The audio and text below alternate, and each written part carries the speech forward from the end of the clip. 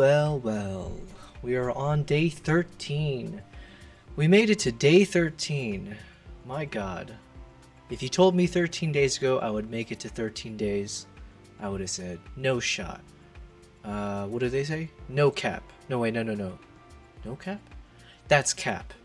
No shot. No way you would make it to 13 days of streaming. I think we've been averaging 7 to 8 hours each day. But regardless, here we are. We have survived. And thank you everyone for tuning in at different times. It's been fun. I've survived this long because of people popping in the chat here and there, including Adora. Greetings and salutations. So can I say that in the chat? Okay. I made a lot of progress today. Let me just type this in first. Salutations. Okay, cool. But yeah, hello Adora, good to see you, and hello everyone. Yeah, welcome to day 13. It's going to be a lot of the same thing that we've been doing every day, but I would like to believe what we're doing is exciting. So who cares if it's every day? If anything, that's better. Quick update. So I did start the stream a little bit later. I'm kind of changing up the stream schedule. I'm seeing what works best in terms of potential routines, in terms of just sleep schedule as well, and just, in general, figuring out what is best going forward. So I decided I'm going to try out something. I'm going to start doing the streams roughly around this time. So in Dubai time, it's around like 4 p.m. and I'll still try to aim for like, let's say 7 to 8 hours. So I'll finish the stream roughly around midnight is my current trajectory. And I think this should line up better with my sleep schedule, as weird as that sounds. But yeah, so we're going to try that out. Now, I will say today, even though, last night when I made the decision to start at 4, I was like, okay, great, I'm feeling exhausted, so I can go to sleep and, whatever. But then somehow my body woke itself up at 5 a.m. and couldn't go back to sleep. So I've been up for quite some time. So I don't know, sleep, my body just kind of never listens to me. It is what it is. I was able to be a bit productive. So I did actually go through my Discord. I talked to ChatGPT quite a bit this morning, asking a bunch of questions, trying to figure out what's the best way to lay out the Discord. So I'm just going to open it up on my side window here. And I should now be a little bit faster at figuring out how to get to the Discord link. I'm going to pop it in the chat. But yeah, so guys, I hope you guys will join. It's going to be a labor of love as well, just like we're treating this stream. So I did spend some time to update what the stream layout, the Discord layout should be. I've also gone ahead because it's been stale for quite some time, but then I was also looking at what do I need to do when it comes to my YouTube memberships as well as my Patreon. So I have revised a few of those things, and the goal is, yeah, since we're now committing to doing this live stream, I figure let's combine it all together. So anyways, I do hope that you guys will get involved with the stream, check out the Discord. Right now, the thought is that, especially as I probably will attract more photographers and videographers, given that is the kind of the theme of what I do, as well as traveling in general. So I would love to be able to build a community of fellow travelers, content creators, and everything in between of that. So yeah, we have a few sections where people can post their photos, show off what your portfolio is, right? What do you take photos of? What do you take videos of? Where are you traveling in the world, right? So yeah, we're creating some space for that, as well as a space if you want to get feedback, right? So if you want to post a photo and you're asking for advice on how to edit this, by all means, that will be really fun. And the hope is everyone can give constructive feedback. As I figure out more and more, and when the community grows, that could also be a fun thing for us to do, is like different types of photo challenges inside of the streams where, whether it's myself and, editing a photo that you guys provide to me, we can have fun with that. So you guys can see how I might edit a photo. We can do some contests. We can even, at some point, as hopefully I can bring people into the call. So like doing those kind of viewer call-ins or other photographers, videographers, we can even all edit the same photo in our own different styles or learn from each other. So yeah, those are all kind of forward-thinking thoughts of what we can do. Hey Maple, yes, hello. You threw your name. Oh, sorry. Sometimes I read it as is, and other times I try to interpret it the... Okay, so I'm going to read it as is. So Maple said, I threw your name to Tom Vault, who's a legend for this stuff. Oh, legend for what? Let me read the rest of your... He's old school Twitch and photo video. Nice. Yep, do challenges and such. We've definitely done that stuff in the past as an overall community. Perfect. Yeah, listen, I'm not... If I ever sound like I'm saying something like it's my idea or like whatever, I'm a genius, 99% of the times it's ChatGPT's words coming out of my mouth. I'm kidding a little bit about that. But yeah, obviously I'm inspired by other people, and then we try to see what works. So I know I will never take offense. I didn't presume that you meant it that way. I'm just making fun of myself more than anything. But yeah, I do appreciate it. But yeah, hopefully you'll be proud. The Discord it's shaping a little bit into something, right? It's in its molding phase still, but I kind of see a semblance of it, and a lot of it I'm inspired by how you run your Discord community. But yeah, anyways, it was a productive morning. But what scares me is that I didn't spend time on my video edit, and like we said, we're a little bit behind. So I also did update my countdown to give myself 2 days of breathing room. So yeah, but the pressure's still on. I didn't want to give myself too many days, but just enough to still keep the pressure and get some work done. But yeah, let's see. Maple, you said, okay, so I need to look up Tom Vault. Is he a, so you say he's a Twitch guy, but then I'm assuming he's like he probably has a YouTube channel then if he's doing photo and video.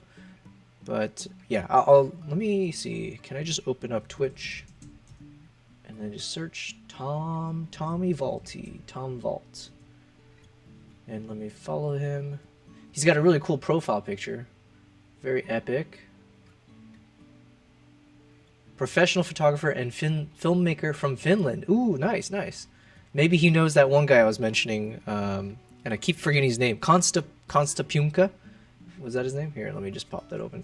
I mentioned this maybe a few days ago, but this guy, Pumka, Finland photographer. He was one of the first photographers that I discovered on Instagram, and I was just fully on board with his style of editing. And, you know, he was mainly doing like foxes. So he did a lot of like fox photography. I don't know if he's changed up quite a bit since, but yeah, excellent work. I learned a lot. I even purchased his presets way back in the day, and that's part of what inspired my presets and my way of editing. But yeah, just beautiful work from this guy. Also from Finland, and there was a world where I was like, I would love to go to Finland just to see if I can meet this guy if he does like workshops. But now my money takes me elsewhere. But yeah. Anyways, so Tommy Vault on Instagram. Okay. He's pretty connected now with some big folks. That's awesome. I'm letting you know that people are into it, but it also depends on people's availability to do community planning and stuff for fun. Yeah, and actually, Maple, that's a little bit of the reason why I decided I'm going to start switching up the stream times a bit. So in the, you know, for the first whatever, let's say 12 days, I've been streaming, trying to aim more around 1 to 2 p.m. And the initial thought was, let me keep trying to push it earlier. So maybe I can start streams closer to like 10 or 11.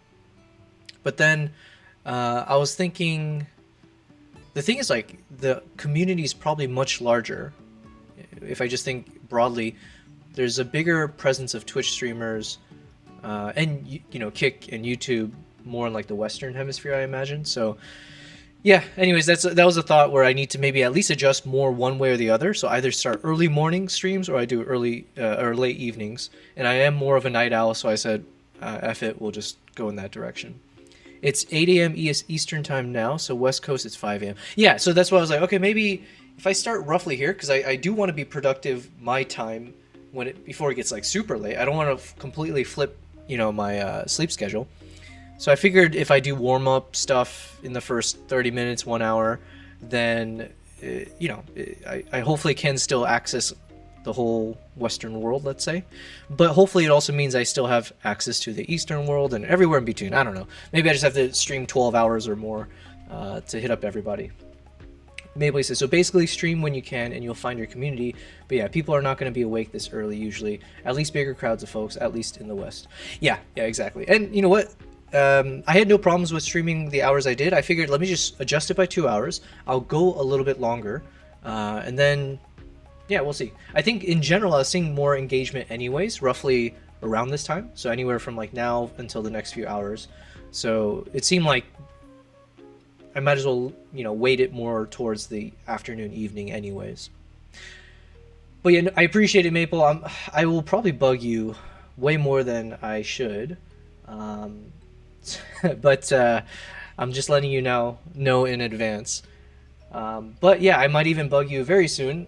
Obviously, we're crunch time right now is finishing the Mongolia video. So I'm just switching over so we can see that. But I think as I was making progress, still got to chat about your mind. Yeah, I know. I actually reached out to the large YouTuber that I traveled with last year.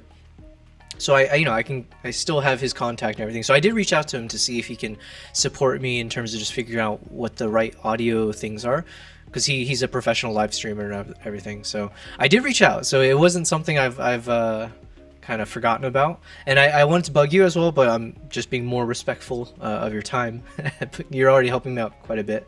But yeah, then with the Discord, as we shape it up, I believe I've created the channels where you're able to join in on the calls and stuff. It's not really, I haven't tested it yet, but at some point I wouldn't mind if you're available, if Edora or anyone else who's on that Discord, I wouldn't mind trying to test out the Discord call and doing it the other way too, Maple. So like from your Discord community, hopping in one of your sessions there. So yeah, either way, we're making progress, and I even have it. I was asking ChatGPT a bunch of questions. I didn't get to the emote section yet, but I was like, okay, I can be productive, whatever, any of these coming days. And I'm gonna do the exact same exercise that I did for today's Discord cleanup, and we'll actually crack on some emotes. Now, my biggest challenge is that I do need to figure out, right now I'm learning YouTube, Twitch, and Kick. So I'm trying my best to learn the differences between the three, the ways that the chats are handled and all of that. Hey, DIY Bill, hello. How are you doing? Oh, and thank you, Fulami65 for the follow on Kick. Awesome. And thanks for chatting on YouTube. If you are on YouTube, I do appreciate if you give this video a like if you're finding it entertaining. I hope that helps with the YouTube algorithm gods. Got to dip now, but we'll talk. Yeah, appreciate it, Maple. Yeah, we'll talk later. But yeah, I recommend for anyone who is a photographer, videographer, if you're thinking about kind of going to the streaming space, Maple is the guy. He's got this really good Discord community, and yeah, he's got all the knowledge. So I appreciate when he pops in and out. But yeah, hello DIY Bill, nice to see you here. If you are also on YouTube, and you know what, one thing I made a note for myself, I'm like, I have to be more shameless about promoting myself. So you'll hear more of that as I go forward. But I will do my best to keep reminding you guys, if you're tuning in at any point, if you're on the VOD, as many YouTubers may be, I do hope that you will like the video. I do hope you will engage inside of the chat, check out some of my other videos, get a sense of who I am as a content creator, provide suggestions, everything, all of it. And then for Twitch and Kick, I do appreciate, I think the only thing you guys can do besides engaging in the chat is just give me a follow. I think we're almost there with Twitch. I think at this point I've hit all the markers in order to upgrade, or whatever they'll call it, to the affiliate, like a Twitch affiliate. Is that the next one? Yeah, because then I think the next one's partner, and that's like, I think for that one I'm supposed to have like at least 75 average viewers on stream. So we got a ways to go before we ever get there. But if you do give me a follow there, I would very much appreciate it, because I think I'm just like maybe 20 to 30 followers away from being able to unlock that. And then with Kick, I've got a bit more to go. I think we may, in the next few days, hopefully crack 10 followers. All right, and that'll be a good goal for Kick. But yeah, anyways, so I do appreciate everyone being here. We are just starting the stream, and the goal is I will be here for at least 7 to 8 hours. And we do have a little bit of a crunch time. I've been working for the past, what are we on? Yeah, so we've been working for the past 12 days on my upcoming YouTube video focused on Mongolia.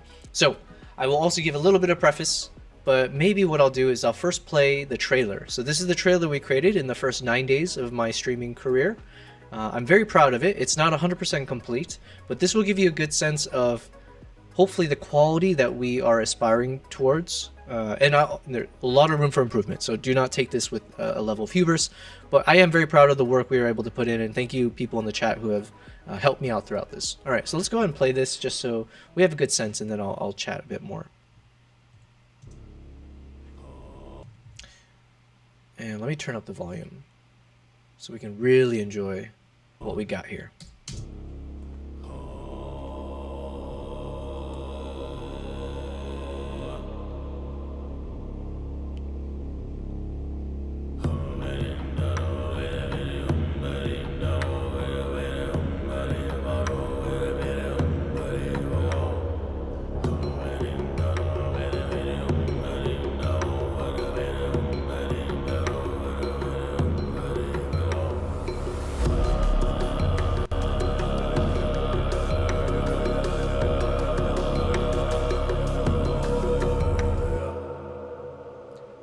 Alright, and then that will kick off chapter 1, which we're going to do the full review in a minute. But yeah, we did get through from that trailer all the way until we're right now on chapter 6. So for those of you who are new to this, and as I kind of kick off today's stream, I'll do my brief intro. I am a professional photographer, videographer. I've left corporate about a year and a half ago, and I spend my time full-time traveling, as well as, now doing streaming. I started YouTube in that same time frame, and so my goal right now has been to build up a YouTube channel, share all of my trips in the best way possible. I also take people on these international trips. So another thing I like to do is I like to organize workshops. It could be photography workshops. I've also taken honeymoon couple recently for 2 weeks across Zimbabwe and Uganda. And the goal is I take people to the places that I think are amazing, and I hope I can share or inspire, or hopefully you guys can be a part of that experience. So that's a little bit of what I do. And I was traveling nonstop for the past year and a half or so. And then in the past 2 months, I decided I'm not going to travel for the rest of the year. I'll use this time to actually now catch up on the content. I do have over 100 terabytes worth of footage that I need to get through. We have about 11 to 12 different countries that I've traveled to in terms of the kind of the content we have to work with. So I figure if I spend the rest of this year just building up my business, on my website, building up a YouTube channel, building up these live streams, then perhaps this will be a good foundation to work off of going forward. So what we've done since I started 12 days ago, and now we're on the 13th day, is I timed when I started the live stream to also work on a new project, which was Project Mongolia. This was a trip from February of last year, and so I figure I'm going to do my best to go chronologically in terms of cutting through all the trips that I've been on. But yeah, we'll use my live streams here to edit these videos, and we'll edit photos as well. So then the stream becomes a lot about talk. It's basically like photo and video talk, it's camera talk, it's travel talk, and then it's also you guys being able to see how I create my videos. And so it'll be a little bit behind, not a little bit, it is all about behind the scenes. And so as we build up this community, hopefully if you end up enjoying what I'm doing, you'll eventually see that I'll publish this video on YouTube. And then you'll have that inside scoop of like, I saw how he made this. And then as we continue down this journey, it won't just be like, oh, I saw how he made this. It'll be like, oh, I gave him the recommendation right here about which soundtrack to use. Or I told him that this looks shit. You got to change it up, man. It's not going to work. And he actually listened to me, whatever it is. But the point is, I would love to get your feedback. I want you guys to be a part of the process. I do appreciate those of you who have been in the past 2 weeks, almost 2 weeks. But yeah, then this will be a very much like a collective pursuit. So all of that is part of my current motivations. So like I said, you'll see that there is a little bit of countdown. I did change up the countdown. So let's see. Previously, we were supposed to finish this video by day 14. So essentially by tomorrow. And Sora, hello, what up? Yo, yes, that is my name, or that's half of my name. Good to see you, Hopefully you enjoyed your celebrations. I don't know, I think you said, are you like 2 hours ahead or something? But yeah, welcome back to the stream. I have, if you're just tuning in, I was just mentioning, I am switching up the stream times a bit. I put it into the Discord as well, so I will do a good job, I promise, to keep the Discord up to date. whether it's about when I'm going live or if I have to change up the times. We are doing our best to be a professional, so just keep that in mind. It's 8:27 p.m. Got it. Okay, so it's still your birthday. Good to know. So I'm glad we get to continue our celebrations, but don't drink too much. What was I saying though? I was just mentioning, oh yeah, so we did initially say we were going to finish this by day 14, which is tomorrow. But that was a countdown and a deadline that I set myself. There is no punishment for it, and I really don't want to rush this necessarily to its own detriment. So I did increase the countdown by 2 days, and I do believe with this additional time we should be able to finish this entire episode cleanly, with the best parts kept, with a good thought process, and then we will publish it onto YouTube. So in terms of the agenda, let me actually see. So the agenda is basically work on chapter 6 and 7 of Mongolia. Let me just see it there. Then we're going to do a little bit of photo, video, travel talk. And actually that's just going to be throughout, whenever someone tunes in or asks questions or when I need a break. This one, play with cats. I mean, same thing. This is really just dictated by my cats when they decide to show up. They like to chill. One likes to chill here. Actually, both of them like to chill here at different times, or back there. Occasionally, they'll chill on this other one, but that's not been used as much as of lately. We do have a camera dedicated for at least whichever cat decides to come over there. And then we have a secondary view over here, which I don't really use too often, but it's there. We'll figure out what to do with it. As of now, you get to see, well, I am recovering from being sick, so I do have quick access to the ability to blow my nose, and hopefully I'll mute the mic for that. So yeah, that's our setup. One random thing I'll mention as well, as we were talking about things that I'm trying to do to improve as a streamer, right? We're doing our best to act professional, be professional, sound professional. So the audio, I'm hoping this is something we can fix. I'm not going to put a timer on it, but I did reach out for some professional guidance, because it's not bad, but I feel like when I listen to my voice and when I replay the videos, it feels a little bit like metallic or tinny, I believe is the way people usually describe this kind of sound. So I do want to kind of investigate this a bit further and see how I can sound much better. So yeah, we're improving everything. One thing I did mention before is that I would like to be able to set up, I might set up my phone actually, or I do have an extra camera, but the camera is heavy, and so I don't necessarily trust it too often to have it hanging down here. But I could put an overhead camera pointing down at this kind of empty desk space here, which is currently being taken up by my snack, which is it's those like wasabi, I don't know what this is. It's those little pea snap things. Oh no, something tasty. And then Mason Perrier, who I hope one day I hope Mason or Perrier, or maybe both of them, will hop on stream at some point. Notice I've been drinking their lovely beverages from day one of the stream, and maybe I'll get my first sponsor, you know? You never know. If you guys know Mason or Perrier, just let them know. But yeah, so then we can have an overhead camera here, and that could be fun for different types of shots. Maybe when we're doing like camera talk or gear talk or whatever, I could use this as a way to actually show you guys the different cameras that I use, the lenses, I don't know, what I pack in my bag for my trips. So all of this is just kind of thoughts that we have as we continue to evolve as a streamer and a community. All right, so with all of that fun stuff aside, we do want to continue with our video. So we did watch the trailer. What I'm going to do now is I want to actually start from the very beginning. We're going to let it play through, but I'm going to, I'm going to provide my own voiceover at times, because one of the steps we haven't really started, we barely started, is figuring out what is the actual script that I'm going to have to record my voice, and then we'll have to insert it throughout the video. So I do have a little bit, I have a Notion here. Let me open up the Notion. I have a quick little Notion box that you'll see me work on as we go through this, where right now I'm just taking notes before we dump all of this into ChatGPT. I think Notion also has AI capability as well, technically. So maybe I can even just ask Notion to try. But anyways, I'm just going to voice over at times based on potential scripting.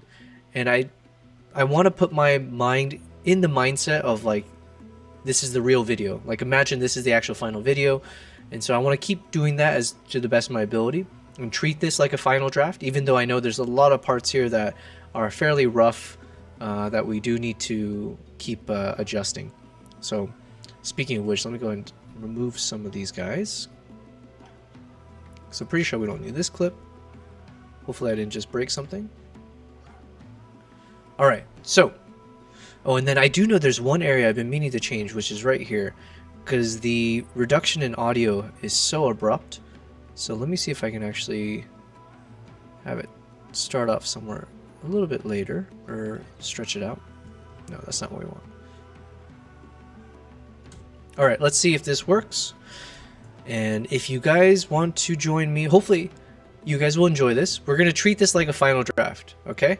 So we're going to start from the beginning. I'm going to pause the background music. And let's go. So let's watch from the trailer again.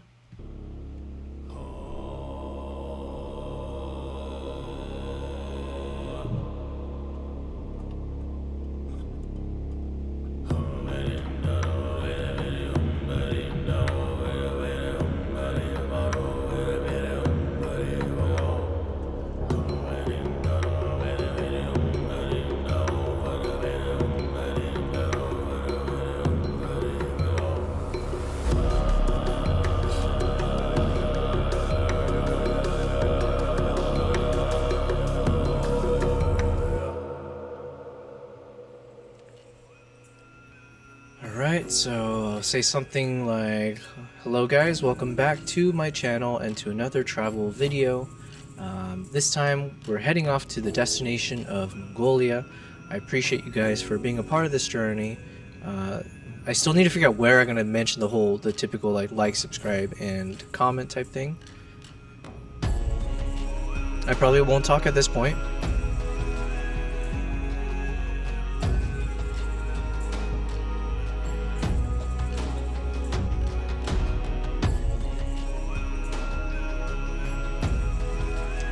Here I'll say, what will I say? Oh shoot, I wasn't paying attention. Something about I had a day to relax before my next flight to go deeper into the heart of Mongolia. So I checked out the main square, ate some good Mongolian food before turning in for the night. Something like that.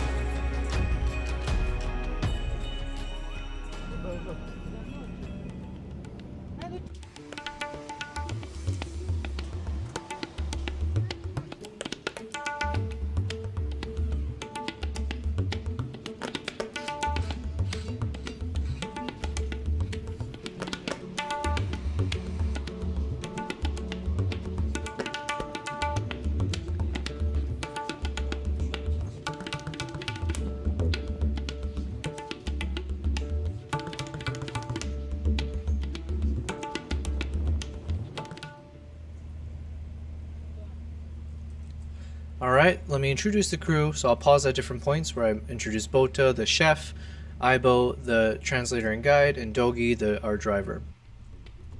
And let me also introduce my camera crew, starting with my Nikon Z9, as well as a second Z9, courtesy of Nikon Middle East Africa, for loaning it to me, as well as the Zhiyun Smooth 5S gimbal, the Insta360 X3, as well as my GoPro for some action shots. And again, shout out to Grand Store for lending me the Zhiyun gimbal.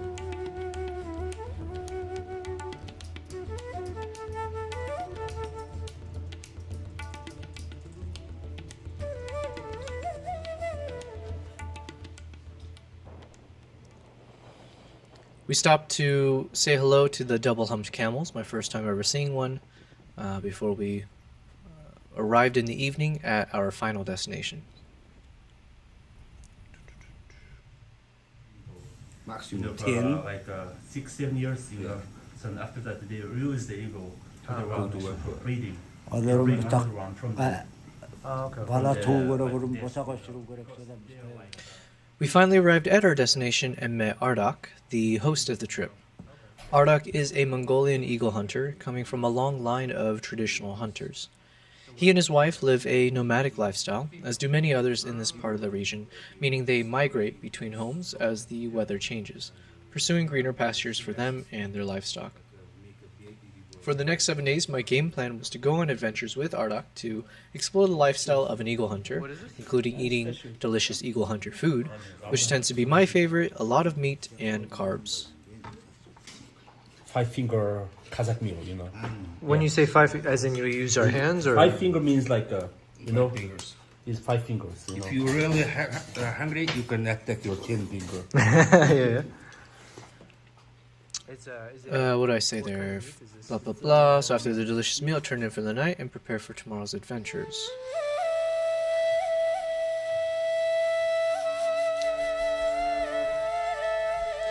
Adora, I never heard that phrase before. Free-range chicken sleep schedule. That's great.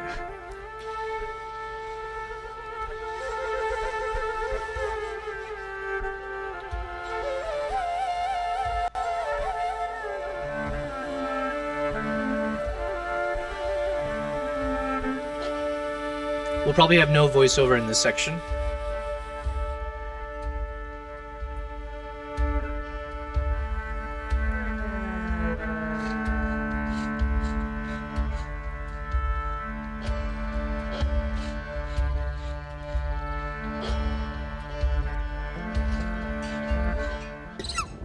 So it's Ardak, Yeah, Ardak and Ayalam. Ayaw. Ayalam is the eagle. Yes. What about the horse? No, now it's not to me. Oh, no. It's just a crazy horse. Crazy horse? Yeah. But we don't name horses. Alright, so crazy horse, Yeah. Ayalam, and Ardak the eagle hunter.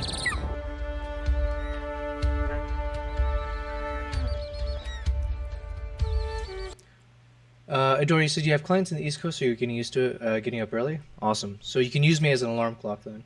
You're recording your voiceovers right now? No. Sorry, at some points I was treating it a bit more seriously because I'm just testing in my mind what's the cadence, what's my tone. By the way, that's something I could use people's help, whoever tunes in. I still haven't figured out what the right DNA is in terms of how do I speak in my voiceovers. Because I could speak very formally, right? Like, it's like, for the next 7 days, my game plan was to go on adventures.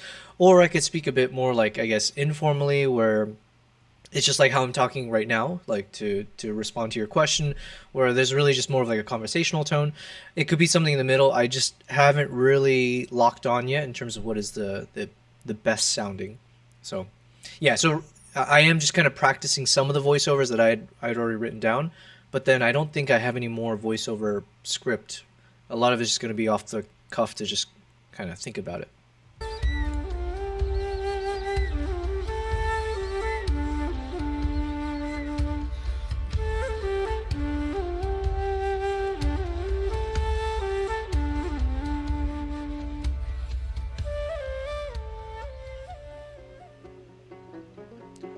With introductions out of the way, we then prepared for our first... Yeah, I think that sounds better, so I'll say... Introductions.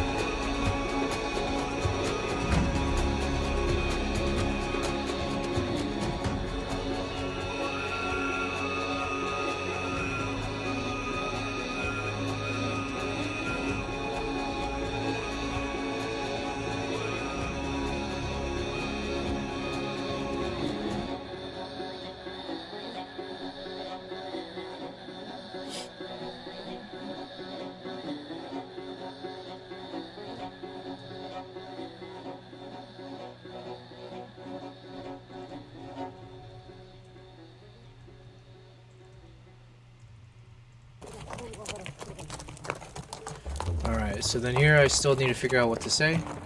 But something about closing off the day, but then going on another adventure.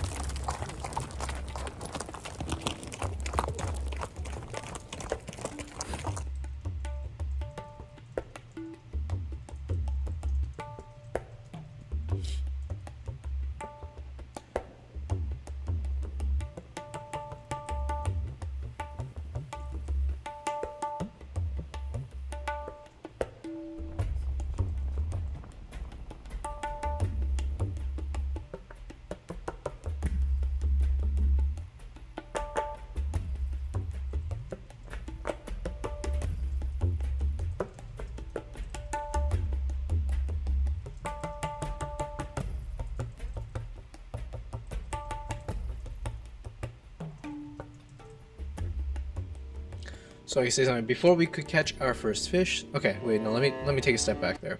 I think I timed it wrong. I was supposed to start speaking somewhere here. Oh, at the time lapse part.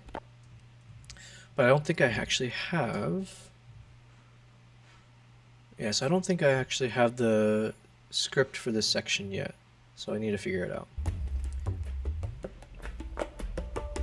So I'll say something like, you know, we spent the better part of the afternoon searching for some fish, but to no avail. I'm sure we would eventually got it, but before we could catch our first fish, something changed in the air. We noticed the wind started picking up quite dramatically out of nowhere, which I tried my best to capture with our friendly crazy horse. And before we knew it, the storm was upon us. That sounds a little too formal.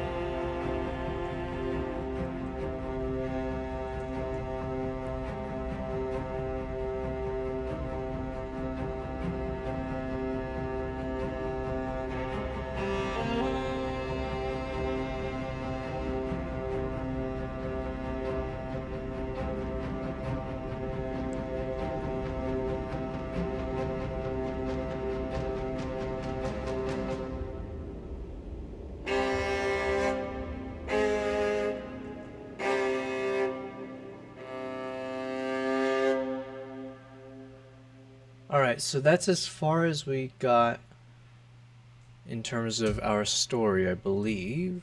Yeah. So, I'm liking it. What are we at? That's like 11 minutes, 20 seconds. So, I feel like that in 11 minutes, we've been able to tell a decent story. We've traveled places, you know. We started off on one part of Mongolia, made it to the next. We were able to spend a day in the mountains, seeing the eagle out in the wild, seeing those epic riding moments. But then we also switched gears into a bit calmer situation with the ice fishing, and then we can cap it off with the crazy snowstorm. So then I think what we need to focus on now is just kind of cutting up this section so we get rid of a bit of the unnecessary portions, juice it up a bit, let it end with a bang. My current thoughts is when it does those kind of 4 notes, maybe I can somehow zoom in or like have 4 distinct moments, if possible. I don't know, we might not have enough content to do that, but this part, 1, 2, 3, 4. So if we can figure that out, if we can cut up the key points there, more power to us. Worst case, let's say if like, man, I can see it work, but I just don't have enough footage. We could always take some of these footages and artificially, I don't know if that's the right way to say it, we can put it through my Topaz software, Topaz Video AI, which will allow us to slow it down even more and the software utilizes whatever it's in its power to essentially, I think the correct term is interpolate, but it'll essentially like interpret is, you know, like it'll figure out, let's say I have a 60 frames per second shot, but I really want it to be double. I want it to be 120 frames per second. So then it's missing, you know, half of the frames because I only have 60 to give it, and yet I'm saying make this a 120 frames footage. So then these kind of softwares like Topaz, they're able to essentially kind of like interpret for themselves the moments in between frames, and will essentially, like, I guess, generate its interpretation of what should fit in between them, such that it's creating new frames.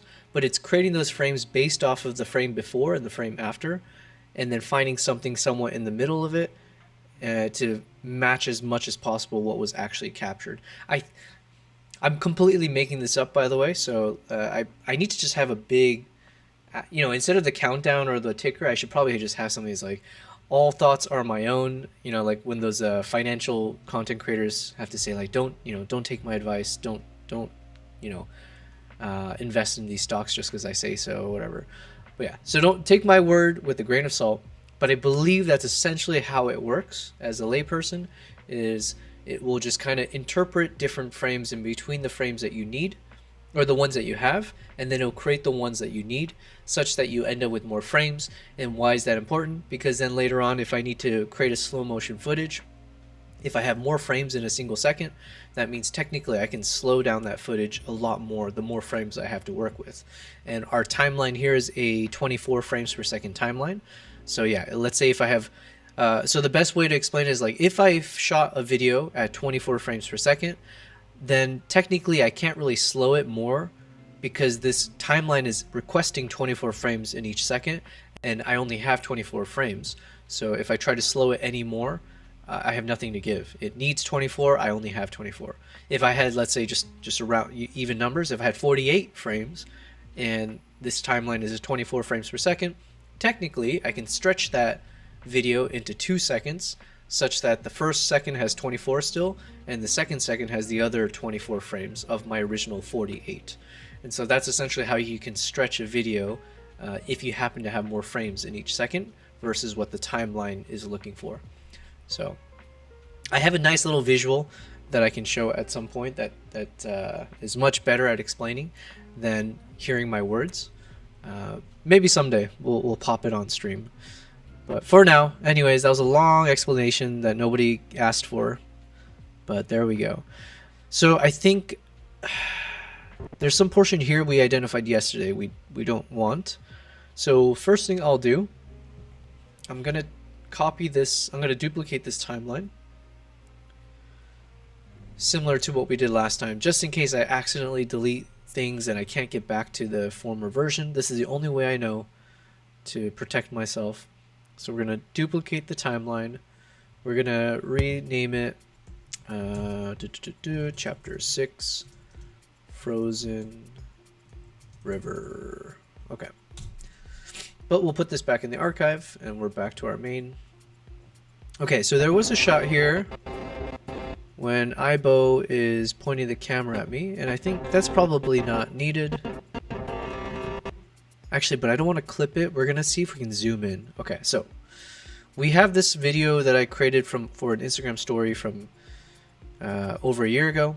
So we can use this as a reference. So obviously we want to try to mimic the same feel here, where as we pan to the right, I started adding a lot of zoom into the footage. I probably won't do this kind of fast transition just because I don't know if we have enough footage to do that with. So this shot here.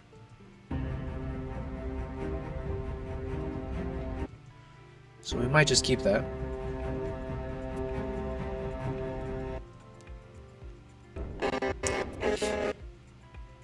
But then what was the next section? So we had this section. Then we had this one. So let me just go ahead and cut this.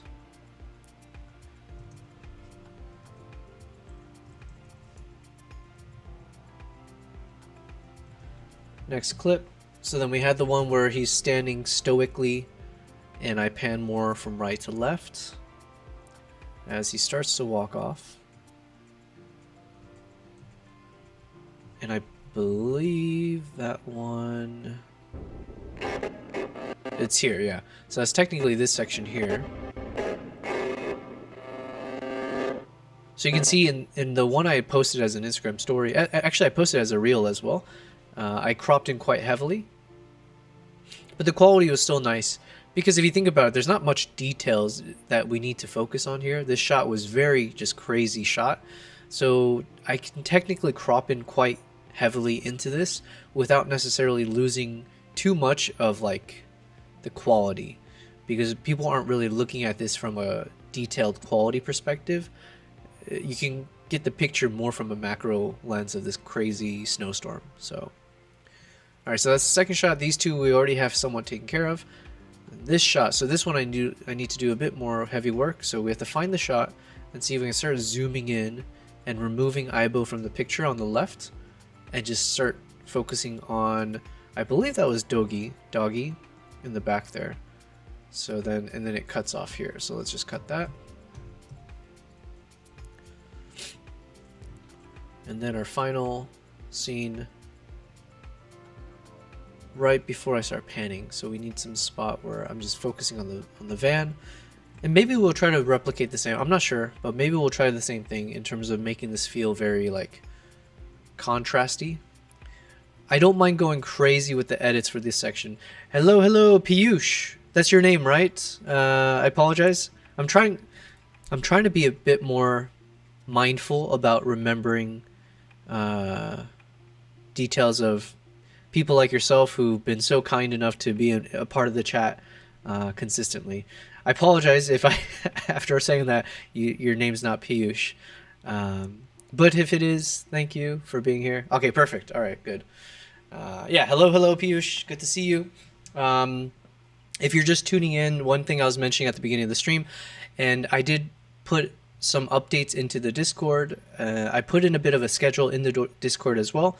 But yes, I'm trying to change up the streaming time. So today, for instance, we started roughly around 4 p.m. my time, and we'll still go for the duration of until I pass out, but roughly 7 to 8 hours, let's say. So closer to midnight my time here. But yeah, so we're gonna try out that streaming schedule, see if I find it productive for myself, if it's good for you guys as well. But yeah, I'm very excited. I made a lot of updates to the Discord. I do have some intentions now where I want to utilize it a lot more consistently, be much more engaged in it. So just keep an eye out for that. And some things that I am trying to figure out is how I can tie, let's say, you know, my aspiration right now is to start pointing people to like Patreon, to my YouTube memberships. I hope I can kind of at least point to those things as like ways that people can support me, you know, as I do this, like monetarily, right, as well as just, you know, any kind of support. But yeah, so I was thinking then as part of that, depending on those memberships, then there could be different types of access to the Discord, you know, being able to call into the stream, that kind of stuff. I figured that would be cool for the long term.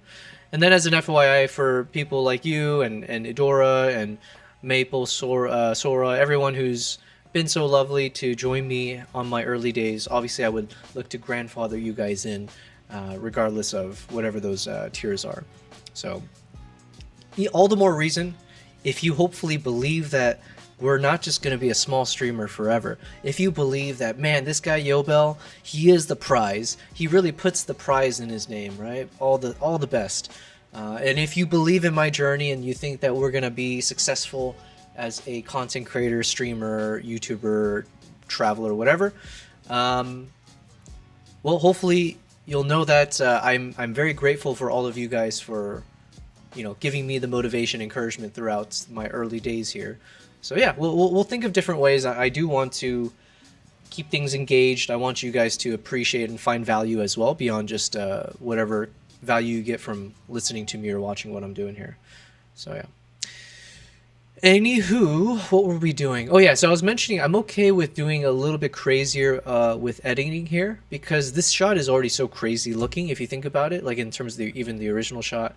It's just so otherworldly, so I don't mind leaning in to the crazier shots, doing crazier edits, versus like, you know, like when we have a shot of the eagle or the horse, then generally speaking, it's like, let's just let it be, you know, let's leave it be to look a bit more natural. That's like generally, I guess, my thought process around that. Okay, so as I look at this, let's think about potential shot. And I might need to edit this a bit more. It feels a little bit too smoky, and I don't know if I have the ability to make it better, but we'll try. I think we did a good job of like trying to match the colors of this part. It could be a little bit better, but let's see. So like here, it's got more of an orangey peachish tone. Here might be a little bit too warm, or like too, how would I describe this?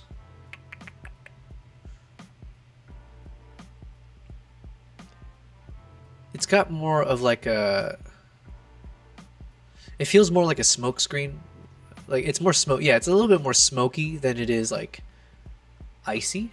So we'll probably spend a little bit more time to fine tune that. So I think this section could still look nice, but if I add a bit of zoom, so I'll zoom in more on these two over here, we'll cut out the sun, and we can do something fun. Actually, let's go ahead and try it from here. Let's see. Because I think timing-wise, this is fine.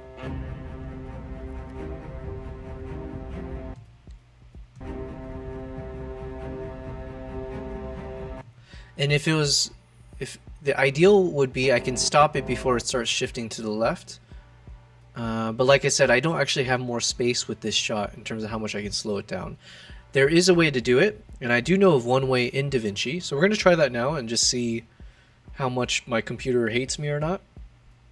Because usually when I do this, the rendering for this is like really nasty.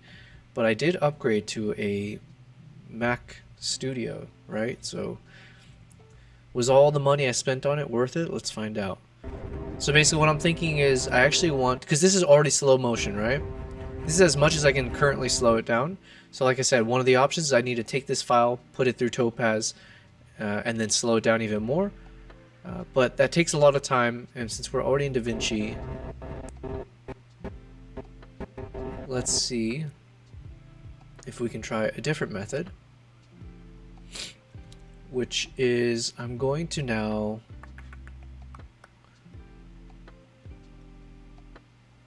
let's reduce this to, I don't know, like 35 frames. Ooh.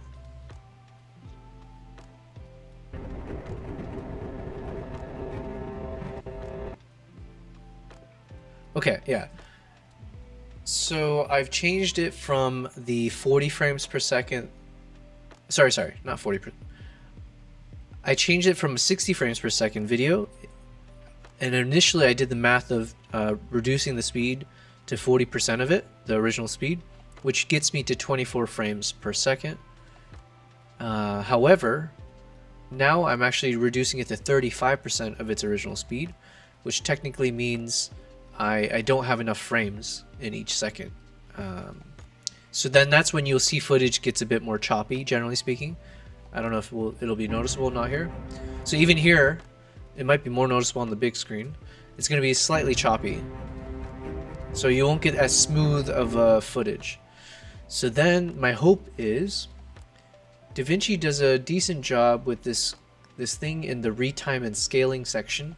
So if you go into your inspector and then in the video bucket, scroll down to the retime and scaling, and then here under retime process, I'm actually going to click optical flow. And then under motion estimation, instead of project settings, I'm now going to choose, ooh, actually I don't know here. I usually choose enhanced better, but there is an option that says AI speed warp faster and AI speed warp better. I'm going to try this AI speed warp better. And the hope is that now you're relying on DaVinci to use its own AI and its software to make the shot feel more smooth. And as you can see here, it takes so much processing time and like bandwidth that it's slowing down the actual video itself. So what this usually means is, what I'm going to do now is I'm going to take this clip the one we just the one that we just slowed down more than it should. Where does it end? Yeah, so I'm going to take this part. I'm going to actually export it to see if it actually looks smooth as a video. So let's see, let me first make sure, instead of it, okay, we'll make it like an HD file, so 1920 by 1080. We'll just do a simple MP4. The main thing I'm just testing is like, did the setting changes actually make it smooth? Alright, and then here, I'll export it to Mongolia, clips. I'll just call this testing clips. We'll call this slow-mo rendered shot blizzard. Alright, I'm gonna now render this clip. Hopefully it's fast. It says it'll take a minute, but we're already 10% of the way there. So hopefully my explanation makes sense, but basically, because I can't actually watch it here without reducing some level of quality or you know, like finding a different way to let it play in normal speed, I'm actually just going to export this section because it's not too long of a section. And that way I can just play the video as it should be played. And if we see in the video it still looks very choppy, even with all the little settings adjustments we just made, then I know it's not going to work. Then either I just have to say F it, we're just going to keep it as is without doing the extra slow motion, or I'll put it through Topaz Video AI and then apply the extra slow motion there. And I'm kind of willing, I kind of want to do that just to show you guys the power of Topaz Video AI, because it is really powerful. But it's a very expensive tool. It's a very, very expensive tool, so just as an FYI. Alright, so finished rendering. Let's go ahead and play it here.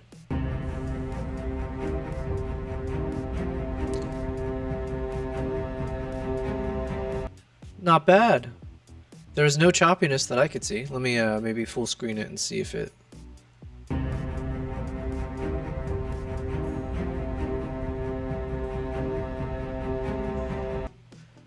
Alright, one more time. I gotta look at the snow and see if anything looks weird.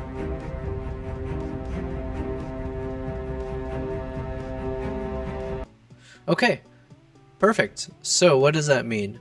So that means that the changes we made did allow us to slow it down more than we were technically allowed to do without introducing choppy shots. So everything looks smooth. Now, what I'll still do, because we're not done editing, and I can't have this as is, because then anytime we come to this section, it'll get super slow motion like this and choppy. And I could technically render this video, like you can have like it's almost like having an offline version of it, so I can create like a proxy or a version that plays in its stead. But honestly, for me, all I'm gonna do is I'm just gonna deactivate the retiming and scaling, because we can always just apply this at the very end once we know we're ready to export this video. Then I can just, as long as I remember, I can always remember to go back to this clip to render it slower. So actually, I'm gonna put a, because I have a feeling I might forget, and that would be a shame. So what I'll do is I need to just write a note to myself. I'll put it at the very top of the script. So by the time we get to the script, that should mean we're ready for everything else. Note to self: make sure to retime and scale the extra slow motion clips to remove choppiness.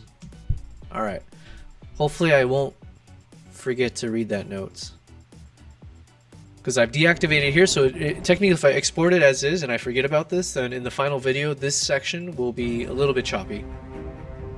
Will most people care? Probably not, but I do. I will care. But for now, we have solved one of the problems. We're able to now synchronize this shot with the music, and we cut out the little bit of the fat at the end where you see the camera kind of start panning over to the side, which we didn't want to include because it's a little bit disjointed with the rest of the clip. So here we're going left to right, and then we stop kind of moving that way, and we're just adding a lot more zoom. And that's the next thing we're going to do. Now, I did mention I don't always do this, or this is usually kind of like a final step, but this section is so bizarre, and there's a lot of question marks, so I do need to kind of chop parts of it. And so I'm going to jump the gun a bit and try to beautify some of these shots, or try to make it cinematic. So the way we're going to do that, I'm just going to add a keyframe at the front here, and then I'm going to add a keyframe at the end here, and let's introduce some zoom. The question becomes, how much zoom is too much zoom? The good news is we've done this exercise already from a year ago, so I can at least look at what I did last time and see if it's acceptable. So last time we zoomed in up to where? Completely cut out the guy on the left so that these guys were centered on the screen, and the sun was somewhat cut to the middle of the sun. Alright, let's just draw this guy one like underneath so we can use it as reference. Thank you, Flagello, but no thank you. We'll do it the organic way, the slow and organic way. Alright. So if we want to mimic, we're going to zoom in. Okay, so we'll work with the very final section. I do need to zoom in a little bit higher, or I need to move it up higher as well. So, and let's zoom in a bit more. And we want to keep them towards the middle if we're going to replicate a little bit of what we did in our first one.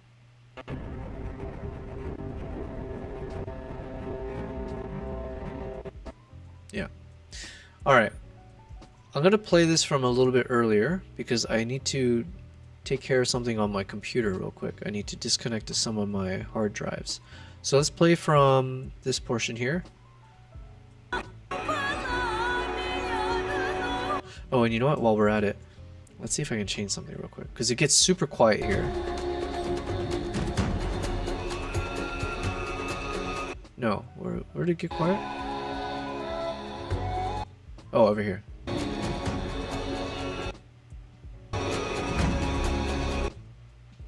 So maybe if I delete this one.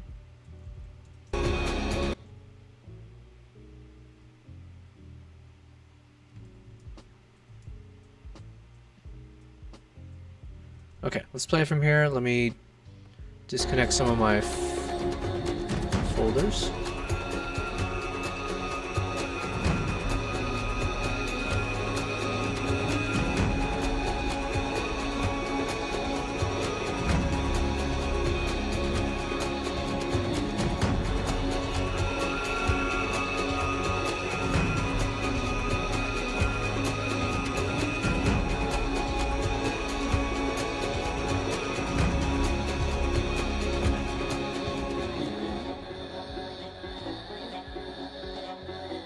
I think that was better, right?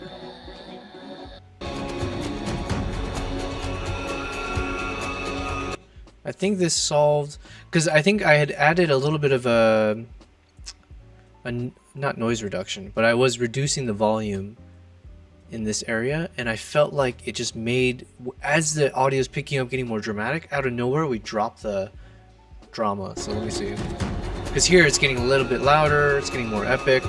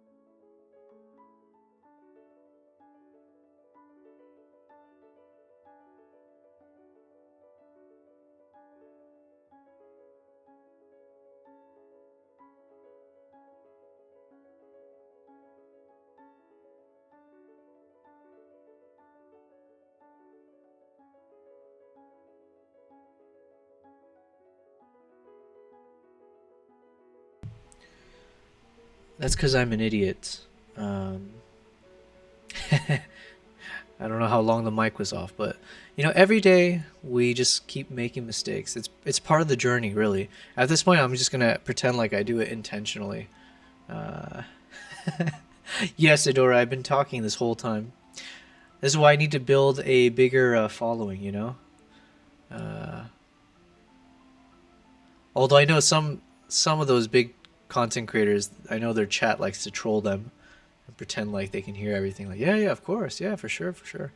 No, I was saying, Idora, I was saying I got you, man. Like, you take care of you first. I'll be here for who knows how long, but at least like 5-7 hours, somewhere like that. And I'll just be making progress, man.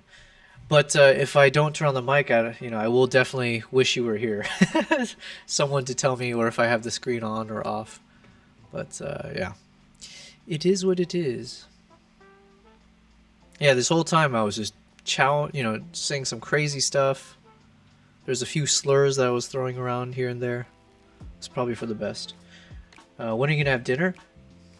No, oh yeah, today was a little bit different for me as well, where I finally had breakfast. Or not breakfast. I had a meal right before start of the stream. So like 3 p.m.-ish, somewhere in there. So this is the very first stream where I had a solid meal before the stream starts.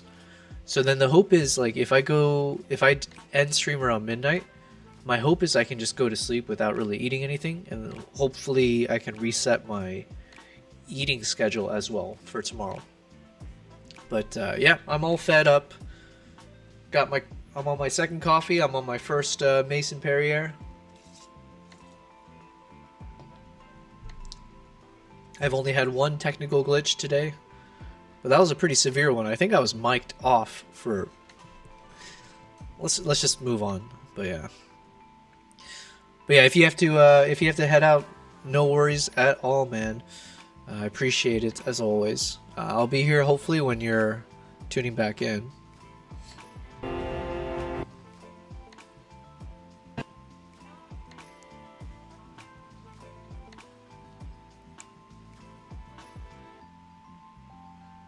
Alright, I want to go with an You'll be lurking? Hells yeah.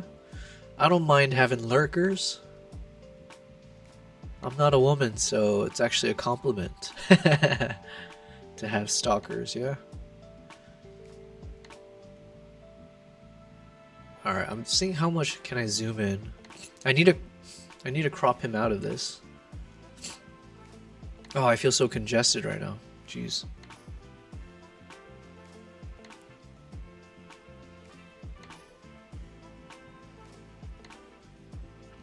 The good news is that even with the mic off, I just had some nice chill background music going on, so you know, it's not the worst thing. Oh yeah, okay, I can just move. I'm such an idiot. This whole time I was just zooming in more and going up and down, but I could have just shifted the camera to the left.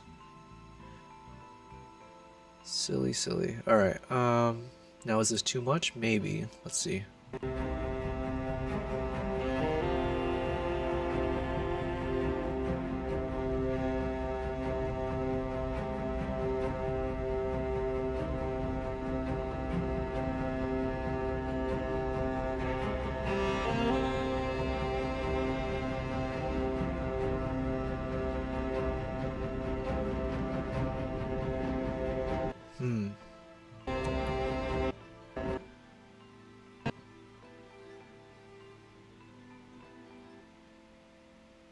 I guess I could keep zooming in. But I gotta now figure out what comes after this. So what if I cut this here so it goes.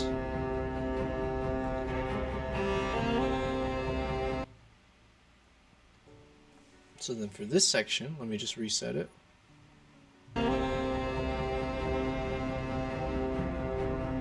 Okay, so for this section, maybe we'll jump over to the left part of the camera screen, where the horse eventually shows up. Idora, you said, do you fall asleep easily? Hells no. It's one of the so in my family, my brother and my mom are the types where the moment they want to go to sleep, they can go to sleep. It's so annoying that they could just do that on a dime. Boom, they're passed out within definitely within 10 minutes, let's say. But what sucks for them is that they're very light sleepers. I don't know if that always happens to be the case. The people who fall asleep quickly can also wake up quickly.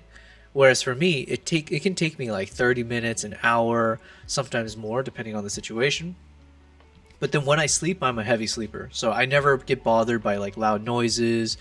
I remember one of my closest friends, when he moved out here for a few years, I think he was bothered a little bit, depending on where he was, with like they have the morning prayers, like with the mosques, and depending where you live, you might hear that at like 5 in the morning or whatever it is, and that can annoy some people. For me, I sleep through all of it. So thankfully, I'm a heavy sleeper.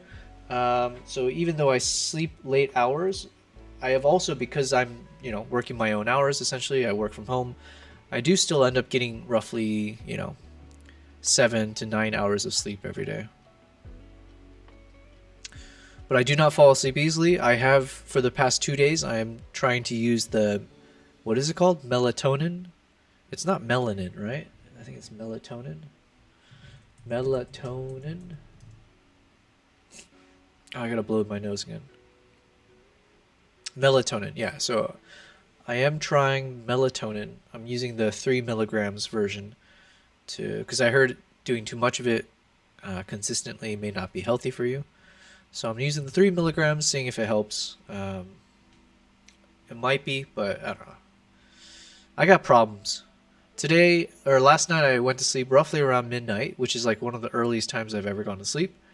But then I woke up at like 5 a.m. and then I couldn't go back to sleep, so I played a shit ton of chess. I think I scrolled through Twitter, watched some YouTube videos, and yeah. Then I was like, you know what? I might as well just stay awake. I might as well be productive. So I did laundry. I worked on my Discord.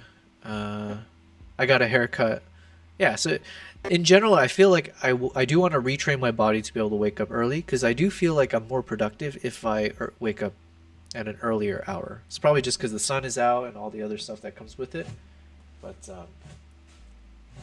yeah. Okay, I gotta blow my nose. Hopefully this time I mic correctly. In this case, mic off.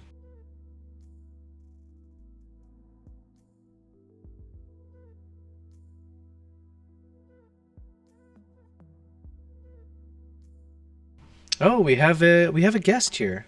She would not like that I said she's a guest. She is the host. She is the main star. The one and only Nala. You want to say something, Nala? Yeah, is that a good girl, Meow? Are you a good girl? Yeah. So here's Nala. She's finally gracing us with her presence. She's looking to be petted. The neediest of the two, essentially. Good girl. Alright, you want to chill here for a second? Yeah? Yeah? There you go. Alright. I blew my nose. The mic is on. We're good to go. I have a little bit more. Okay.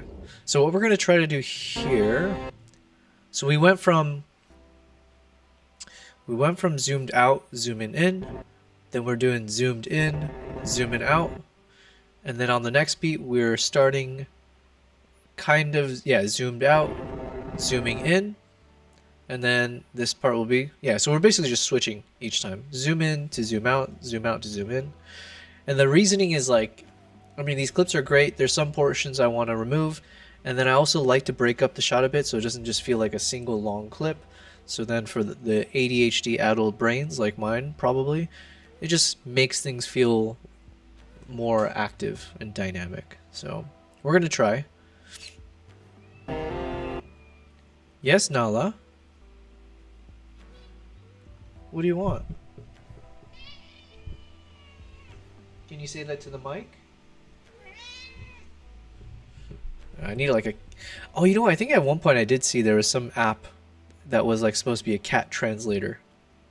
Obviously not real. Actually, I'm curious, like if... That could be a fun app. I'm assuming it's already out there. Where it's like you mix in a little bit of AI and some like intuition and like listening to the intonation of all the meows. And maybe even factoring the time of day. And if they can just like translate what your cat is saying.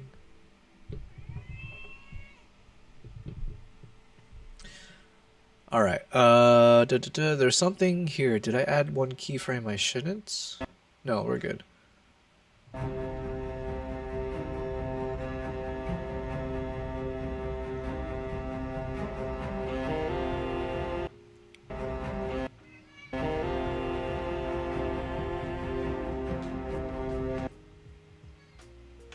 Yes, Nala.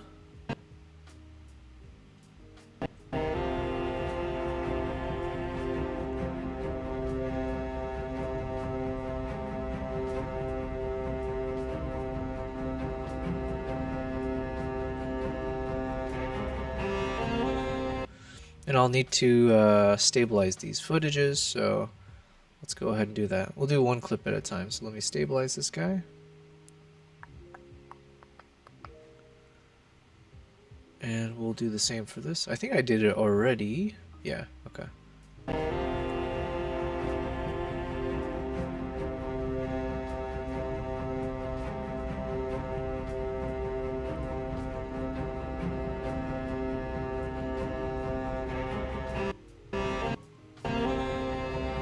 So then over this one, we're now going to do the opposite. And I'm going to add a keyframe. Idora, you said RAR language is pattern. Exactly, yeah. Language is pattern. You can only hear a cat say meow so many times before you should figure out what they want.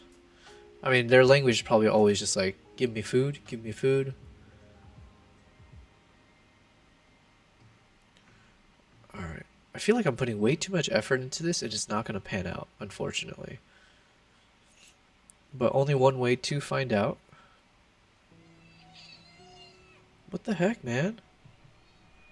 What do you want? She's being a little bit more talkative than usual.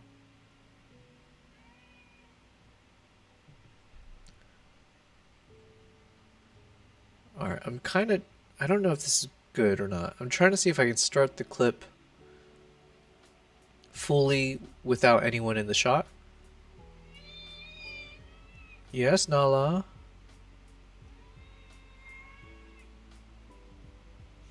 So if I can zoom in all the way, like this maybe.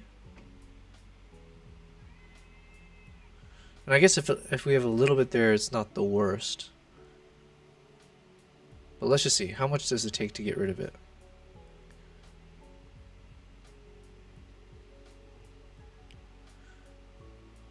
Basically like 4x. So we're basically zooming in 4x.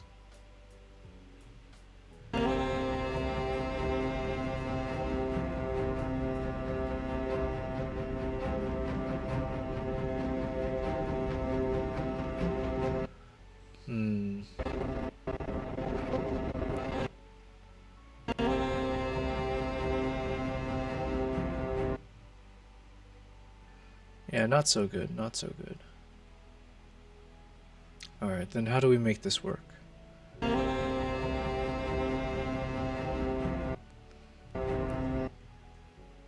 If I start the clip from... maybe from here, so if I cut out the section where the camera's panning to the left...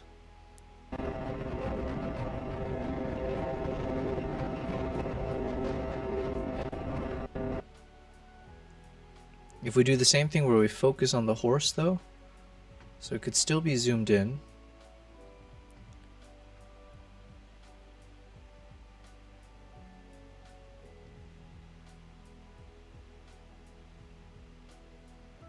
I mean, I guess there's nothing wrong with keeping Aibo here.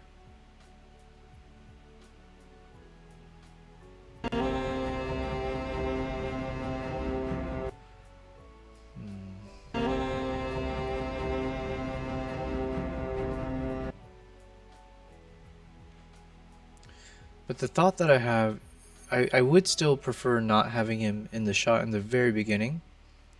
But then as we get further in the video clip, I'll zoom out so then he starts to appear. And by the time he appears, maybe he'll put his phone away and he's like starting like to walk. Possibly. Let's see. So we're going to do a massive zoom.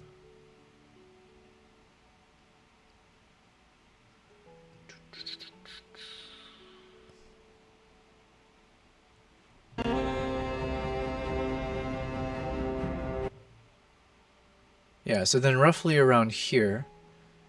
Okay, so I'm going to add the keyframes here in the beginning. And then for when it hits this point in the music, we'll have zoomed back out.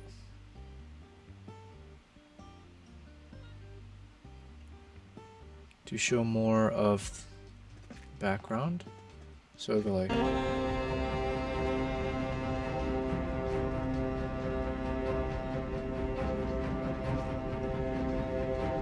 until that point. Let me see.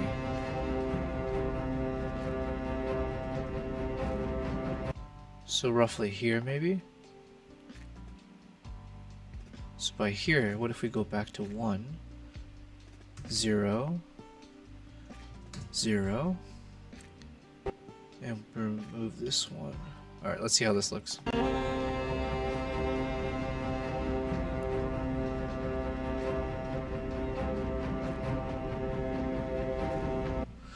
Okay, obviously there's a weird...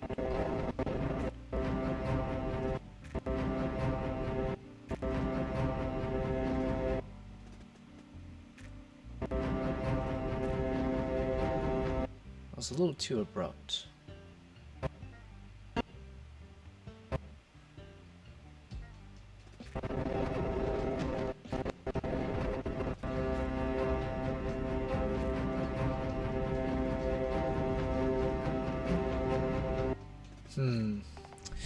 I'm having a little bit of... Yeah, I don't know. I'm struggling a little bit with this section.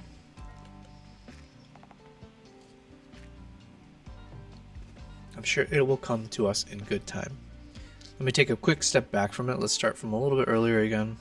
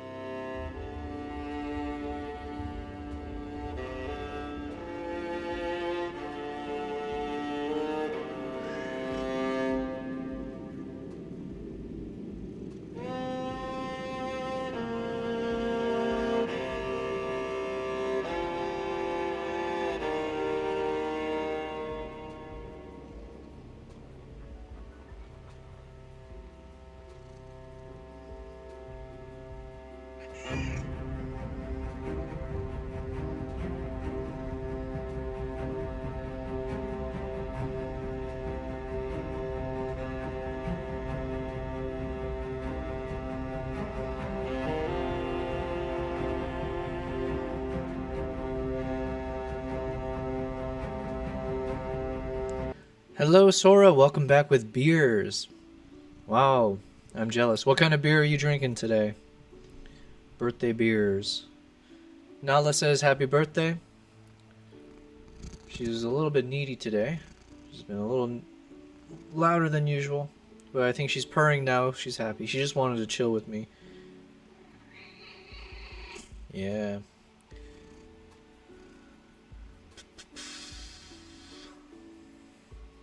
What is your alcohol of choice there? Was it... No, did I ask you that already? Who was I talking to? We had a whole conversation about whiskey versus... No, I think that was with Philip, maybe. Whiskey versus tequila. The huge. You got the Filipino brand beer, San Miguel. I've had San Miguel. I like it. Where did I have it though? I don't remember. I think we were just having like a house warming or something for one of my Filipino friends. So I think I just got some San Miguel, or they let me try some. That's what it was. Very good beer. I approve. So we're just working on this section here. So you're a whiskey, yeah, whiskey guy, but beer is cheaper, as we all know. Dubai alcohol is so expensive; it's insane.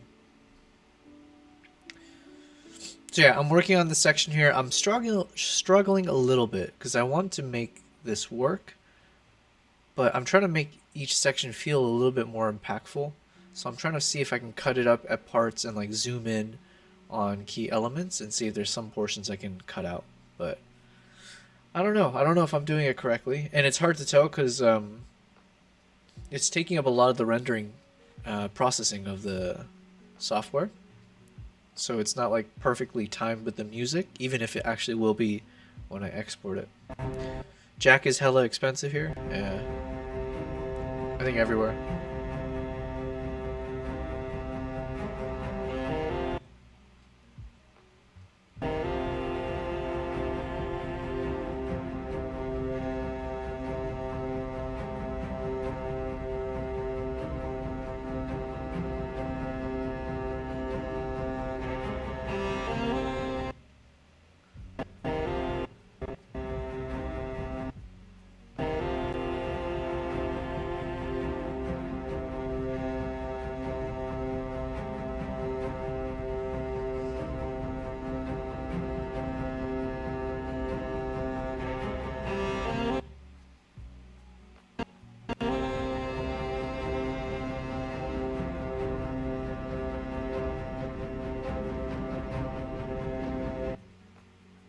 And then I just gotta make that look a little bit better. So maybe we just need to add... Let's add a keyframe at the end. And we're gonna remove the one there.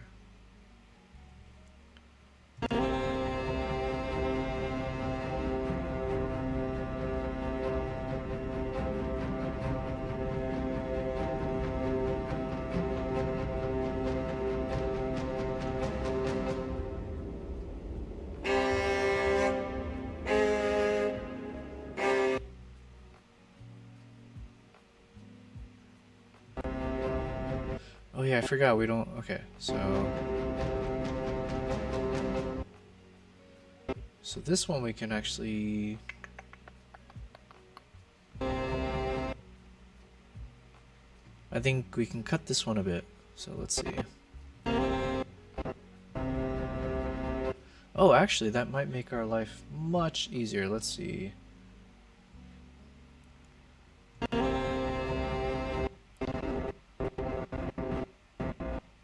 So if I can cut it from here, maybe? Ooh, even more so? Alright, we might have found our solution. Jack is hella expensive, but beer is cheaper. San Miguel. What is my beer of choice? I don't really drink that much anymore. There was a time that I was a drinker, but now I just go with like a cocktail. I like me an espresso martini. I learned how to make espresso martinis during COVID lockdowns, as I learned how to make coffee, and then I would make cold brew, and then it turns out for an espresso martini, all you need is equal parts. So I would use my cold brew. So equal parts cold brew, Kahlua, and vodka. That was it. So you just literally just pour in, you pour in whatever vodka you want, and then you mix in with the cold brew and the Kahlua, and then shake it up in the little shaker, pour it onto your little, martini glasses, and then you drop 3 little coffee beans on top, and voila, you've got a fancy looking drink.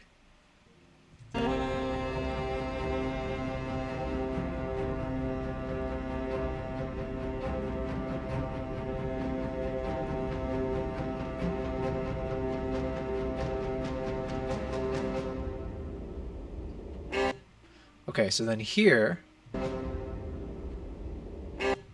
have to figure out a way to make this as dramatic as those moments. So maybe we do some dramatic zoom in, zoom outs, or we do some dramatic cuts. I'm not sure which one. Let's try the cuts first, or the zoom ins first.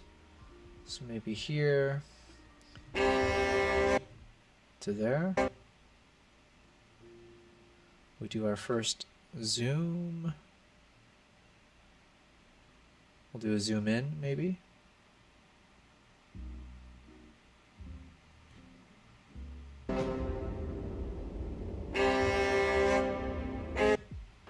This might look really cheesy, so we're gonna try it, but we can always undo our mistakes.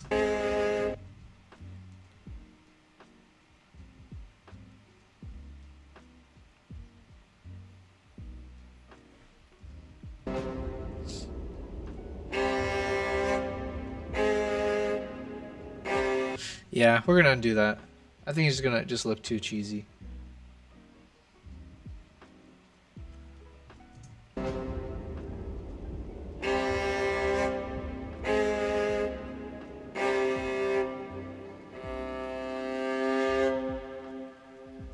But we do have space. So what I will do instead is I'm just gonna cut this up. So then when this kicks in, we'll kick into this part.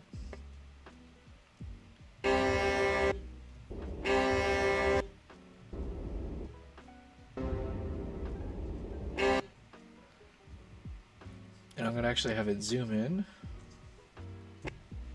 So we'll just get both of them out of the picture.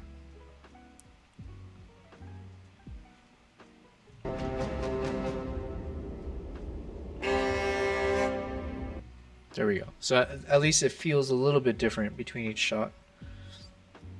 So then we got this one. And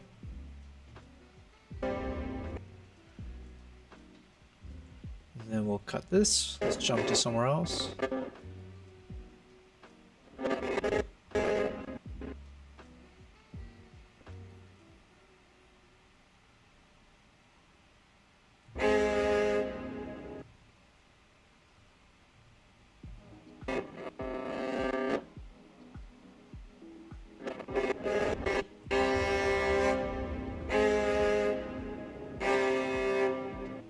So then from here, we will zoom in a bit more.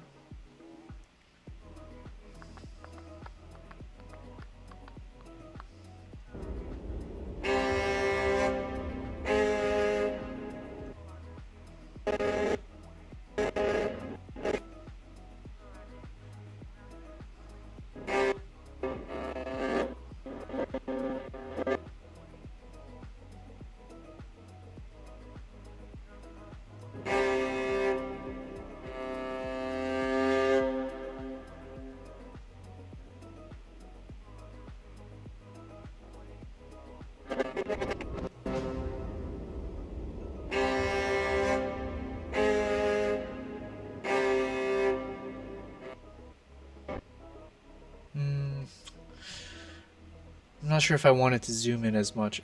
This is like a little bit tricky for me. I'm not feeling it, nor am I thinking it's bad. It's just yeah, there's like some kind of a creative idea here that I'm just not grasping.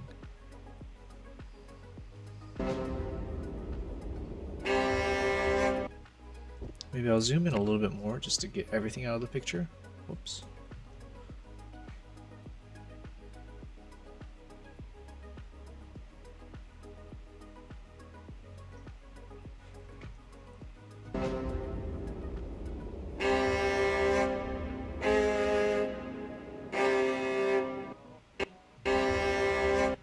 Alright, we'll try maybe zooming in.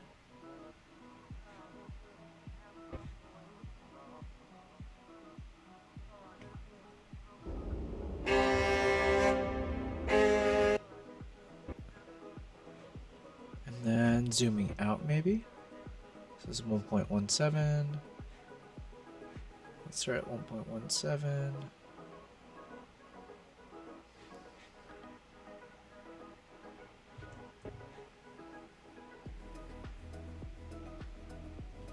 Okay, let's first try zooming in more and see if that looks weird.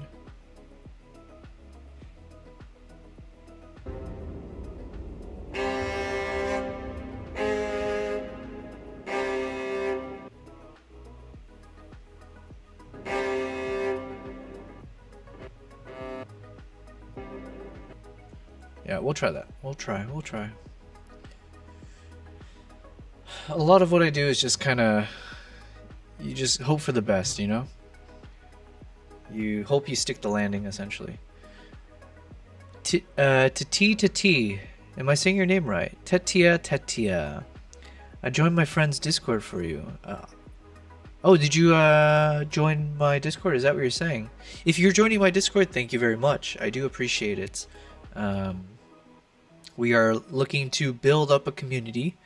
So unless I misheard you and you're saying I've left your Discord to join a different one, in that case, well, that is a bummer. But yeah, if you're joining the Discord, thank you. If you're watching from YouTube, thank you very much. Don't forget to subscribe to my channel, like the video. If you're watching on Kick and Kick and Twitch, thank you as well. I do see there are a number of folks. I'm kind of excited. I think this is the largest number I've seen on Kick, which for me, I mean, you know, I say large is a relative figure here, but I do appreciate all you guys watching across the different platforms. I'll take this moment because you've been watching me struggle here for some time, and I'm hoping it's entertaining. But yeah, I'll mention here, this is day 13 of me pursuing a streaming career, let's say. But yeah, at the very least, I wanted to see if I have the endurance, if I find it enjoyable to actually live stream for long hours. As I am a professional photographer and videographer, I spend most of my time traveling or creating content. I've been traveling for the past 1.5 years non-stop. For the past 2 months, I've been at home, and I've been trying my best to catch up on all of the trips that I've been on in terms of editing and publishing to YouTube, my Instagram. Instagram is where I mainly have created content, but as of a year ago, I started a YouTube channel. That's where I've been focusing all of my attention in terms of creating longer form content. So I figured if I'm spending all my days and all my hours in front of the computer editing all these videos that I need to publish for the rest of the year, why not turn on the camera over there, turn on the lights, go into live stream mode, and then share with people what I actually do, showing the behind the scenes, how do I actually create the content that you see here. And so these parts, for instance, you're saying is from what we edited in the first 9 days of our live streaming journey. So every day that we've been streaming, and we are on day 13 now, we've been working slowly but steadily through our first video episode of our Mongolia travel vlog series. And right now the goal is to have it completed in whatever this countdown is saying. But I think I've given myself 3 more days to finish this video. We are on chapter 6 of that video. We have about 2.5 more chapters to go. So within the 3 days, can we achieve it? That's the big question mark right now. So you're seeing me struggle through one of the chapters here where we have this very epic moment in the snowstorm that kicked in, and I'm just trying to find a way to show those key moments with the soundtrack fitting in a way that's hopefully looks good. And so we've been trying different things, seeing hopefully if it will work this time. So we're towards the end of it, and I figured the soundtrack kind of has a nice little 4-beat, you know, I don't know if it's a cello or a violin. So the first one comes here, second one, third, and the fourth.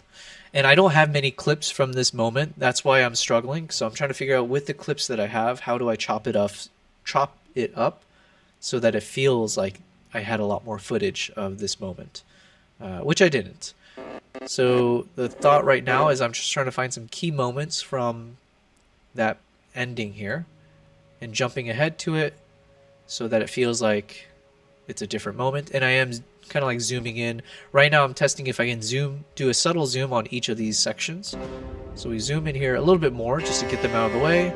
Zoom in here. Zoom in again. But I would like to also try to shift the angle.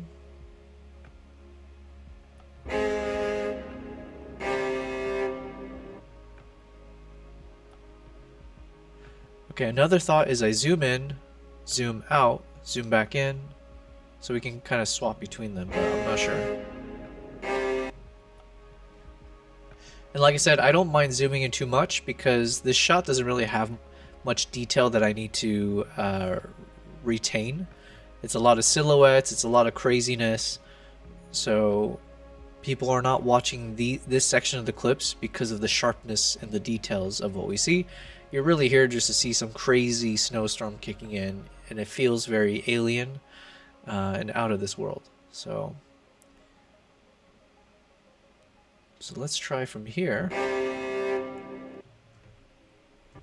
We'll add another keyframe at the end. We'll keep zooming in more. Let's see how that looks.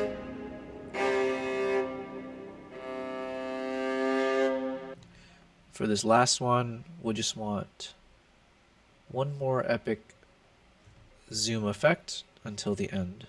So until, and then we'll fade to black, essentially, roughly here. So what's the best way? How much zoom?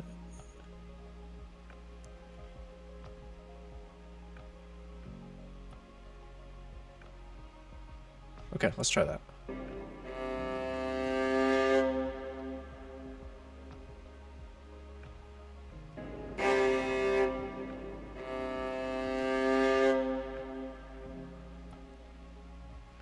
Fade to black. Okay, we're gonna see how that looks, but the thing is, I mentioned there's one section here that, or we might have to render all of these sections. Let's see, because how much do we slow? Actually, we kept this at 80%, so that's fine. This one was 80% as well. Okay, so it's really just the first part that will not render properly.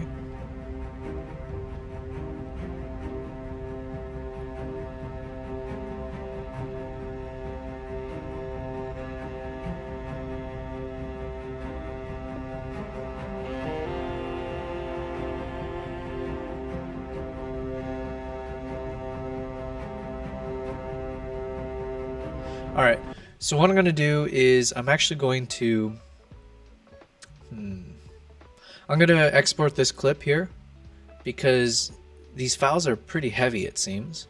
So it's slowing down the actual video. So there's a little bit of a lag. So we can't really tell if everything is in its place. So what I'm going to do is I'm going to reactivate this retiming and scaling. We probably don't need it for the rest.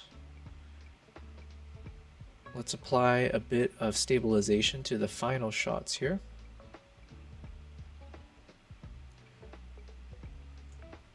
And now we're just going to export everything up till here. So the one shortcut that I do know in DaVinci, so I'm using DaVinci Resolve right now. I'm only a video editor for the past 2 years or so. So there's a lot of things I don't really know when it comes to the professional expert way to edit. So I'll just show you the way I do it and what I've learned thus far. But one of the best shortcuts is the letters I and O. So I for in, O for out. They happen to be right next to each other. So people will use the I and O the keyboard buttons to actually show where you want something to start and where do you want it to end. So for instance here, if I type in I, it'll start the clip from here, and I typed in the letter O at the end over there. So that becomes the ending point of this clip. So then when I hit export, it will only export everything inside of here. Trick. So what I'm going to do is I'm going to export this one more time in HD. No need to have it in 4K. And this is really just kind of a test shot because I want to see, we just need to see if things are synchronized to the music, because that's more important than anything else. In the meantime, let me just play with my cat here. And I apologize because this whole time I was doing that, you guys couldn't actually see my screen. So that's my second technical glitch that I've been doing. We call these womp womps, but I'll blame it on Nala.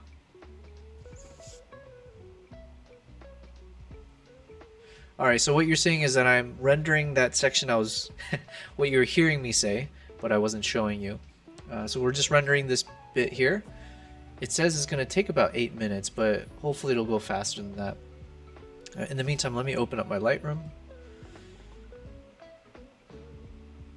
So yeah, I really want to see, the hope is that this section there, if it's synchronized and if it's not too choppy, then hopefully we don't lose out on the magic of the moment where out of nowhere we just get hit with a snowstorm. So wish us luck on that one. We'll come back to that in 7.5 minutes now. So we're just gonna switch over to photo mode while we're rendering that. So here I'm using Lightroom, and I want to hop over. Let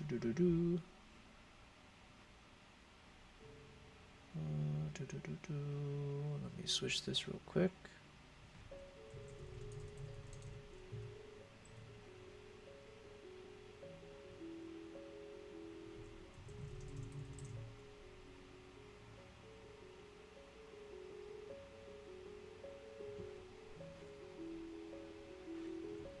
Alright, so as we edit photos, this is from Uganda. I want to hop over to Mongolia. So let's get there. Piyush, thank you for the flex. Right now I'm not flexing as much. I've made two serious technical errors as a live streamer. One, I was on mute for, at some point in the stream, I think I was on mute for like probably like 10 minutes, maybe 5 to 10 minutes. And then the second was, oh yeah, as I was editing something, I was not showing my screen. So not a good time to flex. All right, what are we trying to do? We're trying to get to the Mongolia photos, and we'll keep an eye out for, oh yeah, we only have 1 more minute. Yeah, so yeah, it's a little bit misleading. You're like, oh, it says it's going to take 8 minutes, and then 1 minute later, you're done.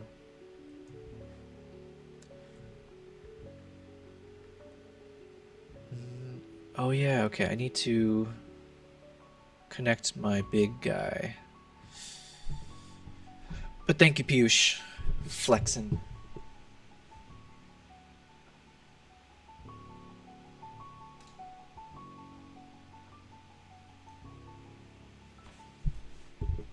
Alright, I had to reconnect one of my hard drives that have all my photos on it.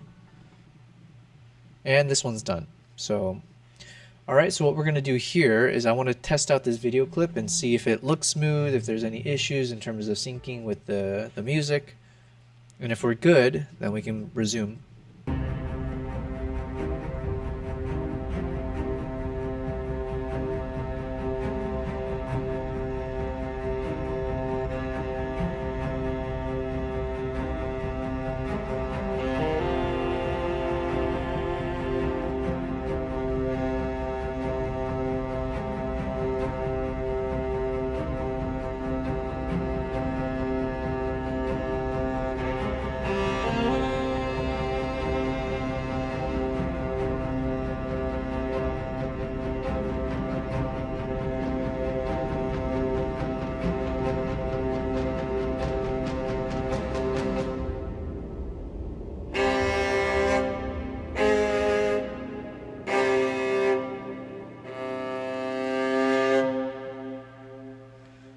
Alright, it's not bad. I think I caught a couple things I might need to change.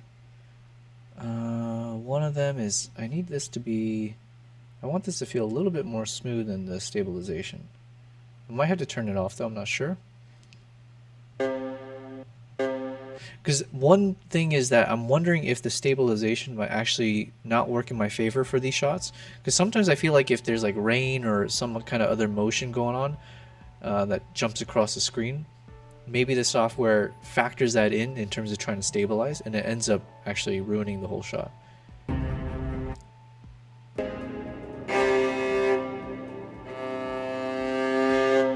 Yeah, because there's a little bit of jitteriness there. So I'm going to test that theory. For these last clips, I may just end up turning off the stabilization. Let me just do it one at a time, but let's see how much it pops out. Because I think the shot itself was probably not too shaky. I believe I was using my iPhone in yeah, and I feel like iPhone, generally speaking, when you film with it, they do a good job of removing a lot of the shake. So I'm going to remove that. Then I think there was one moment where it occurred slightly too quickly.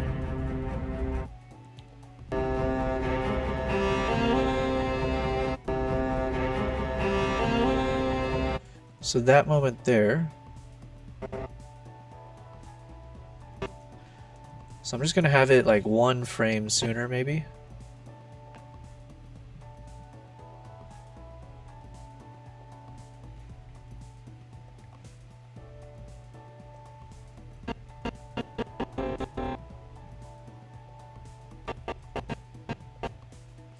Okay.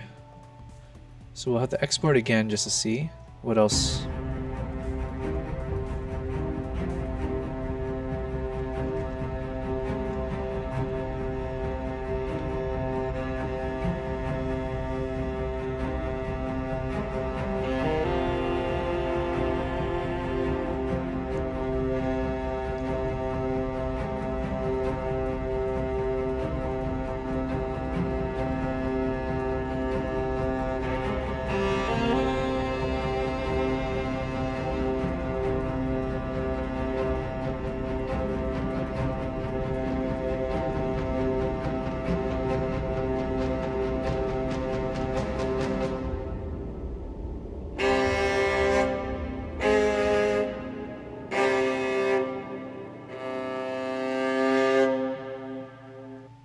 Yeah, I mean, it's decent. I think really I just need to focus a little bit on like the color grading side of things, make sure that, you know, it looks appropriate.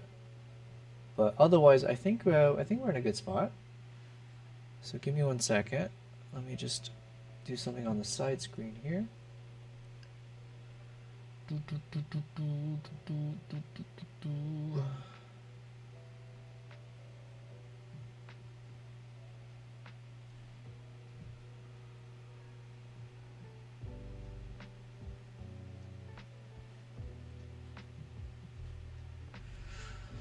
Here, let's play this from a little bit earlier. Let's play it from like this part again. No, this part.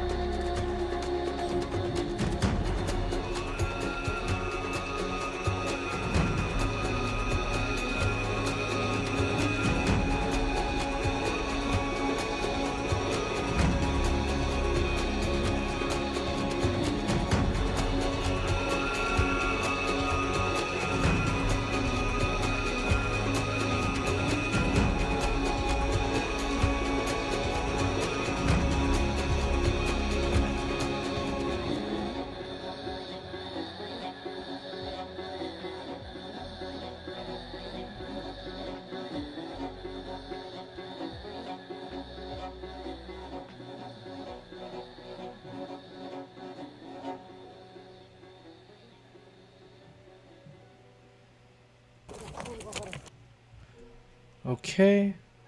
Now, I don't know if my stream just disconnected for a moment or not. If it did, I do apologize. I'm not sure. It seems like things are okay right now, but it seemed like it did hop offline for a second. So hopefully you guys can hear me. Hopefully everything is fine. I'm going to pretend like there is no issues here. Okay.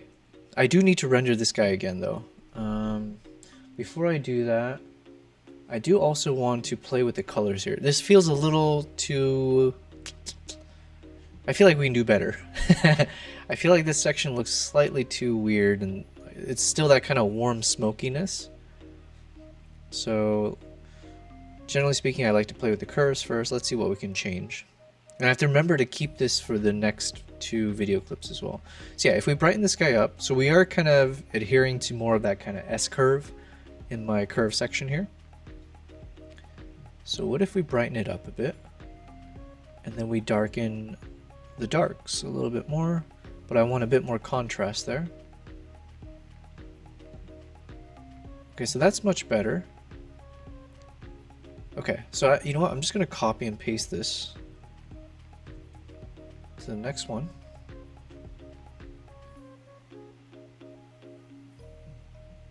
Oh, now it's like really popping over here. Like I said, I don't actually mind having it pop this crazy amount because this shot is crazy. So now how does it look from there? Okay, and let's see how it looks on. Well, what should we apply to this one? That's the question. That's way too much. Okay, so this one, we just gotta eyeball it again.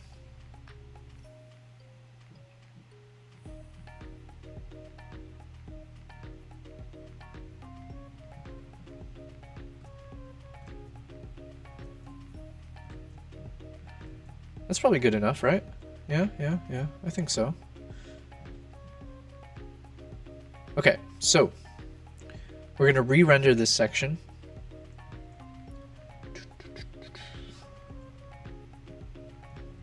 Re-render from here to there.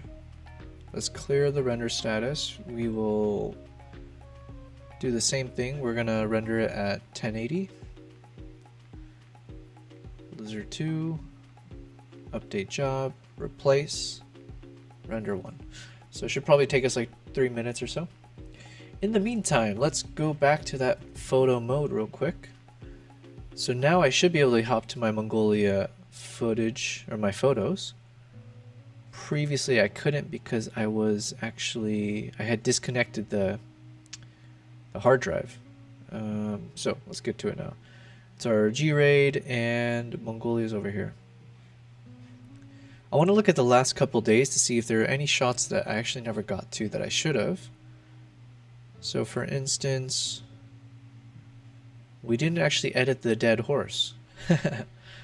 Alright, so let's look at the dead horse and see if there's one of these that we might want to highlight. So these were the ones that we had 3-starred. So between this one, again, I think the problem was the focus was not properly done. So I unfortunately did not realize at the time how bad my focusing skills were. And I do promise we've gotten only better as we became better photographers. But yeah, I don't know, what was I shooting with? This was, oh yeah, this was with my 20mm 1.8. And I was probably shooting at 1.8 aperture. Was I? I'm probably, yes, 1.8. So at the time I couldn't really tell that I didn't really have the focus properly done. This one looks decent. Let's see. Let's zoom into 100%. This one's slightly on the money, almost. And this one is a little bit easier. Okay, let's start with this one. Let's go 16:9. I'm gonna crop in a bit.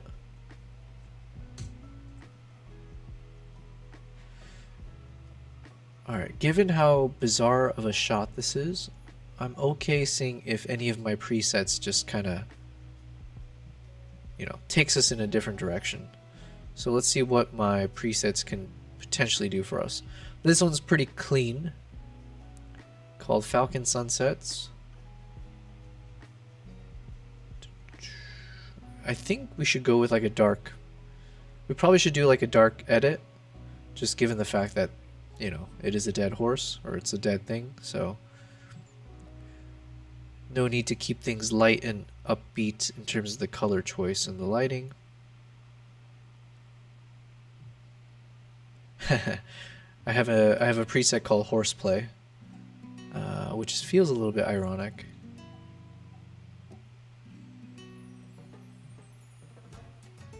Cool giraffe, that's not bad. This is good. Future. Also, this one's a bit ironic. This one is called Future King, which is unfortunate to have future in the name, as there's nothing future about this one besides rotting away, becoming oil in the future. Oh, this is not bad. This one's called Moo Dam. That was because I was editing a hippo photo for that one. But out of these, I think the Moo Dam was okay.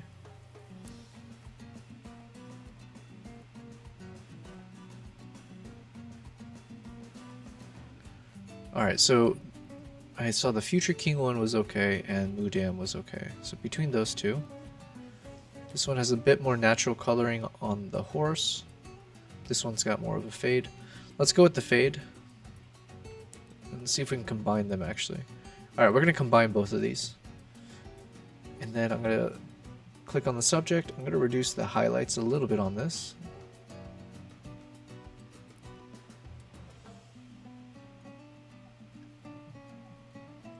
Okay.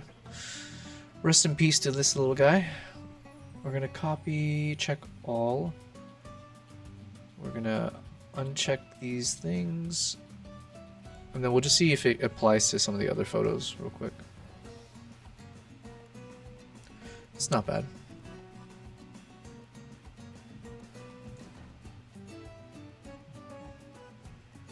This will be a good one to edit. If we frame it like this, maybe? Yeah. We'll do a little bit of zoom in. What up, Philip? Yeah, passed away horse. And here I am making fun of it, making light of it. Yeah. Good to see you, man. I mentioned you earlier because I couldn't remember if we were having a conversation about drinking. If you were the one who said you were into like whiskey or something. But I guess it was Sora. Or we at least know Sora is a whiskey drinker. Yeah, this is a poor horse. I forget if I had already explained it to you, Philip, but you said, no, I smoke, I don't drink ever. Good on you. Wait, should I say that? Almost good on you. Good on you halfway there. It's good that you don't drink.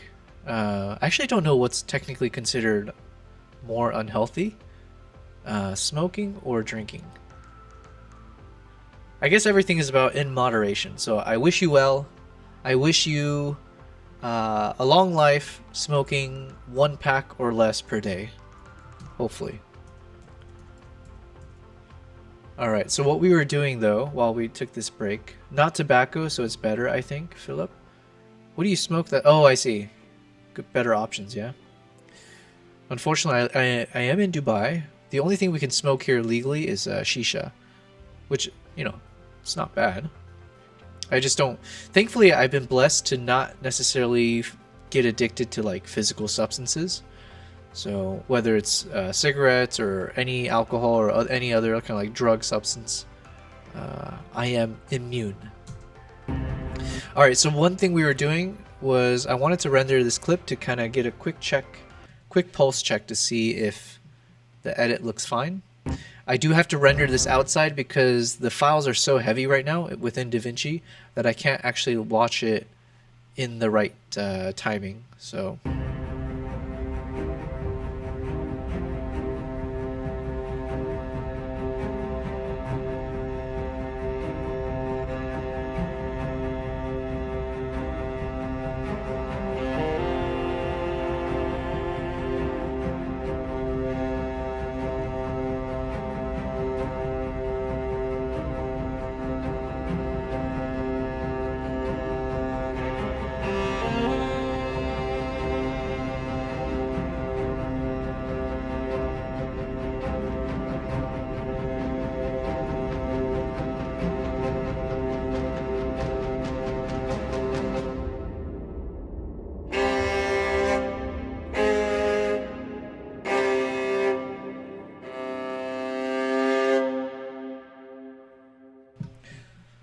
Okay, something's good, something's bad, but let me read your comments real quick.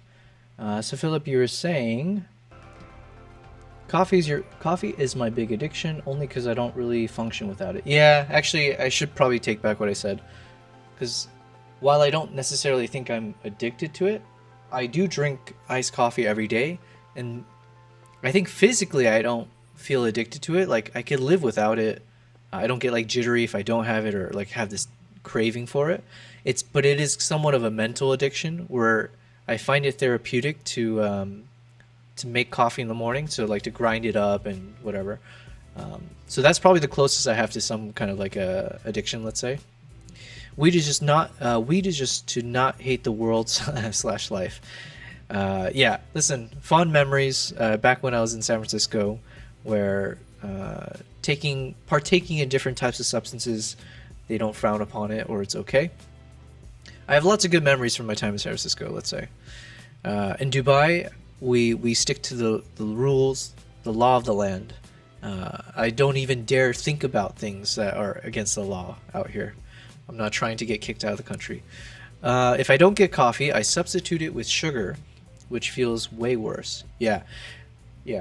I mean, that's what, even for me, when I make my iced coffee, it's just an iced Americano, essentially. I just drink it black. And it's tasty for me. But yeah, I don't think I could ever add sugar. Although I guess I am drinking these little flavored, but it says 0 sugars and sweeteners. But that always makes me suspicious that something else is in this. I had a friend, okay, so Philip, you're saying, I had a friend who got a month jail in Dubai for flying through, and then customs found a green speck. Oh my god, you actually have a friend? I always thought you actually know someone, because those are always those kind of horror stories you hear about. But then everyone's like, I wonder if they just make that up to scare people, but like, does that really actually happen? It's like, maybe you saw that in the news one time, but no one really, gets in trouble. Apparently, we found the one person who has the friend who did do the foolish thing. Yeah, because always the thought was like, well, what if you like fly to Amsterdam and you have a layover in Dubai and you just happen to like, forget, or, while you're in Amsterdam, you're just like out of your mind, and unfortunately, with the layover in Dubai or something, you get screwed. So apparently that happened to your buddy. That sucks, man. Apparently they drug the food in jail there. What? He got the tip from the nurse in jail to not eat the food. Why? What would they even drug it with? I don't even understand the rationale. Why would they drug the food in jail? Or would it? Are you saying like they? Is this like a? What is that one? There's that one movie with Bruce Willis, The Fifth Element or something, where like he goes back in time and then he's in a mental hospital and they're intentionally drugging him to keep him pacified. Is that what you're talking about? They try to numb the senses. Yeah, he was going for vacation to Thailand. He had to call work and say I'll be a week late. Jesus, can you imagine that, having to tell your work like, hey, because he was waking up feeling all chills, so it would be calm. 1 month he didn't see a single fight. Yeah, the concept of jail in Dubai is so foreign to me, in the sense that like you don't oftentimes hear in the news of people going to jail in Dubai, right? It's just not like a concept, because everyone's too scared to do anything to warrant going to jail, right? So, Piyush, drugs mentioned, here I am. Nice. Those are the magic words for you. Oh, I feel so congested. I could use some drugs right now, but the decongestant type. Yeah. Yeah, it's like, look, for good and for bad, I guess, but Dubai, it's a small, emirate. Low crime rate. Definitely low violent crime rate. And there's not really the concept of, I keep wanting to say restitution, retribution, but there's another word that starts with a essentially you don't have like repeat criminals, right? Like, it's not like, let's say, in my lovely country of the US, which I'm very proud of my country, I love my country, but it has lots of flaws, and there's a lot of issues, especially in the bigger cities, inner cities and all that, where there might be a lot of crime, and then it could be a mixture of like the different laws in place or whatever it is, but oftentimes you'll have repeat offenders, and then like the cycle seems to never end. One of the best TV shows ever is The Wire, and I feel like that did a really good job of kind of explaining the really like the complexities, but also the simplicity of how American cities work in many ways. But yeah, like in Dubai, it's like one of those, it's more of a one strike and you're out type thing, right? So if you make one fatal mistake here, you're probably not gonna ever be able to make the second one, because they'll kick you out of the country. So, and yeah, life generally speaking here is very safe overall.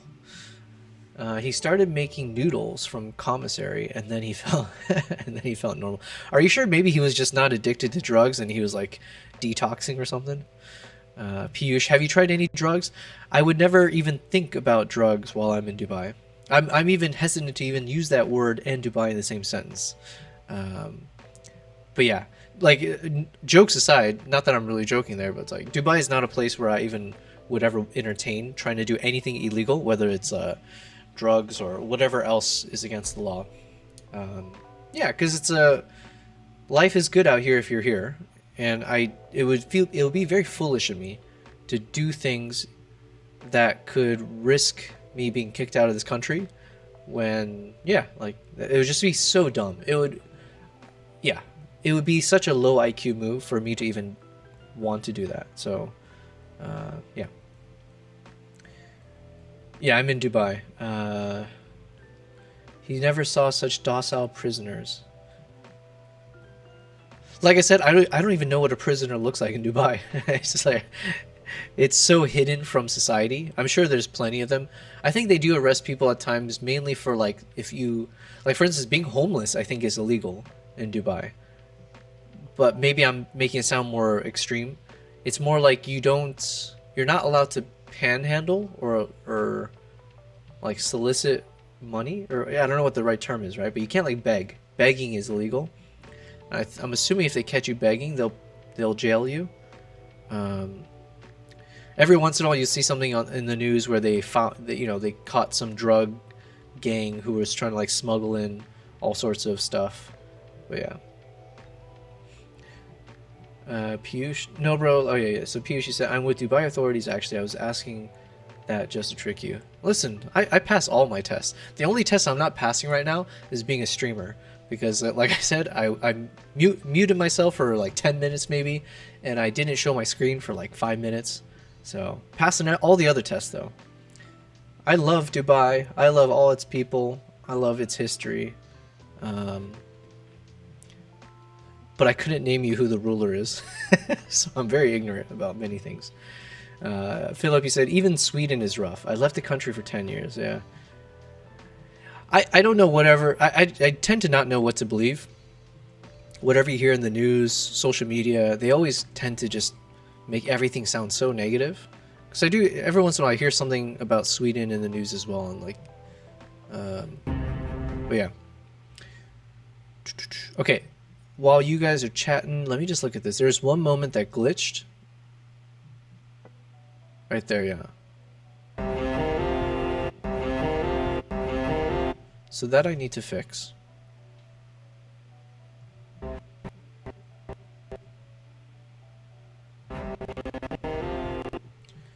And hopefully the fix should just mean I need to restabilize. Possibly. And maybe I need to stabilize this one.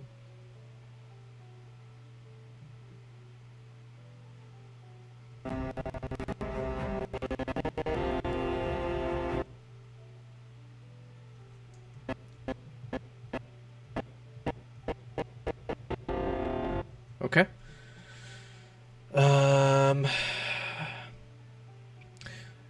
I'm gonna take a guess while Philip is out. I'm gonna guess Philip has been to... Oh wait, where does Philip live again? Sweden.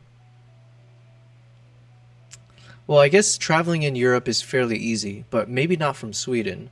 But I imagine if you live closer, like kind of like inland. I know everyone takes trains everywhere, but I'm gonna take a gander and say Philip has been to 33 countries. Piyush, for you, I'll guess fly on the wall type thing, but we'll say 42. 42 countries for you.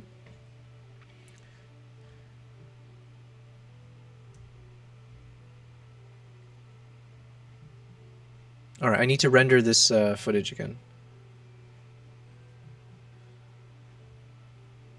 Oh wait, before I do, let me just quickly look at it again. There was a few good things there. So besides the glitch, this at least looks smooth.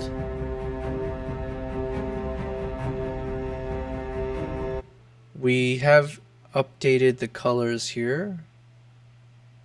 We need to fix this glitch.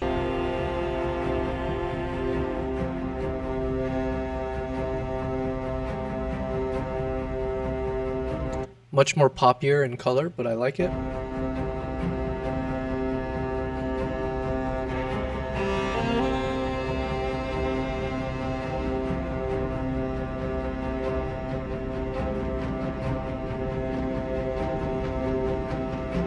Only thing I'll do is I'm gonna add some zoom on the last one, and also my theory was correct. Because I turned off stabilization on these last few clips, and they look smooth. So I think the stabilization actually was detrimental because it was picking up all the snow in the air and all the motion, and then it was trying to keep stabilization, but with all these moving parts, it was then ending up making a glitch and then jump around in the shot. So the only thing I want to do at this point, I want to add a little bit of zoom on this clip here. So from here,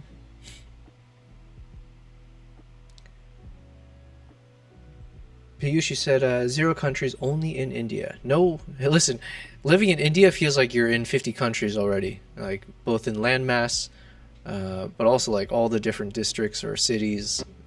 I feel like there's a lot of variety in India. Which editing software am I using? I'm using, so this is DaVinci Resolve. It is, I think most people tend to go to Premiere Pro.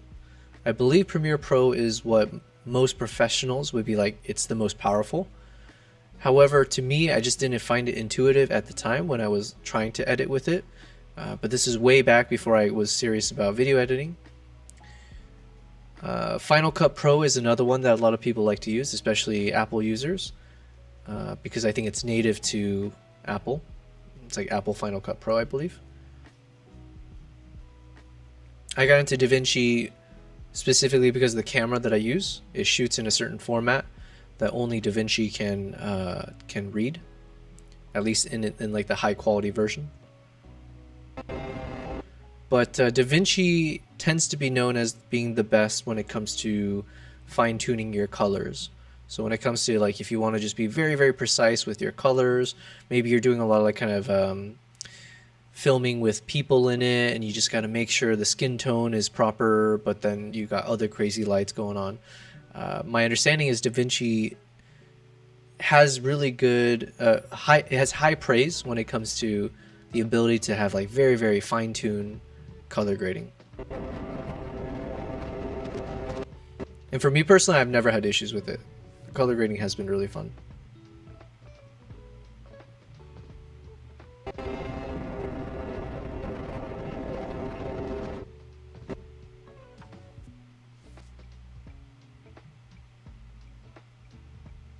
Alright, I'm going to export this guy again.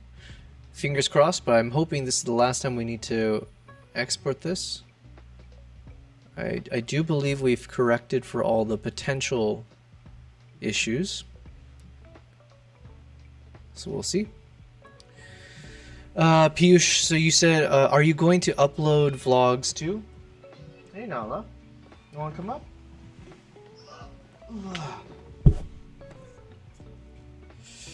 Boom, boom, boom. All right, so you're saying, are you going to upload the vlogs too? Absolutely, yeah. So essentially what I'm doing now is I'm working on this video that will be my first episode of my Mongolia vlog series. So we have a timer here. We've got the countdown. I set 3 more days for me. So we've got roughly 3 days to finish this video. So we had set a goal of roughly 2 weeks. I'm going to be delayed by a few days. But let's say in 3 days time I should be done with episode 1.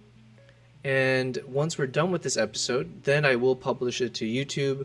I'll probably clip up some portion as like a promo and put it on my Instagram, all the socials, right? But yeah, it'll be fun, and I do hope, I hope you will check it out when I do publish it. Although you've essentially seen, by being a part of these live streams, you basically know way more than like watching the video. So even though, yeah, I do hope that you'll watch the video in its entirety when I publish it onto YouTube, you're technically getting all of the sneak peeks now by being a part of the streams. But yeah, that is the goal in general. So as I work on these streams, I'll be working on my upcoming videos. So you guys will be able to see the behind the scenes of how do I start with an empty canvas, edits, and then yeah, I want to solicit feedback from anyone in chat, you know, in terms of any advice or suggestions on how to edit better, or what's the best, you know, like what's the best story or things to change. And as we do that, we'll have a better video at the end. and then I can thank you guys for contributing. I hear Kimbap behind me. There he is, right there. I can draw him over here. Come up here. Boom. Look at that. Alright, so we'll switch over to this camera real quick so we can say hi to Kimbap. I think this is the first time he's on camera today. He's been hiding for a bit, but he's a little zoomed in. Good boy. You want to take a seat? Want to take a seat, Kimbap? Alright, so here's Kimbap over here. Kimbap. Yeah, good boy. And then Nala's just chilling over here. So yeah, these are the main stars of my streams. But don't tell them that their ego is already too big. Oh shoot, now I got hair everywhere. Alright, and then the rendering is almost done. We got ourselves a minute and 20 seconds left to go here. But yeah. Yeah, these are my kitties. So Nala is the female, the one that was on my lap. And then Kimbap is the gray, what do you call it? Like a British short hair. So in terms of personalities, Nala is much more cuddly. So she likes to be close, she doesn't mind being picked up, and like I can abuse the crap out of her and she just kind of just rolls her eyes. Kimbap will also tolerate me, but he hates being picked up. He's very much not like a cuddling cat. He just wants to be nearby, but not too close. So if I move to the other room, then he'll eventually come over, but he'll be like, he's the kind of cat who'll be on the foot of the bed as opposed to like going under the covers or just like wanting to cuddle. So good boy.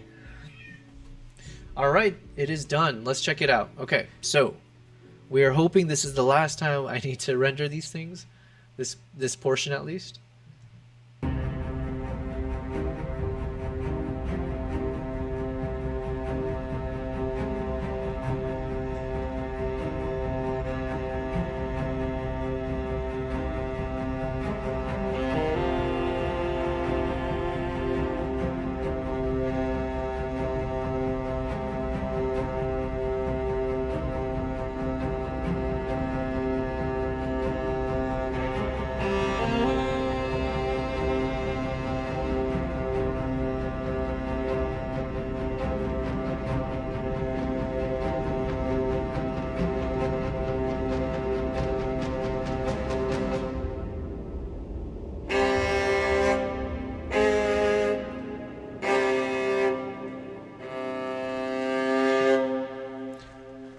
Alright, not bad, not bad.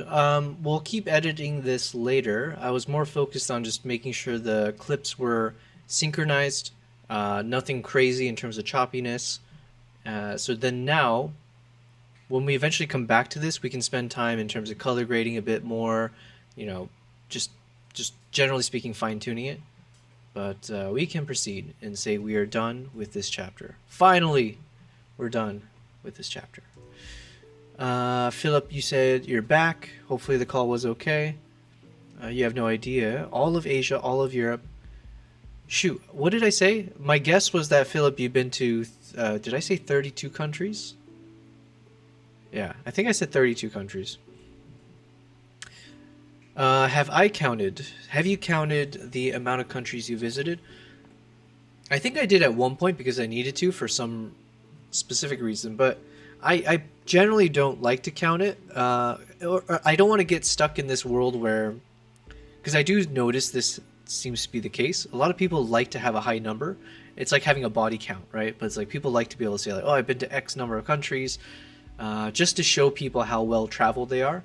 And oftentimes it's like if you were to really dig in, the people who say they've traveled all over the world, they're like counting if they had a layover somewhere. They're counting if they ever stepped foot out of the airport, but that could have been one day. And then like, what does it really mean if you have only spent a couple days in one country? Does that really make you someone who's like well traveled or understood, or like understanding of different cultures? I don't know. It's a weird thing, and it's hard to kind of grasp what that actually dictates. So I personally never try to talk too much about it. I will sometimes if I have to, like for instance my website. If I do need to advertise myself, then I do need to actually say like I've traveled to X number of countries to make sure that I can convince my clients to trust me. So there I will, but like in casual conversation, it's just a number. But like yeah, like to finally answer your question, it's probably somewhere in like the 60 to 70 ish range, somewhere there. The last time I actually counted, it was definitely in like the 50s or maybe early 60s, something like that. But yeah. Philip, you said, yeah, that's dumb. 1 day in 10 places, nothing like staying for months. Yeah. It's like I would rather say that I've been to 10 countries in my life, but saying like, oh, but I spent 1 year in each country, right? Like, let's say I traveled to 10 different countries or let's say let's just say that. I've been to 5 countries, but I spent 5 years in each country. So, oh my God, I can't even forget what I just said because I keep changing up the hypothetical. Let's say I've been to 10 countries in 5 years, and I spent 6 months in each of those countries. That to me is a person who's much more well-traveled and actually had the time to understand the culture, probably picked up a lot of the language, tried all the food, made friends with locals, could actually probably walk to the local grocery store with a blindfold on. Like you actually feel like you're more embedded into society versus someone who said I've been to 30 countries, in 30 days, or I don't know, whatever it is. It's just a number for sure. I don't think being hung up on it so much saying the number doesn't actually mean anything. You would have to like dive in a bit more to actually get to some substance. But yeah. There was a time before now I'm at my ripe age of being in my early 30s. But when I was in my mid 20s, I was like, I actually considered that. I was like, maybe I should just drop corporate life, learn how to be a barista, and take the next 5 to 10 years and just live in a country for 6 months or so and just be a barista for 6 months at a time. And to me, that would have been like, in an alternate universe, if I actually ended up doing that, I would have been really happy with my life choices, because the same thought was like, well, couldn't you do that as a photographer? Like, why not move to somewhere for 6 months and just like on the side you could be a photographer to make some money, but then you're really exploring. And yeah, like, to be fair, that's not a bad idea either, especially if the type of, like, maybe you're doing photography of like the locals, so you can still ingratiate yourself in the community. They can view you as almost like a local because they appreciate that you're taking photos of them and providing it to them as a service.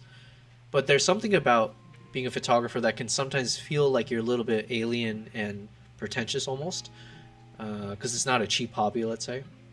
Whereas being a barista is a service job. It's not easy, but coffee is a universal language in many ways. So you can pick up a job. If you know how to make a cup of coffee, you can go almost anywhere in the world, and as long as there's a cafe hiring, you can get a job. It's not a pretentious job, but it's like an honest job. And if you did that for a number of months, you'd be able to meet all the locals who pop by that cafe, so you can hopefully have good conversations, make good friends, have good memories. And in those 6 months, it's like, man, imagine all the stories you would have. So, where was I? All right, we're going to start from the beginning again and just kind of do a refresh, see the progress we've made. So let's bump this over here.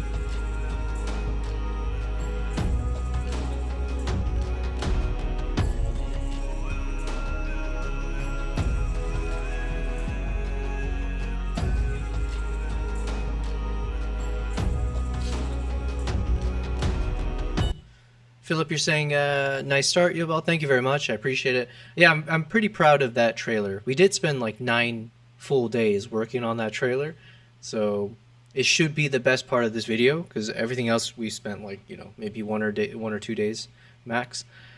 Love the ramp up of the cuts. Oh, appreciate it. Yeah, yeah. We'll keep as we look through this video over and over again. We'll keep finding moments that we need to adjust. But the hope is that we do have a good cadence and like a dynamic feel to the video, so we won't always be like uniform. Sometimes we do want to employ some speed ramps. Sometimes we want to just have shorter clips to kind of go with the music. The main thing is I want to go with the music at all times, if possible.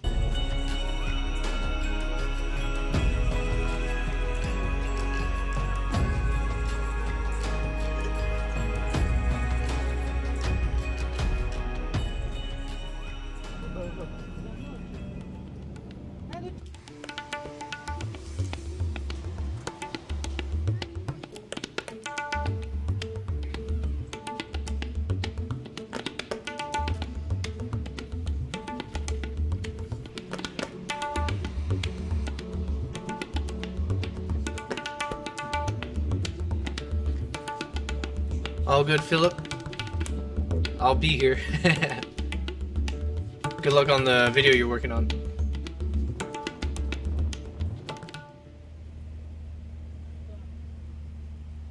Alright, so I have to make sure to put in that edit here. So pause, pause, pause. I do need to figure out if I want a soundtrack in this background. Actually, let me see if I can change that now. Because we do pick up the soundtrack here anyways. So what would it sound like?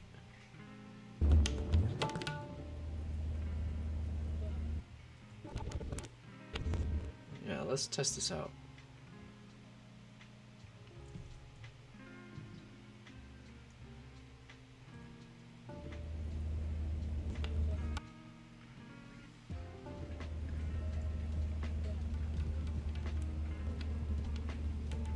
Yeah, at the very least we'll have it blend in a bit better like this.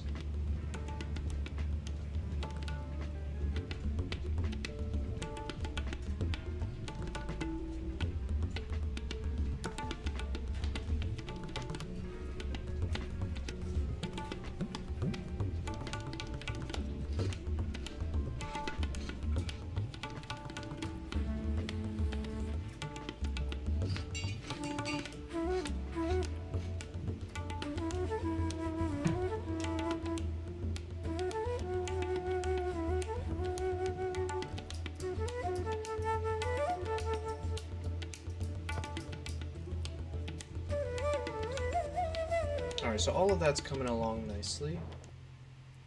Let me jump to the next kind of soundtrack element.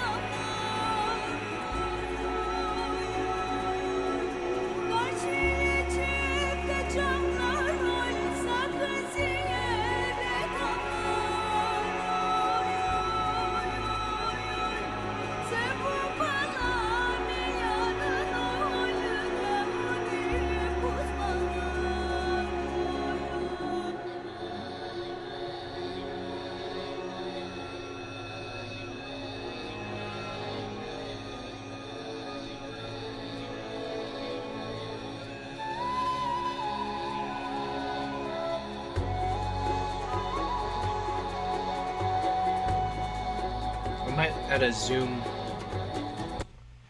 So there's a chance I might, when we work on that, I might even try to do a transition where like we start zooming in on the face of this horse, and then maybe not. I want to like match up the horse here if possible.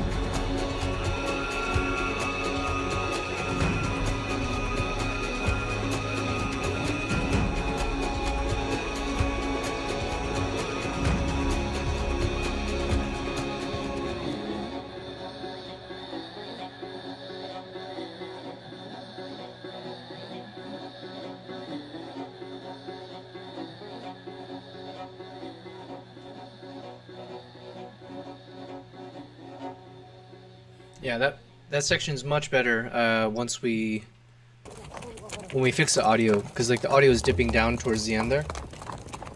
So then it was like we wanted to build up the adrenaline all the way towards the end.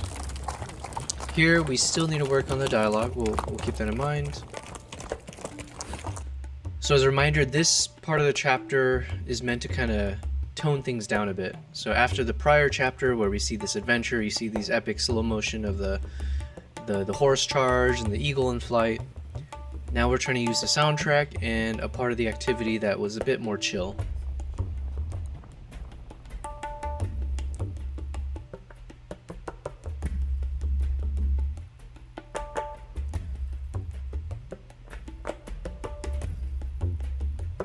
So here's where I'll insert the dialogue about how we weren't lucky in terms of catching the fish. But then talk about how like all of a sudden, boom, the weather changed before we could find anything, starting with the wind. So as I talk about the wind, we'll then segue to these shots of the horse, and then I'll stop talking, and then we get drama.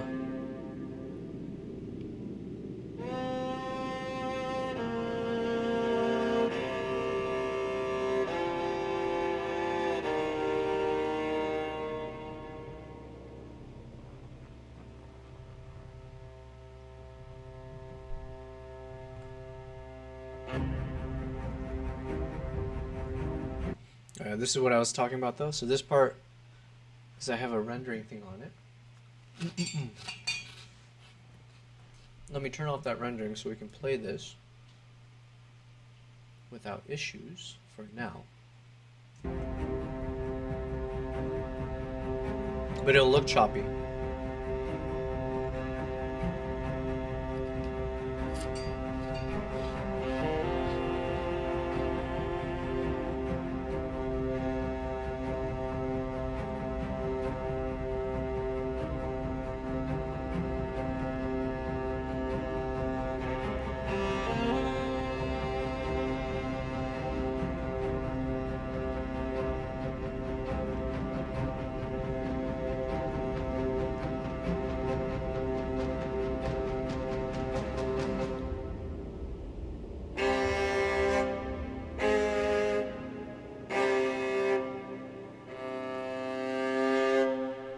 I am curious why these files before seems to like eat up so much of the processing power. Oh yeah, I mean, I guess it goes back to the fact that these are the raw video files.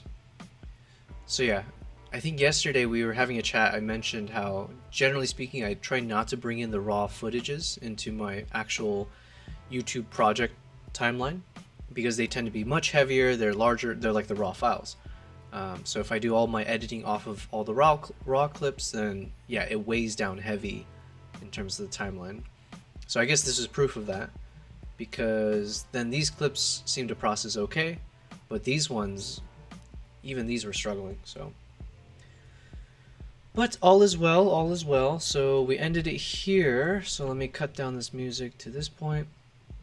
Now let's move on to the next chapter. So what was this chapter? And let me clear all the markers. So that was chapter 6. We finally get to move to probably the most epic chapter. This is definitely the one where we're going to be back outdoors, but the snowstorm kicks in. So I'm excited to see how we make this one work. So this is going to be called chapter 7. What do we call this?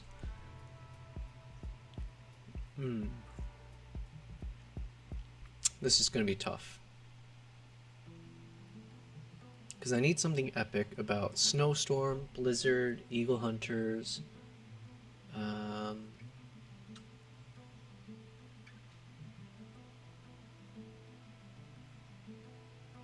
Surviving.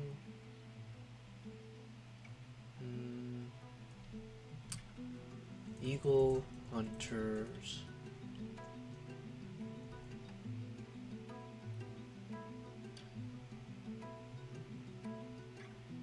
I'm not sure yet.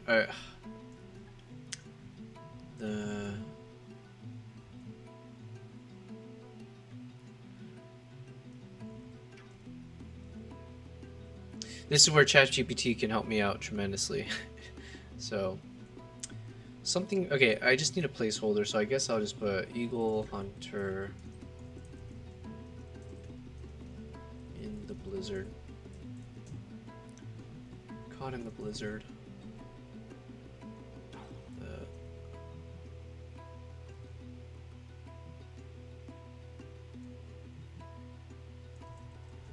I'm just gonna put the Eye of the Storm for now, just because the Eye of the Storm sounds cool, although it has nothing to do with necessarily what went down. Okay, we'll put that for now. And finally, we get to see what video clips to keep. So all of these, we can start pushing it down. So let me drop these guys down. Oh shoot, I totally forgot. We have a whole... Okay, so the chapter isn't necessarily over yet. Crap. Okay. I completely forgot we had all these van shots when we got stuck in the snow. And we have the shot of, I guess, my face. Okay. I spoke too soon. I mean, it's not a bad thing. This is gonna be this is a nice moment. But in my mind, I was like, oh, good, we're done. We're done. We move on. And now we're not. We're taking a step back. So let's see how this plays out. Snowstorm ends. Then we show... Should this be its own chapter? Nah.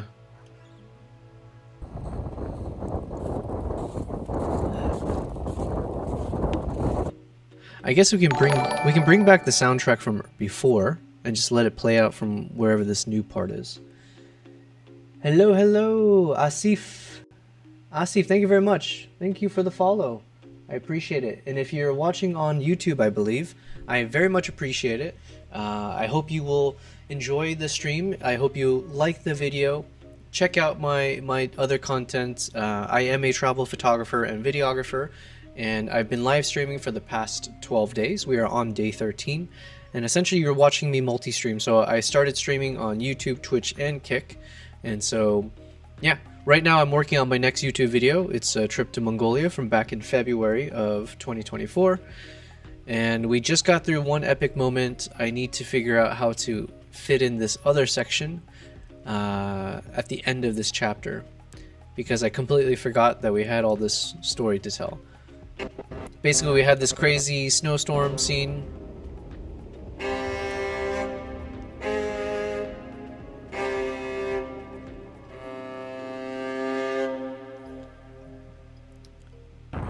And then I forgot the story's not done. I wanted to show a little bit of the effect of being in the snow, so you can see my face completely drenched from the snowstorm.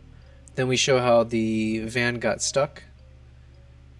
So I need to find a way to kick the music back up from the prior one. So assuming we used... Let's see... Yeah, okay. So what if we just extend the music and pretend like we're just continuing the soundtrack from here? Could this work? Let's find out.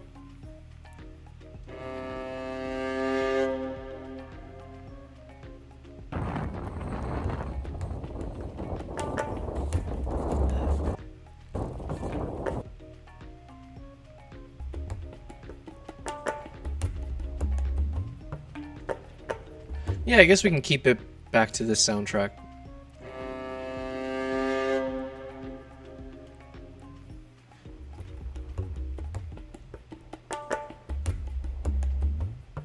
But I would like to use a different part of this actually, just to add a little bit more flavor to... I don't want them to think I'm repeating the same section of the music. So what we'll do...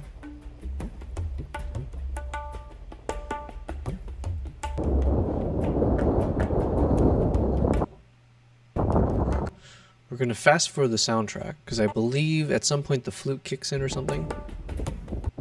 Okay, okay. Yeah, this part. Let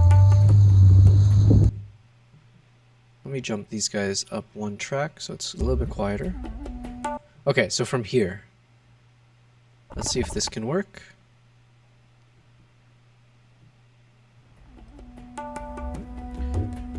Alright, so technically it's the same soundtrack as before, but now it feels like we've moved to a different section of the soundtrack.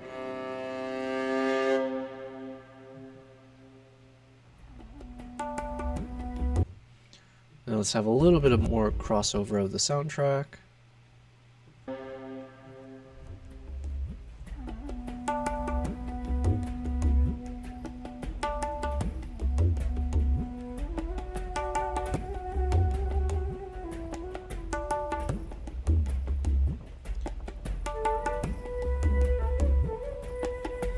I think that part looks better. I think the wetness on my face is a bit more obvious. Let's see, compared to the beginning. Actually, this part was okay too. Alright, let's see if we can combine these two sections.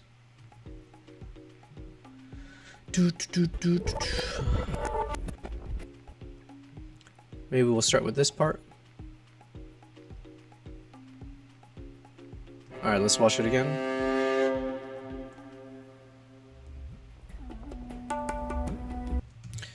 I think this clip is starting a little bit too soon, so let's drop this back a bit and we'll fade it out. Alright, let's try again.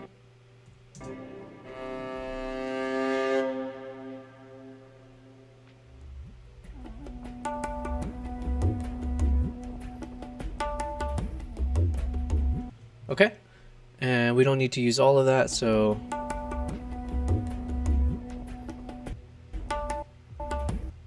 maybe where that drum beat kicks in. And let's see if we need two. One might be enough.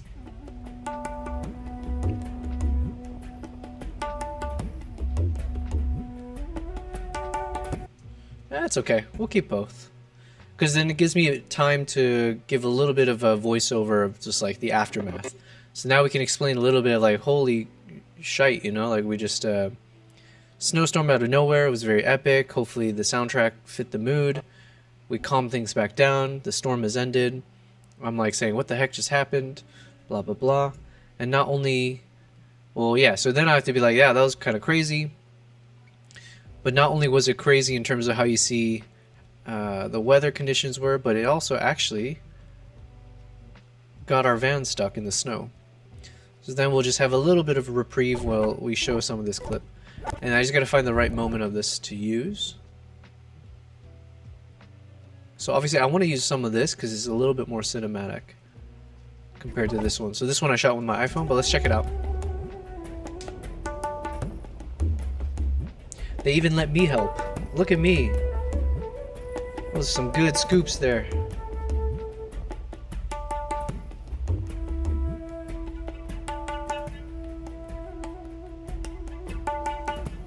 Yeah, unfortunately, all of that looks so bad. I'm not using good form, you know. All right, but just in case, we'll see if we want to use some of this, just a little bit. We do have better shots, so let's see. Well, I guess this is a nice finale one in case we don't have it elsewhere. As he closes the door, and then we stop shoveling. So we'll keep this part for now and see if it's necessary.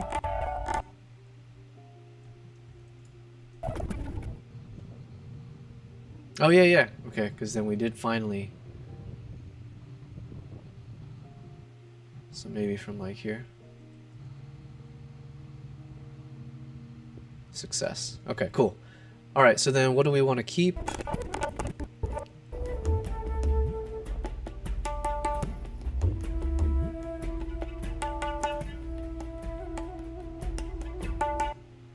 Potentially something from this section. We can throw away all this, except for that. And then this section here. But that's like the ending one anyways. Alright, what about these?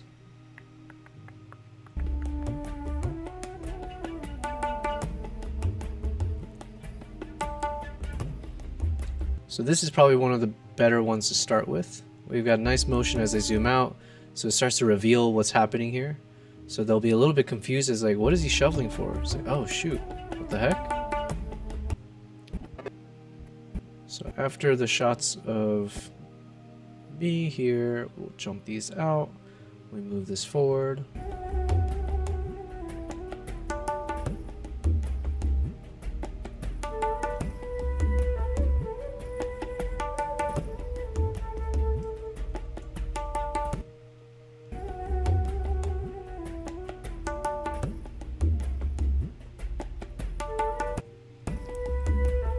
So probably only need to use some portion of that. Maybe this portion here.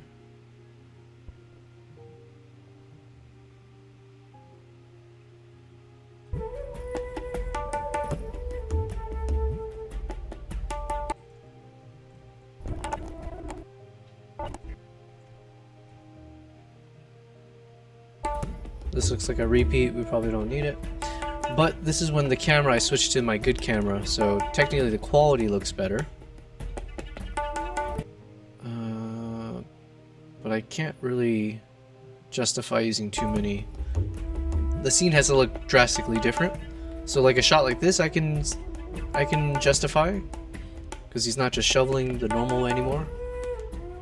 So we can do a little bit of close-up here.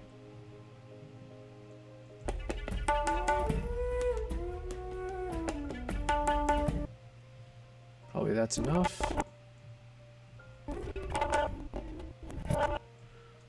We'll get rid of these.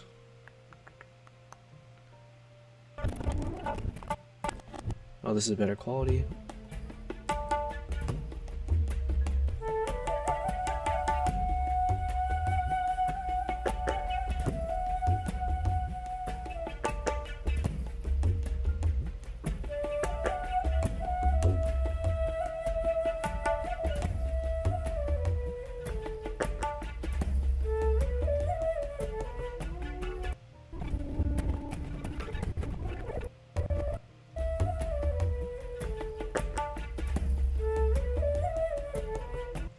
I think that's probably a better shot, and then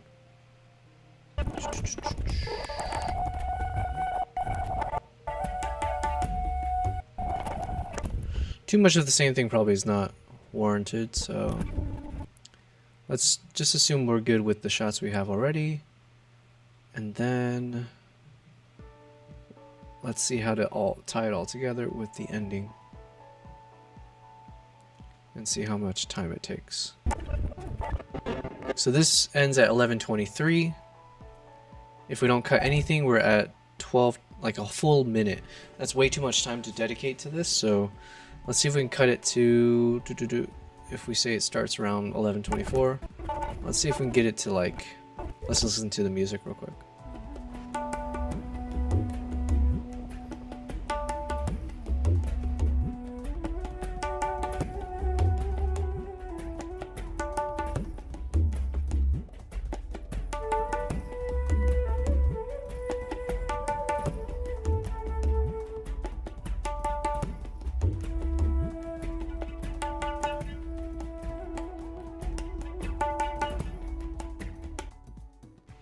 Probably right around here. So we need to cut this in half. Easy. Let's do this.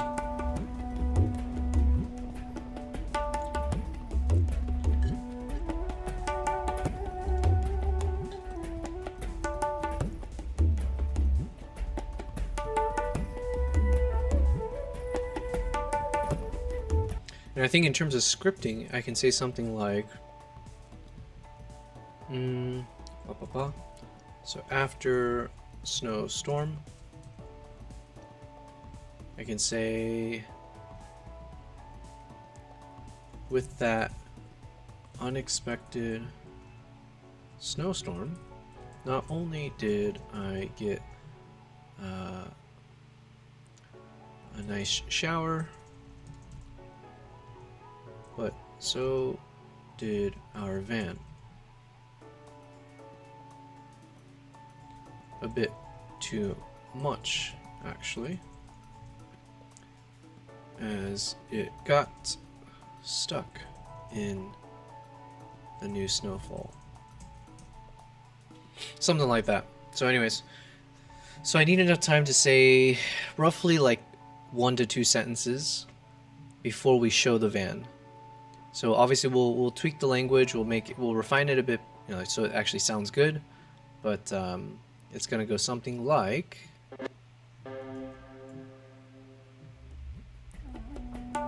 with the unexpected snowstorm, not only did I get a nice shower, but so did our van. A bit too much, actually, as it got stuck in the new snowfall, blah blah blah. So we had, you know, so we spent the next few minutes rolling up our sleeves and to dig ourselves out, blah blah blah, before eventually rescuing ourselves. Something like that. So I think in terms of timing, probably, yeah, I think we're right. Something like here is probably good enough. Something, something, something, dot, dot, dot, before we finally rescued ourselves. Philip, you said, just saw this, Instagram, just thinking about what Goran Krupp told me. Either you prepare for years or you recover for years. Here, let me click on this. What is this Instagram link?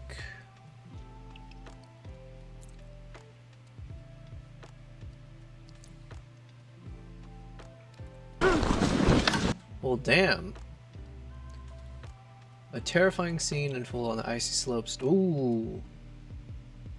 Oh, he didn't get to catch them? Did they survive? 2 climbers lost their footing while ascending a steep face. One slipping first and... Oh, damn, that sucks for the... Well, for both of them, obviously. Oh, they're okay, right? One slipping first and unintentionally dragging the other with him. They tumbled violently down the mountain. You know the... I've noticed this before on my travels, where when I'm like hiking, and then if you want to, even like from this GoPro view, when you take your camera out and you try to film, it never does justice to showing how steep of an incline you are at.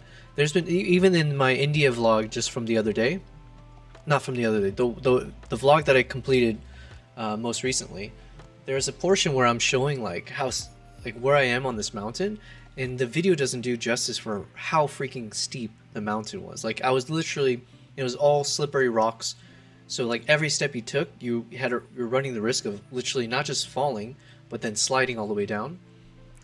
And so even looking at this initially, I thought this was like very flat, but I am getting a sense now that holy shit, this might be like just a full on trying to climb a wall, and these guys went down.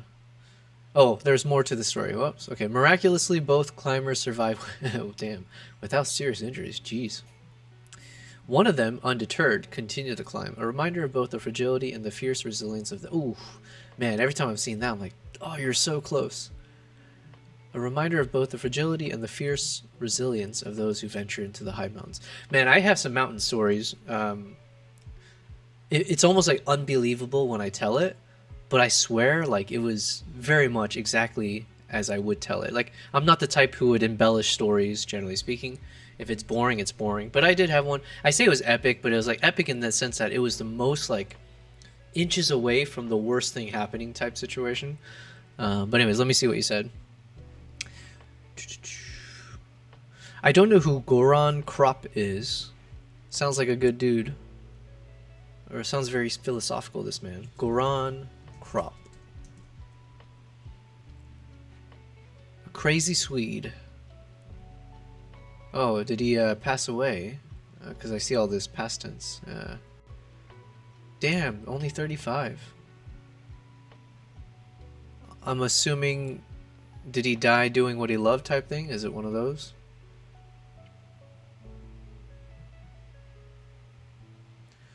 Well, rip. R.I.P. Was he like a mentor for you or something? It's okay to laugh at the clip. Nobody died. Listen, I have a tendency of laughing when really sad things happen or serious things. Or I have a tendency with my buddies, any of my friends, if they're telling me like a very serious story or something like bad happens, I tend to say the word nice, but I don't obviously mean that it's nice, whatever they just explained. They could be like, yeah, so I just got in a car accident, like, you know, the car flipped, and I'll be like, nice, nice. They're like, what? It's like, well, I mean, not obviously not nice, but in my mind, I think of it very sarcastically or sardonically, or I have like very dry, dark humor, I guess. It's a slope since they are gliding down. Yeah, but that looked like a steep slope. Even if it's 1 degree from straight, it's a slope. Fair enough, yeah, sure. I've had one hard fall in Thailand.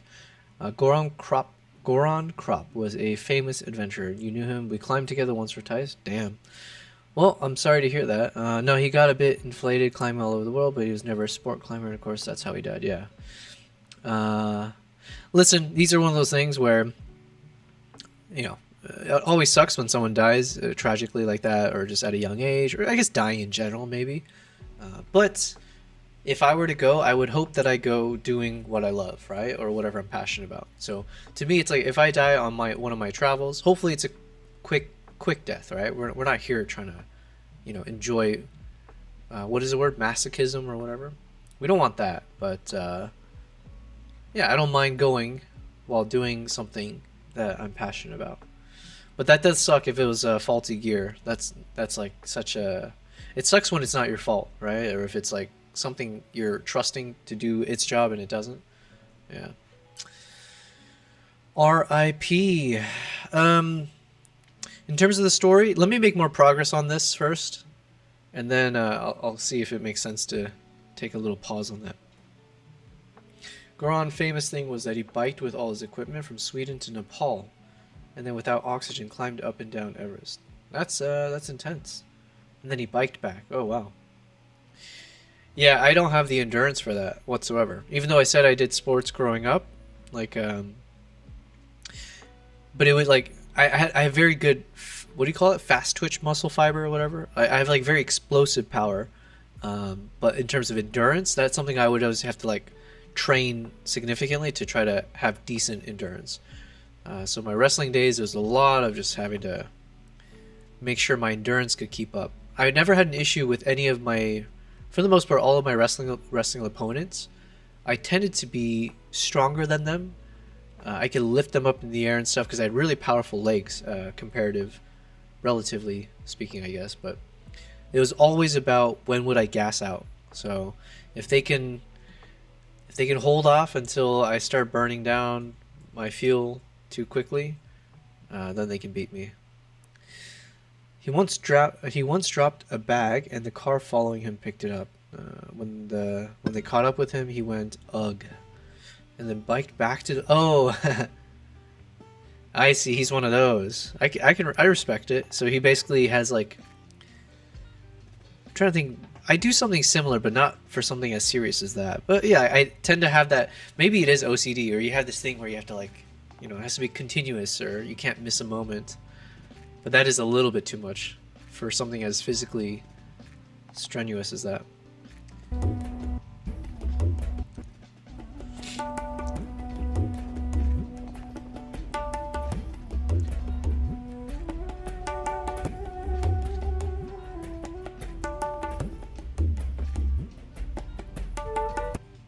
So right here, we'll jump to this one.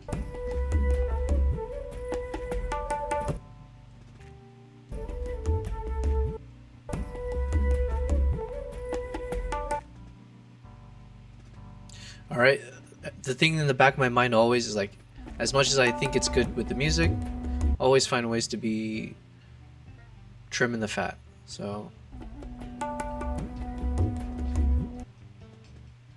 although I think this beginning section I do need it a little bit long, so I can give that context transition. So keep that.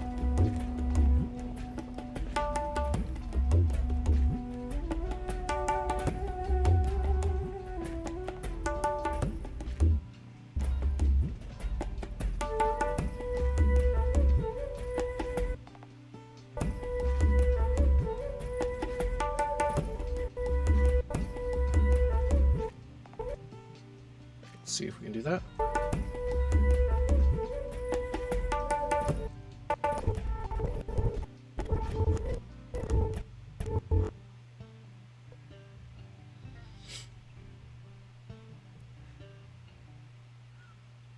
So Philip, are you it sounds like then you do like some serious climbing stuff, right? So it's not just hiking, you're doing like the, what do they call them? Rappelling, or is it something that starts with SC? Or I don't know. I keep thinking scaffold, but that's not it.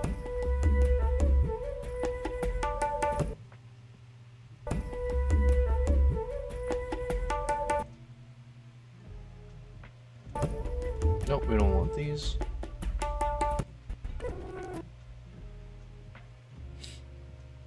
Rappel. Oh no, okay, rappel is what you do going down. Okay. Is it just called mountain climbing then? Is that the activity?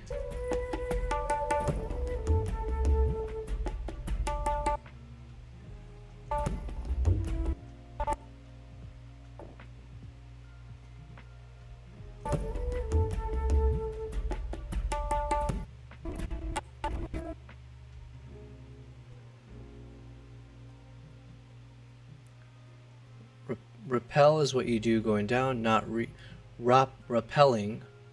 Yeah, okay. No, I've heard the term rappelling, but I see. So that's what you say when you're heading down the mountain.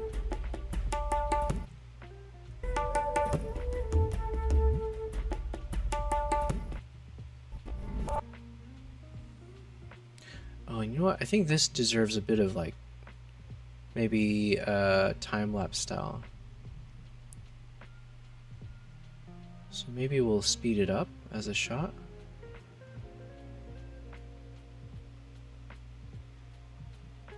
So let's say we double time. Let's do triple time.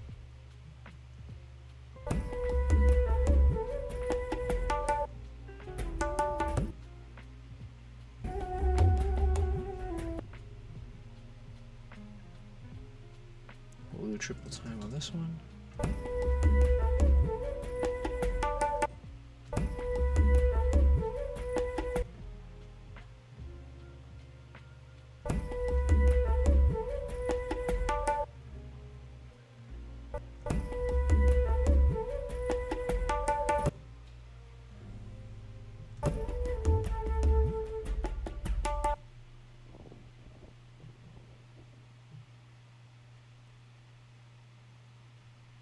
Will we say mountaineering or sports climbing or big wall climb?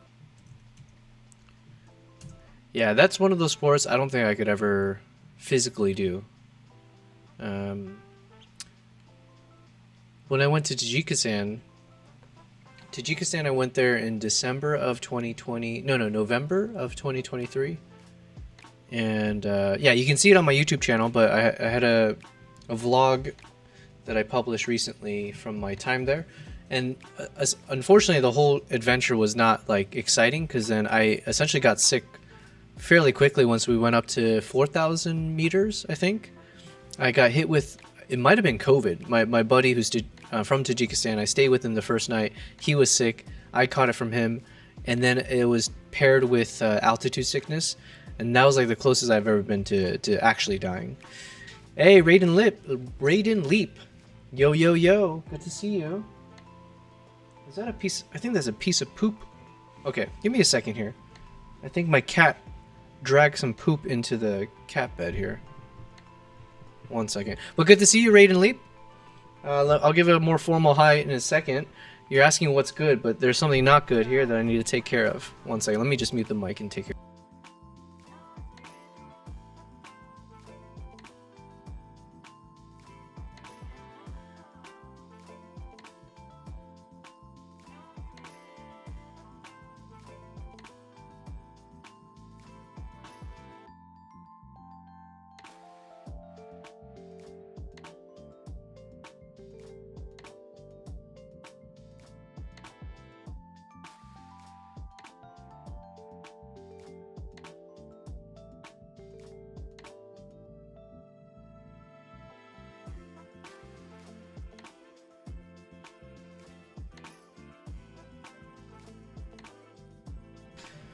We are back. We took care of some shit, literally.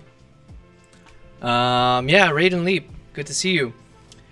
Remind me, Raiden, are you from the photography community or the videography kind of stuff?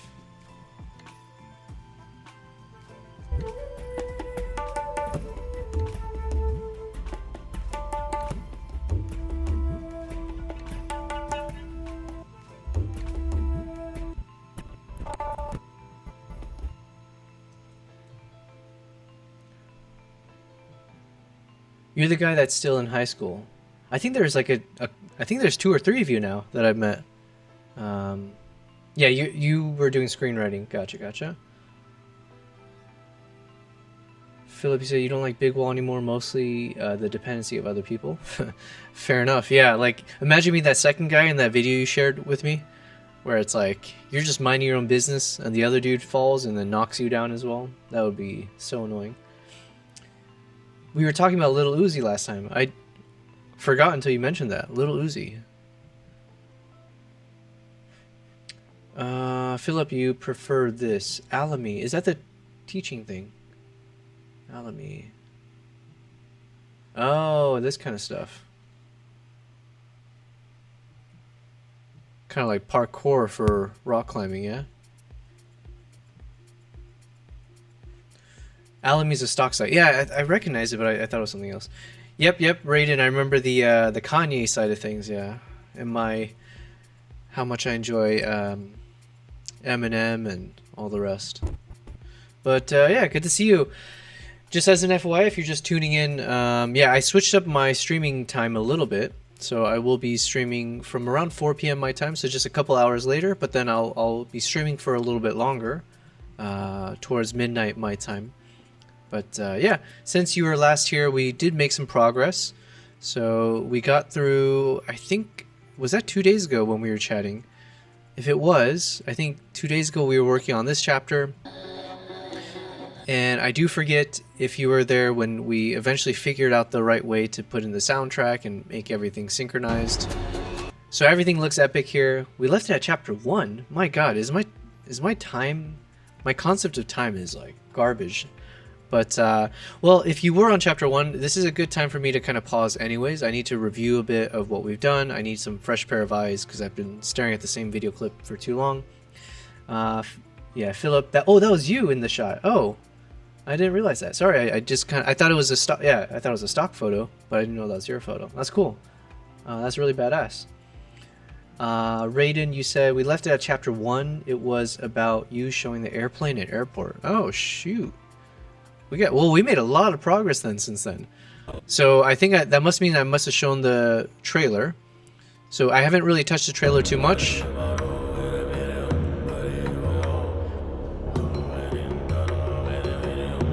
So trailer's still good. Still haven't changed the title.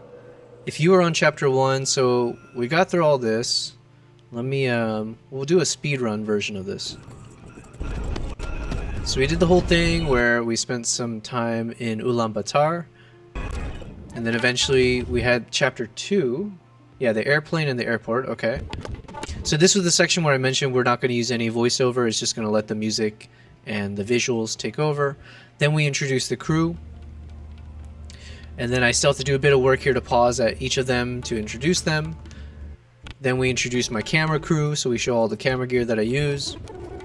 Then we do a quick little music montage as we head towards our destination. And then I make a quick pit stop.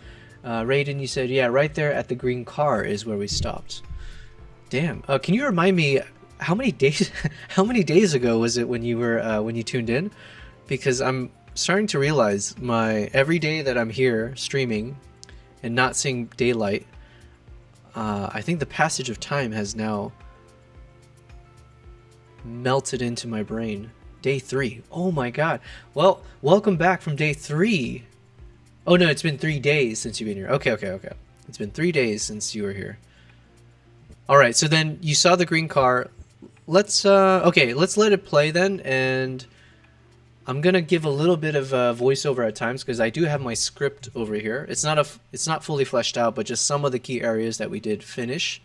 We're gonna plug this into ChatGPT later, Oh, and then Raiden, since you are a screenwriter, you can give me a lot of good critique, because this is I'm not gonna lie, this is all close to garbage at this point, right? So most of this is not actually anything remotely close to what I'll use. I was just gonna spit it through ChatGPT towards the end once we have the skeleton. Okay, so then you saw this part. You said, honestly, I can tell it's AI. No, I swear, this part's not AI yet. But maybe I speak like a robot, so there's that. All right, so then here, basically what I would do is I would pause after each one, do like a freeze frame like this. That's introduce Bota, the chef. And then we got pause here. I'll make a little sound effect sound and put the text here. This is Aibo. He's my main translator and guide. And then we also have our boy over here, Doggy, D-O-G-I, and he's our driver. And then I'll say something about like introducing my camera crew. So then this part I think I'll have a decent script because I have to time it anyways. Oh no, the one you showed me last time was AI. Fair enough, yeah. So at this point, as we play this, I'll be explaining like, oh, I'm shooting with my Nikon Z9 with the extra one, the Insta360, the GoPro, get all the action shots. Then we'll have a little bit of shots here as we show a bit of the nature as we go on our drive. Short and sweet. And we'll do the final color grading later. We'll stabilize, we'll kind of do the fine tuning. This part is where I'll add the final voiceover, just saying like, hey, we made a quick pit stop to check out the double humped camels, and then we went on our way. And then at this point, let me bring up that script. Maximum 10. Like 6-7 years, so after that they release the eagle to the ground for breeding. Bring another one from the So I'll say something like, here, we finally arrived at our destination and met Ardak, the host of the trip. Ardak is a Mongolian eagle hunter coming from a long line of traditional hunters. He and his wife live a nomadic lifestyle, as do many others in this part of the region, meaning they migrate between homes as the weather changes, pursuing greener pastures for them and their livestock. For the next 7 days, my game plan was to go on adventures with Ardak to explore the lifestyle of an eagle hunter, including eating delicious eagle hunter food, which tends to be my favorite, a lot of meat and carbs. 5-finger Kazakh meal, When you say five, as in you use our hands, or 5-finger means like, Fingers. it's 5 fingers. If you really hungry, you can attack your 10 finger. yeah. So then I'll say something like, so after a delicious first meal, I turned in for the night and prepared for tomorrow's adventure. So yeah, we'll work on all this later. And yeah, you were saying that was crazy AI. This section, I'm not going to have any voiceover, so we'll just let the music and the video kind of do its thing.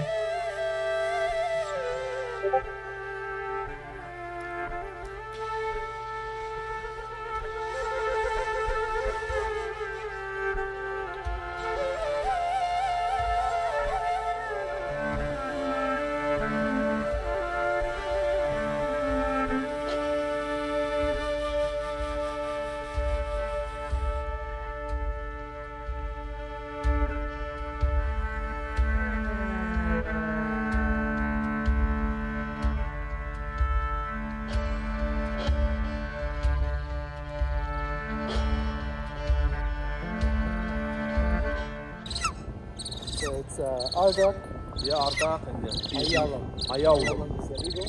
Yes. What about the horse? No, now I think it's not to do. How long?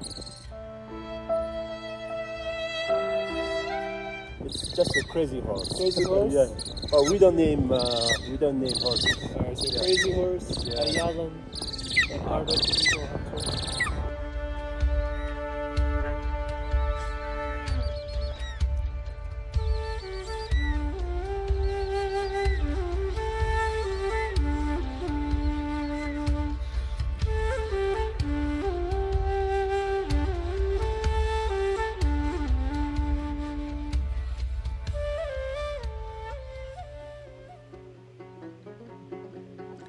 So then we pick up the pace here, and then here I'm going to need to put in some voiceover, just kind of giving a little bit of a preface of like, hey, yep, so after doing some preparations, we go on our first adventure. And Raiden, you mentioned that was crazy AI. The problem with AI is it uses super corny phrases, which is good for like comedy, sarcastic shows like Friends, but for actual films, it's booty, booty, booty. Yeah, AI has definitely helped me personally when it comes to trying to figure out my script, but never has it really ever been correct on it. Like it just helps me get some guidelines of like proper sentences, which then I can use to make it more human, or like I guess humanize it a bit, or add my personality back into it to make it feel more conversational. But at the very least, it helps me get rid of like those mental blocks of just not knowing exactly how to say what I need to say, and then I can kind of chip away at it from there. But yeah. One thing I mentioned earlier is that even when I get the script, and you'll notice if you ever check out some of my other YouTube videos, you'll see a progression. Hopefully it's getting better and better, but I still haven't determined what is the best tone of voice that I should be using when I do these vlogs. Like, do I keep it very conversational, like when I'm talking to chat, let's say, compared to like the one where it clearly can tell it's I'm reading something scripted in a more formal way, and maybe even more like in a presentation way. Each have its merits essentially, but I'm not sure yet. But anyways, so then this section here, I would say something to the effect of, with introductions out of the way, we prepared for our first outdoor adventure to see a day in the life of an eagle hunter. So I'll say it somewhere here, but yeah.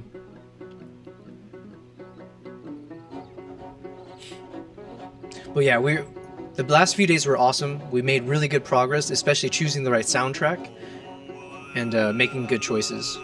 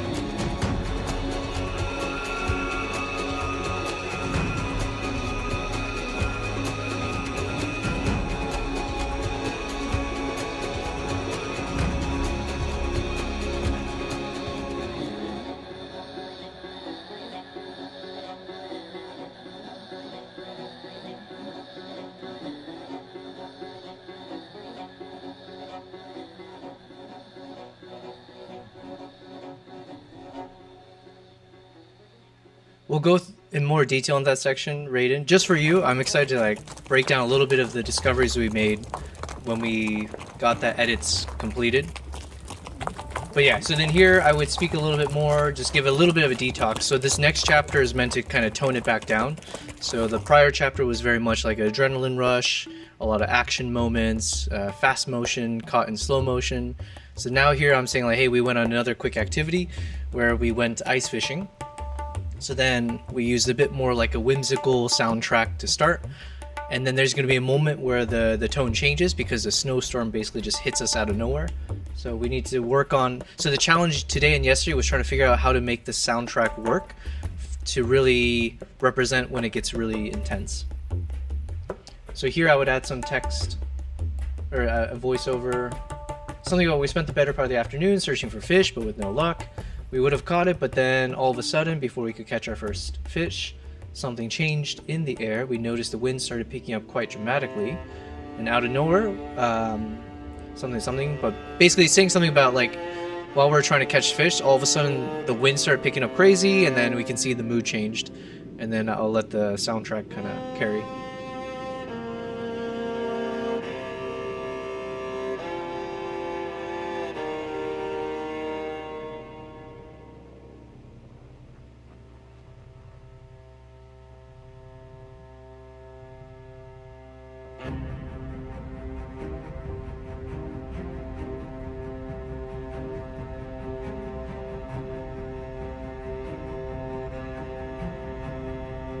This part is like, it renders a little bit too long, so it's a bit laggy here.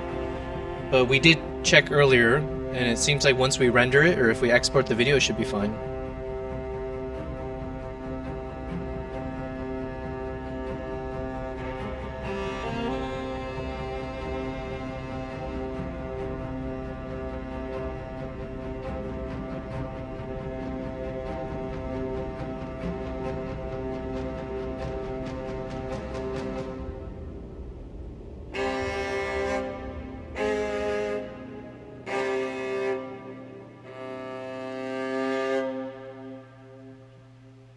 Okay, so then from there, I forgot that we had another section of this chapter, so we're not actually done with the chapter yet. So basically it's just the aftermath, so we see a little bit of how intense the snowstorm was, and then also showing how it literally, blocked us in. So we'll just put a few little nice shots showing us get out of our situation, and then we can end the chapter. So then at whatever point when the car gets out, so I'm just trying to cut it up a bit more right now. Oh yeah, once we show that, then we're done with the chapter. We move on to the next one. But yeah.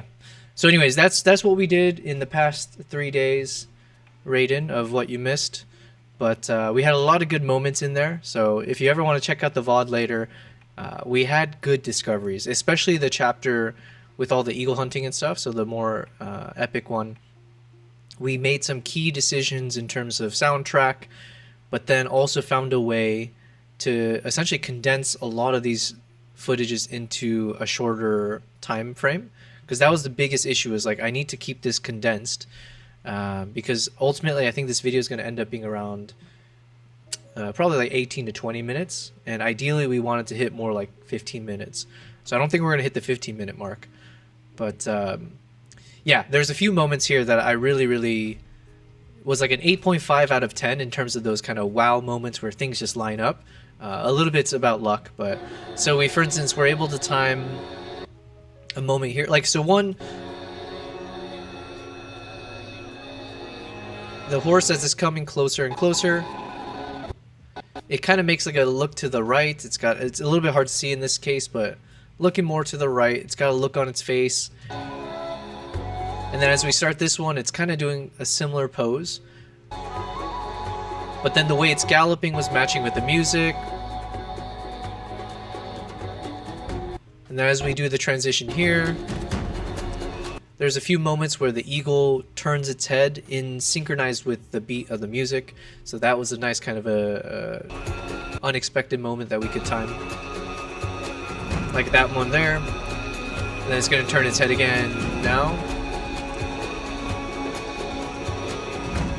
And then eventually looking at the camera as we... Yeah, so there's kind of moments like that we were able to thankfully get timed up. And yeah, so anyways, that's where we are. So we are on chapter 7. No, that's ice fishing. Okay, so we're trying to finish chapter 6, which was the ice fishing section. And once I can nail this last bit here in terms of how long do we want this, we can then start chapter 7. So it goes from this. And we don't want it to be too long.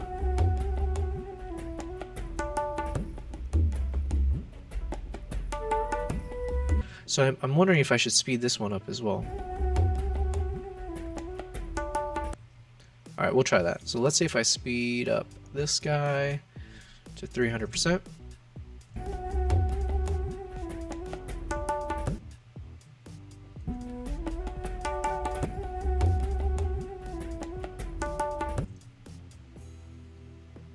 start shortening everything.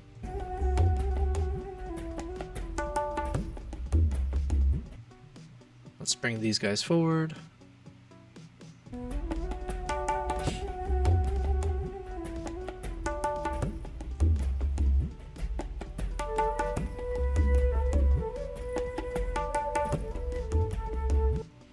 Okay, and then let's see.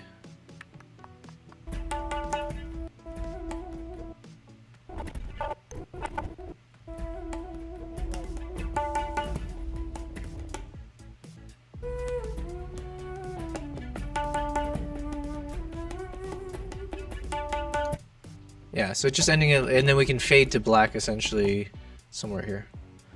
All right, so then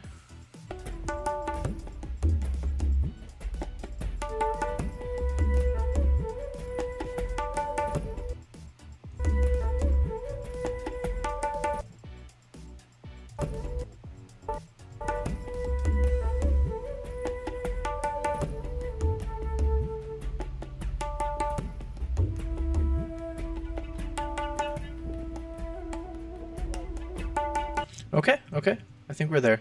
So now I can just drag these guys out of the way. Bum, bum, bum. Let's drop it down here. So what are we looking at? So right now we're at 11 minutes and 50 seconds. 11 minutes, 15 seconds. So technically, if I try to hit that 15-minute mark, I only have 3 minutes left to tell the rest of the story. And the rest of the story, I think each chapter should be at least 3 minutes. So if we... yeah, I think the video will, in its entirety, end up being like... If I had to put a guess right now, I'm going to type it in the chat, so we'll see if I end up being correct. I'm going to guess this entire video will end up being 19 minutes and 48 seconds. That is my guess.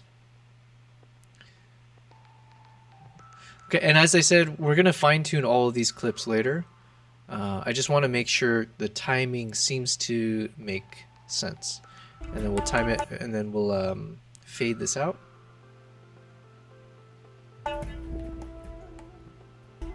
Something like that. Let's delete this soundtrack. Let's bring this chapter up, and boom! We're finally on chapter 7. So unfortunately, this chapter took us 2 days to complete. But it was a tricky one, so, I mean, it is what it is.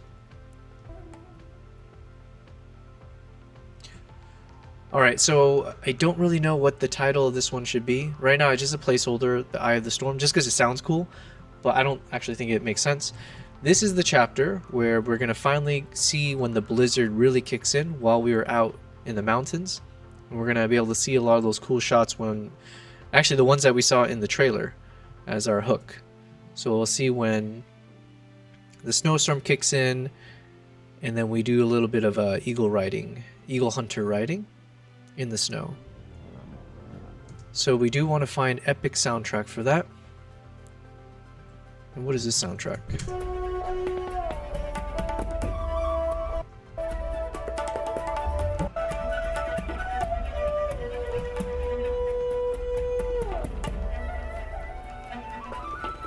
Okay, we don't need that one. All right, let's do a little bit of housekeeping. I'm not sure. We're gonna do a little bit of organizing here. So we want to look at our audio soundtracks.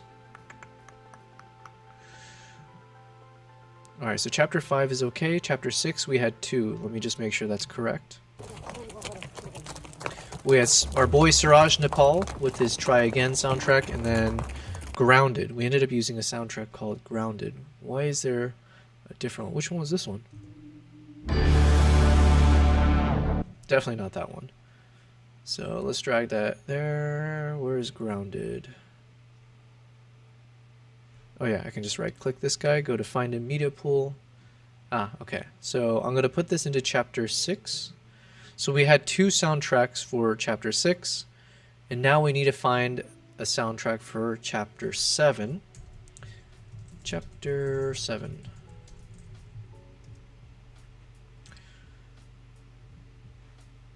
All right, this might be the, I don't know if it's the toughest, but this is a pivotal moment that I need to find the right soundtrack to match what is potentially going to be the climax of the episode, because we started with this scene, right?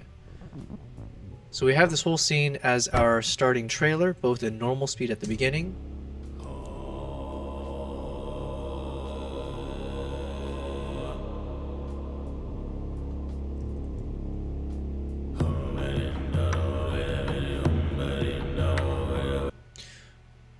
One second, I kind of want to increase the volume here. It starts off a little bit too quiet, I think. Let's see what that sounds like.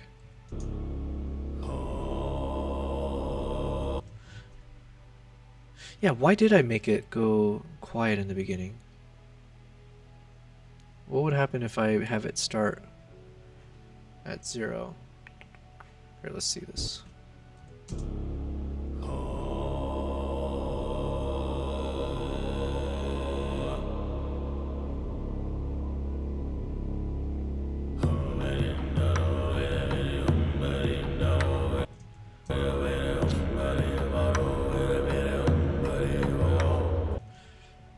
Yeah, we'll do all the audio related stuff later, but it did, maybe it's just in my headphones right now, but it feels like it's a little quiet.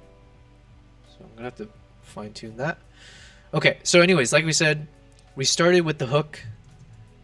So we got the horse riding, and we end the trailer with the same piece here.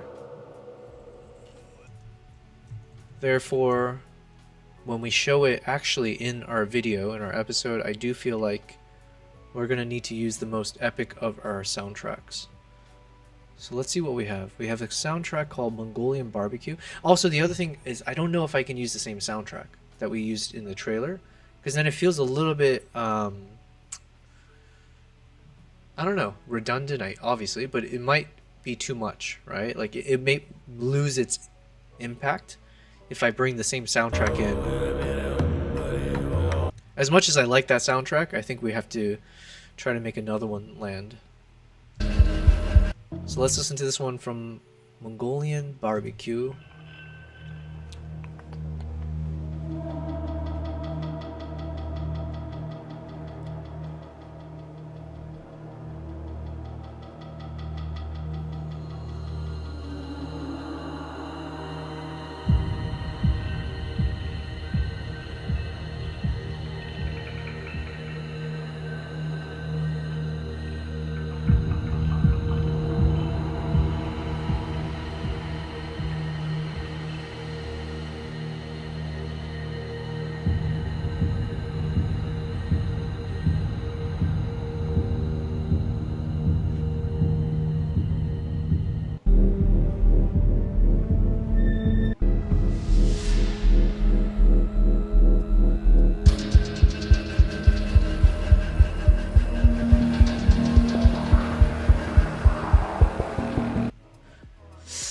Yeah, I'm not feeling that one really. It feels a little bit too like the word that comes to mind, which I might be just making up this word. Is discordant a word? Or did I just make that up? Discordant.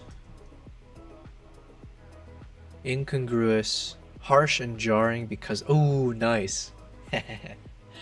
I did not study music ever, but I did use the right term, or I used a musical term. The singers continued their discordant chanting, harsh and jarring because of a lack of harmony. Yeah. So, yeah, anyways, that's the vibe I was getting from that one, which I don't think will work. So, let's see what else we have, potentially. We have our boy Siraj again, Unsolved Destination. Let's see. This should be Mongolian.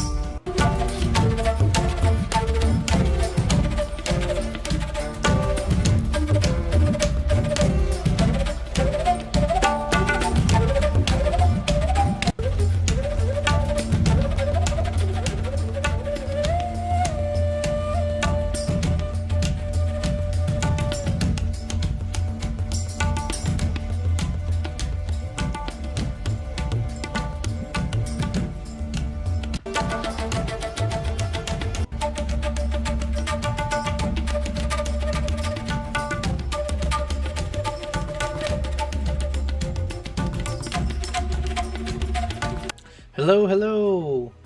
What did I call you last time? Wild teen? Photo teen? I'll call you, what a full photo teen.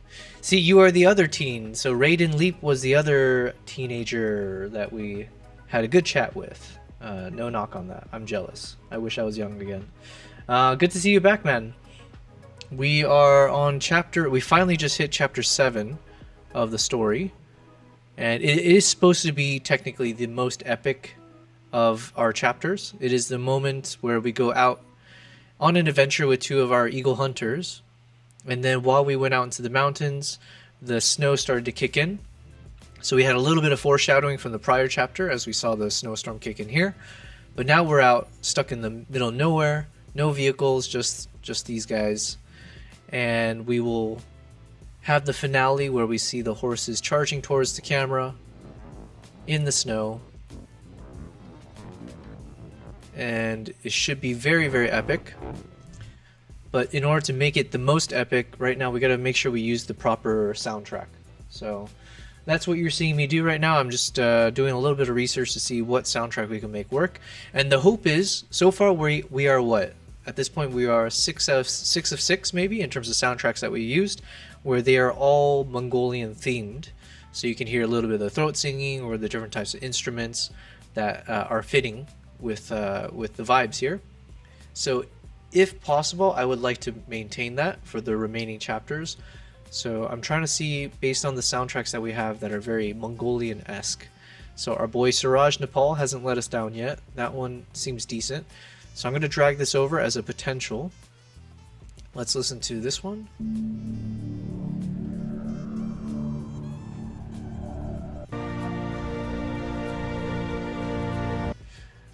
Photo Teen, could I get the Discord server link again, please? I can't find it. I might have left it because I'm on Mac servers. Damn, you are a proliferate.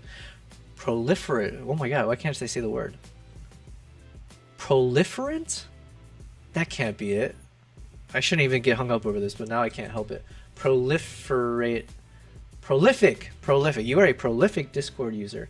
I could use someone like you to help me out here. But yes, of course, man. Let me go ahead and find that Discord link. I'm getting a little bit better as we go in terms of understanding Discord. I go to invite people and click copy. You said, oh yeah, I was out yesterday, got a beautiful video on my phone. Yeah, please. And by the way, this morning, so a few quick updates. I have changed my streaming time. So I started a couple hours later, but I will go a couple hours later. So we still have maybe 3 to 4 hours that I'm going to be streaming. The other thing was I spent this morning actually updating my Discord. So I did spend a decent amount of time trying to make it feel a bit more clean. I added, key sections. I do have a section there where you should be able to, there's like a community hub area, so you can just go ahead and chat. There's a voice chat as well, which I still don't really know how to use. We'll figure it out later. And then there's a section called media and sharing. And in that section, there will be one channel for photos, one for videos.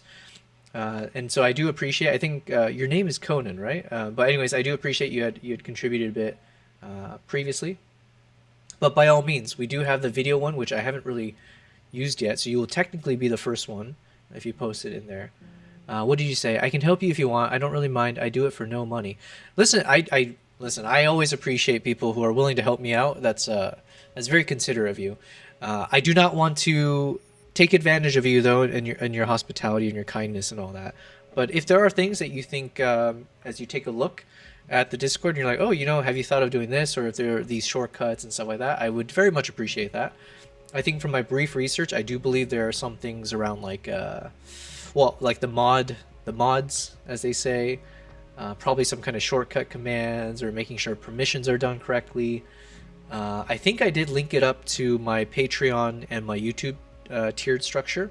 So that is also something that I'm going to try my best going forward. As we grow as a streamer, I will start to be more of a businessman and start, promoting those areas where if people subscribe to me and pay money, then it's like you'll get different types of access. One thing I did mention to Idora and a few others earlier, for those of you who are joining me on these streams, who are supporting me while I'm you know, still on day 13. And as much time as it takes to finally feel like I'm a professional streamer, I do appreciate all of you guys who are engaging, who joined the Discord. So obviously I would grandfather you guys in to whatever the quote unquote top tier subscribers get.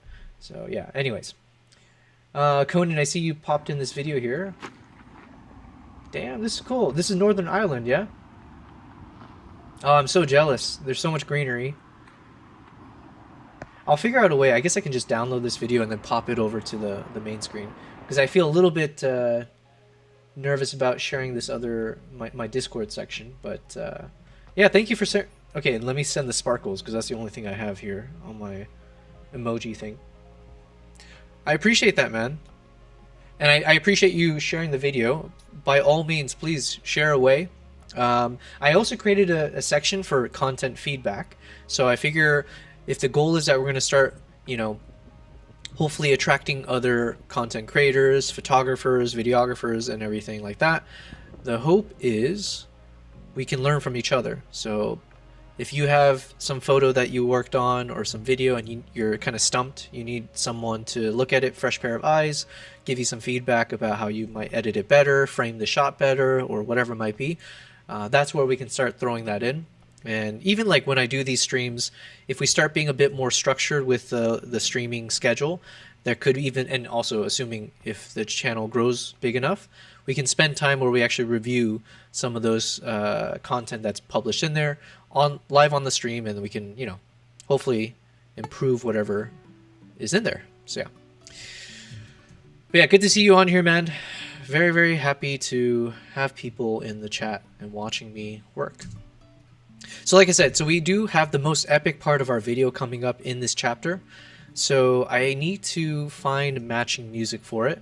And like I said, unfortunately, the most epic music that I thought worked with this shot, we actually use it in the trailer. So I don't think it makes sense to I don't know. Does it make sense? I don't know if it makes sense if I were to recreate the scene with the same soundtrack. As good as that is.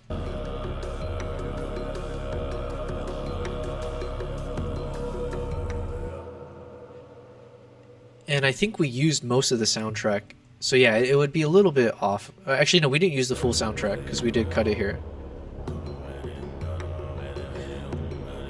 But yeah, this is a conundrum, but my gut is telling me we need a new song. So that's what we're going to do. We're going to listen to a few others, see what sticks. Photo Team, you said, can I just call you Conan? Or I don't know, what are the etiquette around calling people by their real names. You can make a self-promotion channel where other photographers or artists can send the TikTok, IG, YouTube, and other content in. And yes, your name is Conan. Perfect. I appreciate that. Yeah, something I mentioned briefly is that I have, as of yet, I haven't advertised that I'm streaming to my existing audience, like on Instagram as an example, as well as TikTok, but I don't know how real those people are in terms of the followers. I wanted to spend we're on day 13. I wanted to spend as much time in the beginning while I'm trying to figure out if streaming is something I can do, if I can technically do it, if there's like any kind of limitations, if I don't have the endurance, if it's not enjoyable, all of that. So I wanted to see if I can figure that out first, and if it turns out I do enjoy it and it feels like something I want to continue doing long term, as of now I do, then I thought I would start promoting it to my existing followers and then potentially using my Instagram or others to kind of do the outreach. So I think that's kind of what you're saying about like a self-promotion channel, or like using social media as a way to kind of draw people to contribute. But I haven't given it much thought. I like the idea, but your idea is good, assuming I'm someone that has enough of a reach that could leverage that.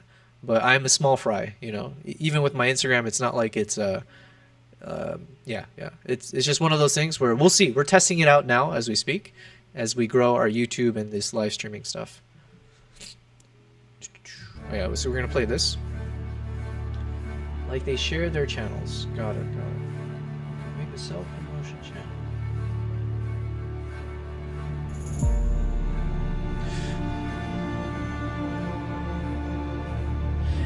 Yeah, it might be like, sorry to keep pausing, but Maple Glades, who was in the chat earlier today, he's super helpful, and he has like a whole Discord community of like photographers, and they use that to promote when they're streaming, to show some of their photos or videos that they're editing. So he's probably the best example of what you're talking about, where he's got that server, people are hopefully contributing consistently. So yeah, that is kind of my hope, is that my Yobel Prize Discord can somewhat replicate that, just within my own audience, I guess, or whatever community we try to foster. Like on your Discord server, you can make a self-promo channel where other people can share their channels. Gotcha. Oh, like I see. So like sharing your like Instagram or whatever else.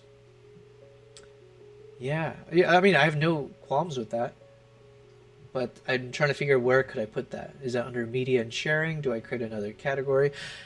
Listen, I will very much appreciate any help you have for me, and I'll take it seriously off stream as well.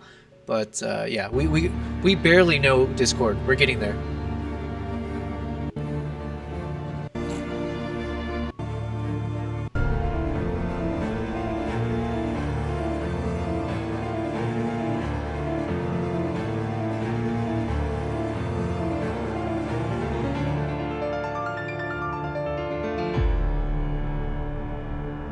I mean, it's nice and dramatic, but it doesn't really have a Mongolian vibe. I'm gonna drag it in there just in case. Is this really all we have left? I thought we had more of our boy Siraj. We should have more Siraj Nepal soundtracks.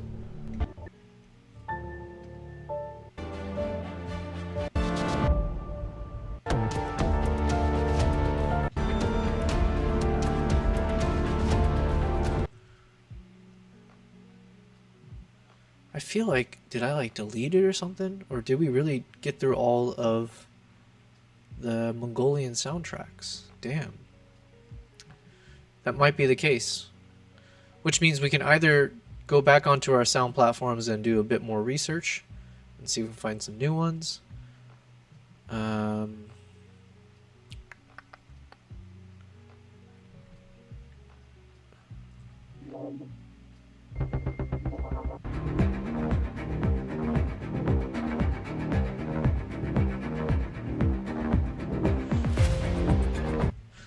Alright, before we do that, let's listen to some of the soundtracks we already have, because clearly we have some epic ones. Phototine, Conan. I was about to call you Conrad. Conan, you could do media because their channels is about media, if that sounds right. Because their channel's about... yeah.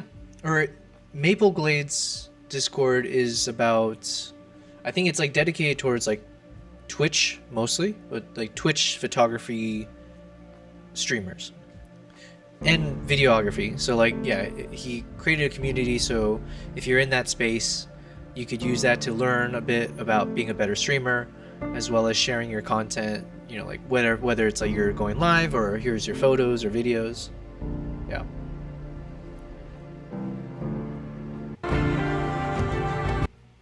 Alright, this soundtrack is called Battle Hymn. I feel like that should fit the mood, but it's too short of a soundtrack, I think.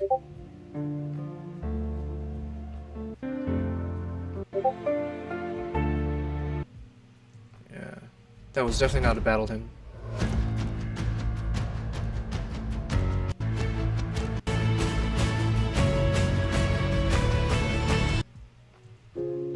Too upbeat. You sent me what you meant. Self-promo. Okay, cool. Yeah, that seems simple enough. So then I guess I'll just create the rules for it, but it's like, hey, just feel free to pop in your portfolio, your social media type thing, like your Instagram.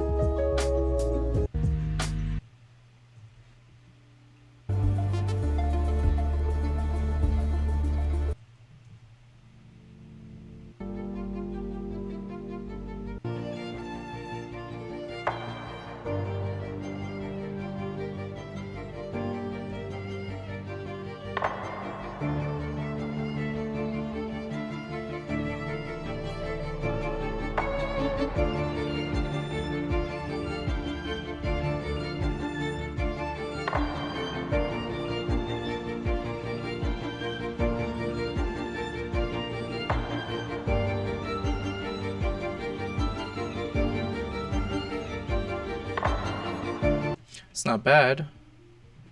I'll drag it in. But like we said, we have our priority or our preference for the Mongolian.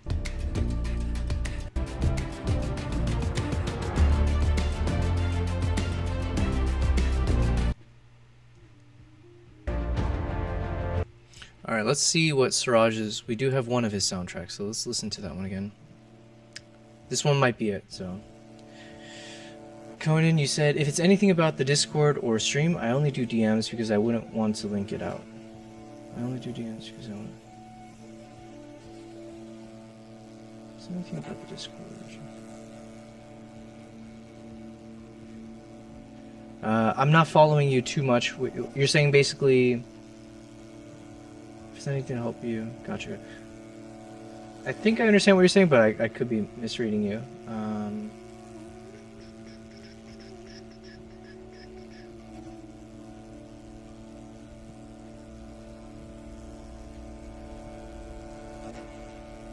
But yes, regardless of that, I do appreciate you assisting me here.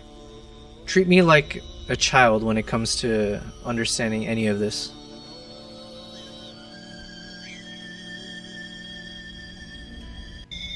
Okay, so this soundtrack, I have some reservations about it because it does lean in heavy to the throat singing elements, which maybe an average person listening might listen to that and be like, what the heck's going on? But I do believe this soundtrack has a lot of epic moments to it.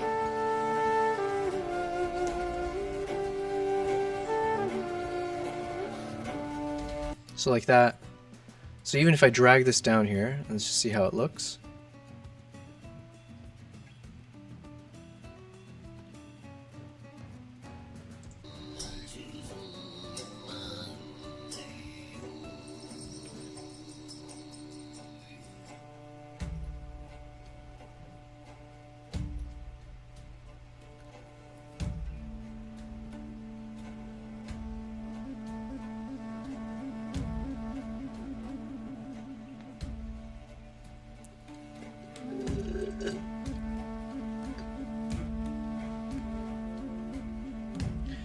Coney said it did sound better in my head. Listen, 99% of things that I spew out into the mic always sounds better in my head, but you guys only get to see the shitty version.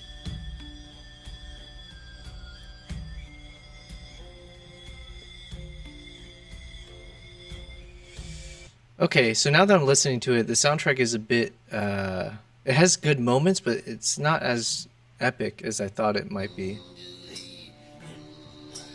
So unfortunately, I think we're gonna have to do a little bit of sound shopping. So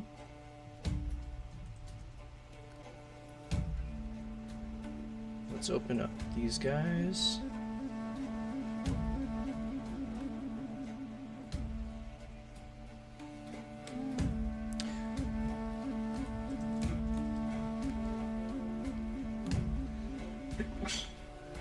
Excuse me.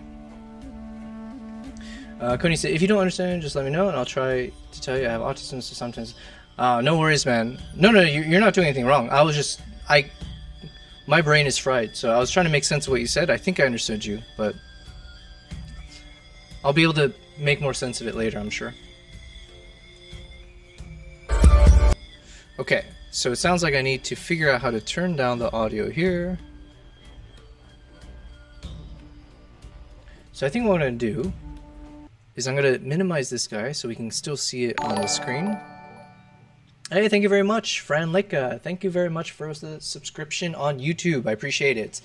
I will take this moment to say I am a new streamer. This is day 13 of me being a live streamer.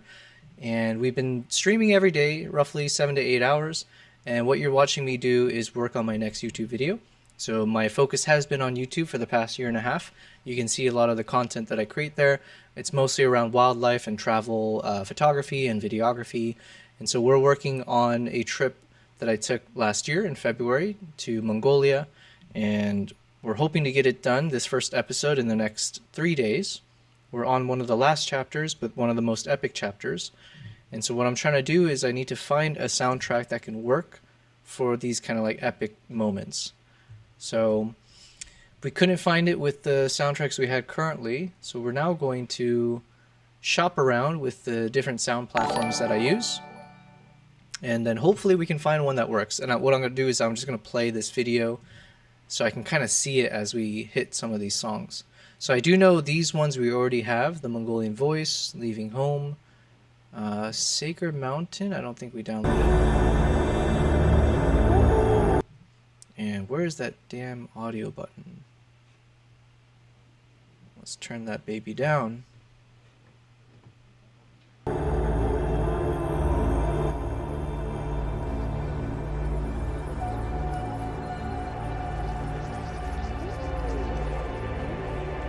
Yeah, that song won't do. Yobel, have you, let's see, Piyush, you said, have you went on that palm-shaped islands in Dubai? Yeah, of course. Hundreds of times. Not hundreds, but we have the Palm Jumeirah. That's probably the one you're talking about. That one is pretty frequented. It's people live there. I had friends that used to live there. You got shopping malls, you got restaurants. It's like self-sustaining, but it's not too far from everywhere else. So I'll go there occasionally for restaurants or for movie theaters or just occasional outings. It's not as cool as you would imagine. It's cool when you see it from when you're flying overhead, but when you're there, you can't really tell that you're there. I did get one of my tattoos on the palm. The studio was renting out like one of those villas on one of the fronds, is that what you call it? Or one of the little leaf parts of the palm. And so I did get a cool tattoo, a chest tattoo, while I was there.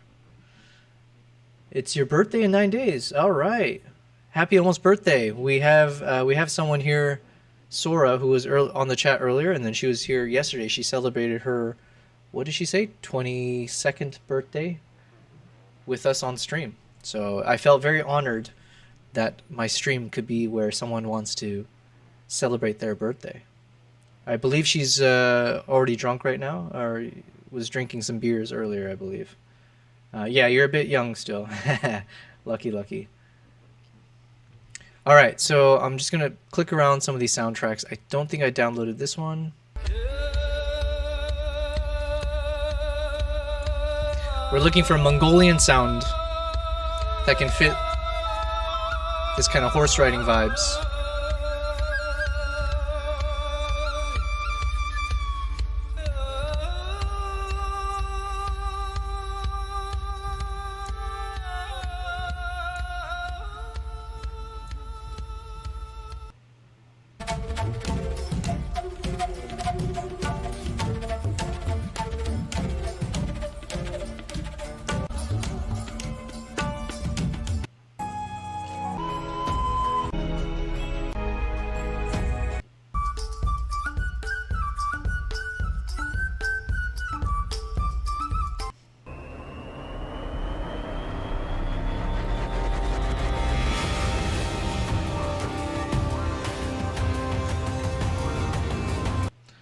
Man, to be 16 again, Conan. I'm so jealous.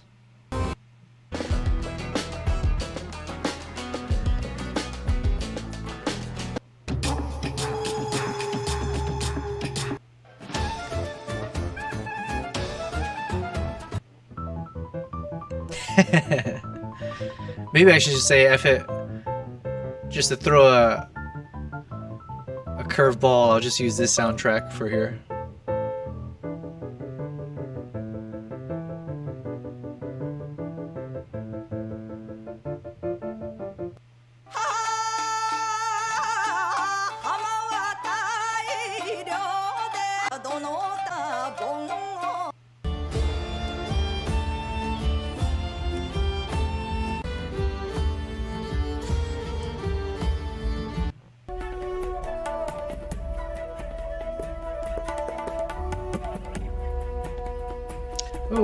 Oh wait, we used this one already.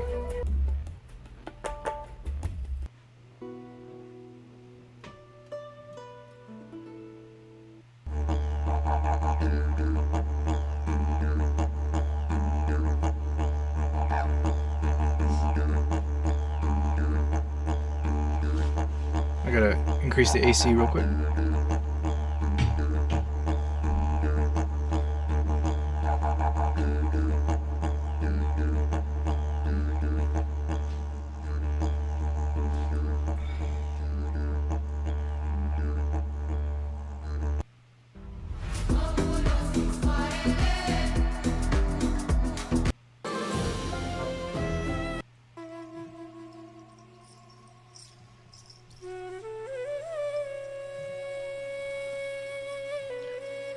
Damn, 6.5.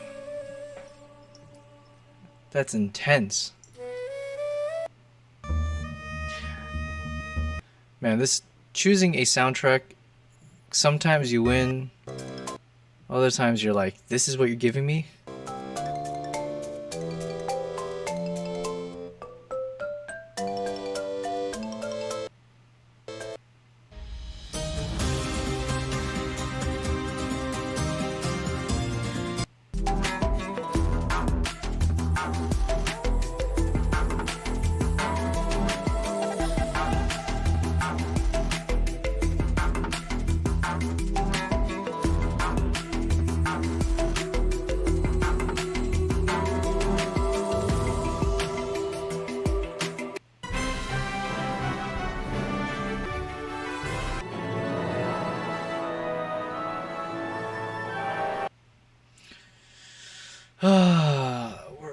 We're not striking gold right now.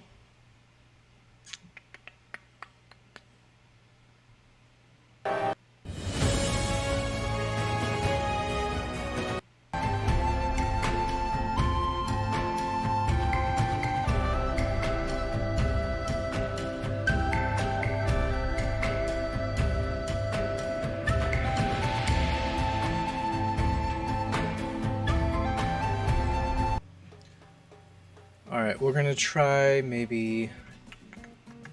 Alright, let's see what lens distortion has. Now the problem is lens distortion doesn't necessarily have like a Mongolian style thing, but it tends to have very cinematic soundtracks. So let's see.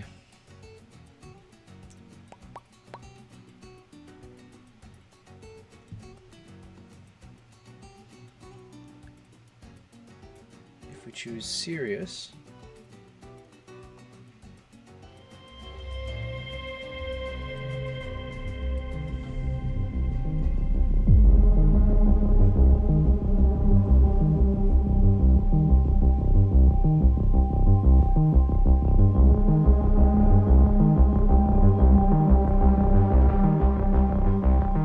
so I really like lens distortions for their soundtracks.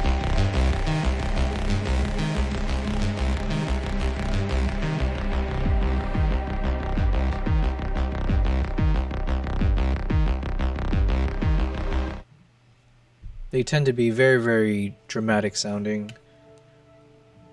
Normally works for what I want to do, but I don't necessarily know if they've got like a niche-y Mongolian sounding one.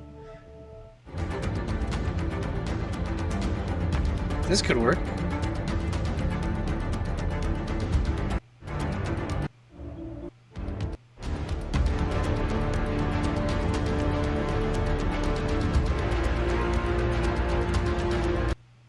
Sounds a little bit like Marvel.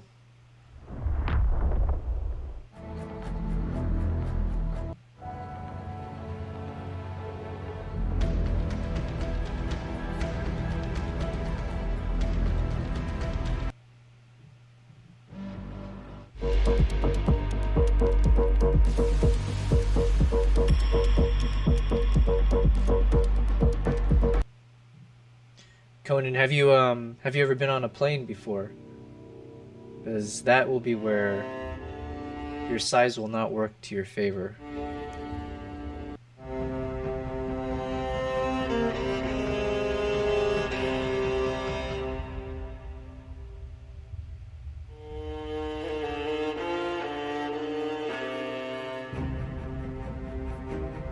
Oh yeah, so this is the soundtrack we ended up using.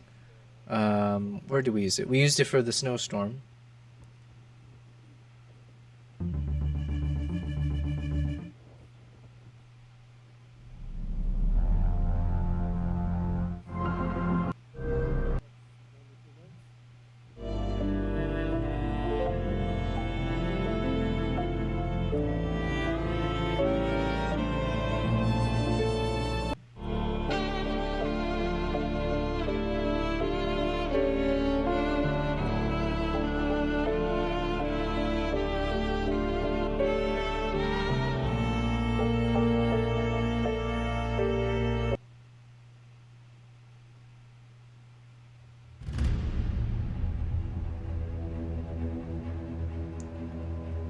Last time you were on a plane, you were 6 foot. It was horrible. Your brother's 6'2". Besides, it's hard for him. Yeah.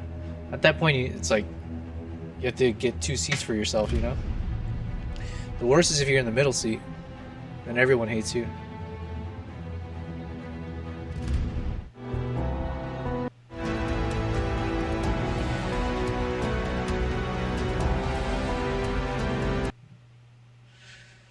Come on.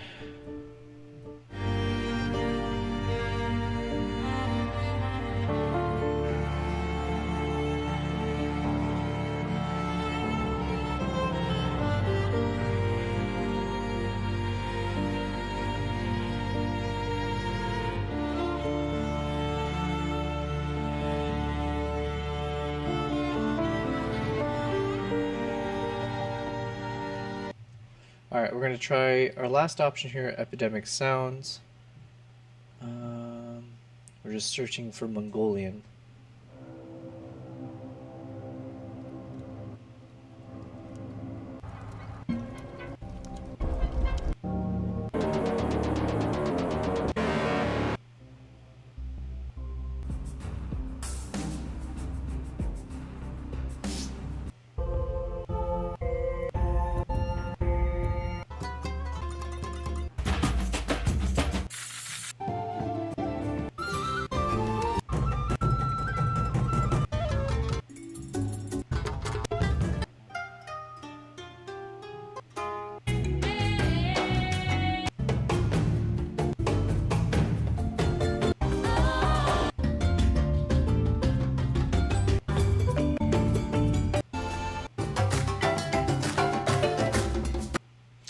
Yikes. All right, well, we are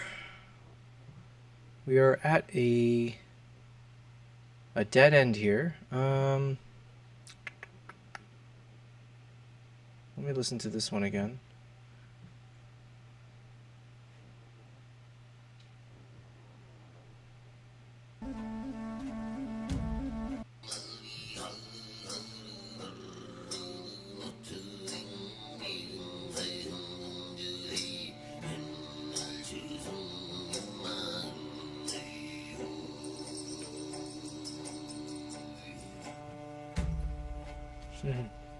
Coney, do you do basketball? I feel like you're a shoo-in for the varsity team, no?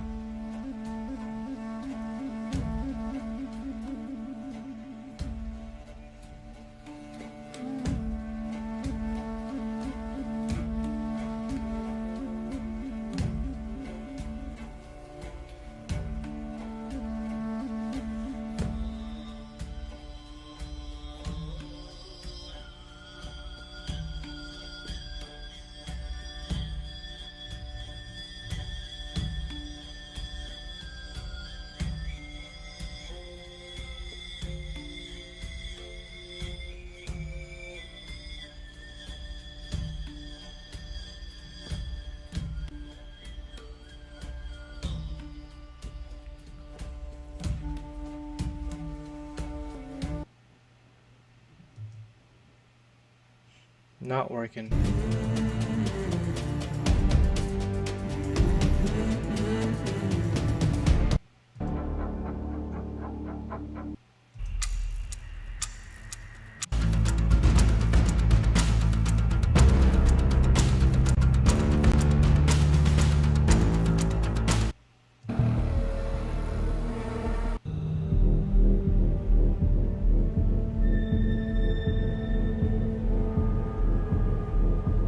This is the one that we said I think sounds discordant.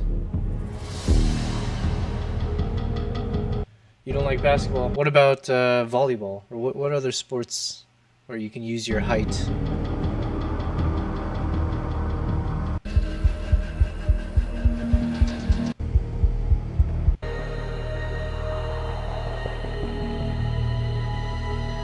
Man, we're getting wrecked. We're getting wrecked right now. Is there a world where I use the soundtrack that we started with? I mean, enough time has passed by the time we get to that chapter that the soundtrack doesn't necessarily, you know, it's not like...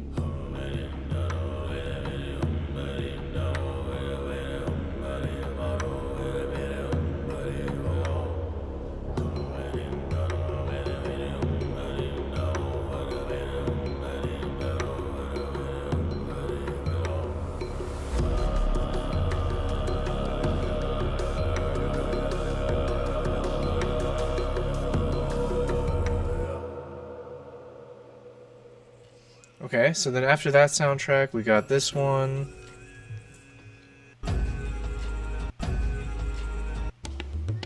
We got another one, so we got two in between.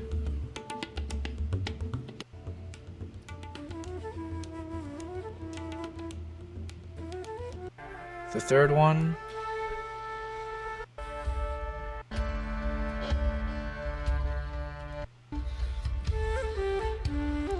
Then we got a fourth soundtrack.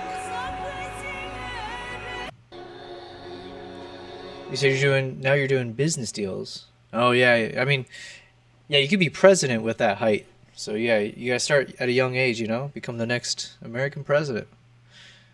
What did I say? This is fifth song, 5 songs in between. Then we got another one here. No, same one. Then we have a 6th song, a 7th one.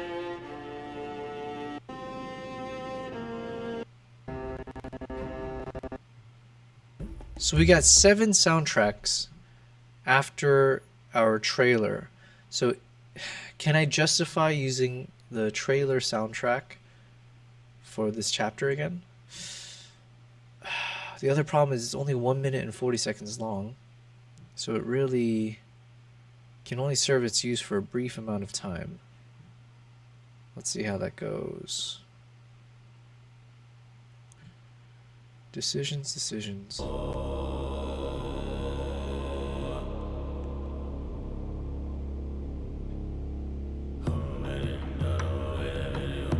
Buying something off your friend. Alright, well, good luck on your deals.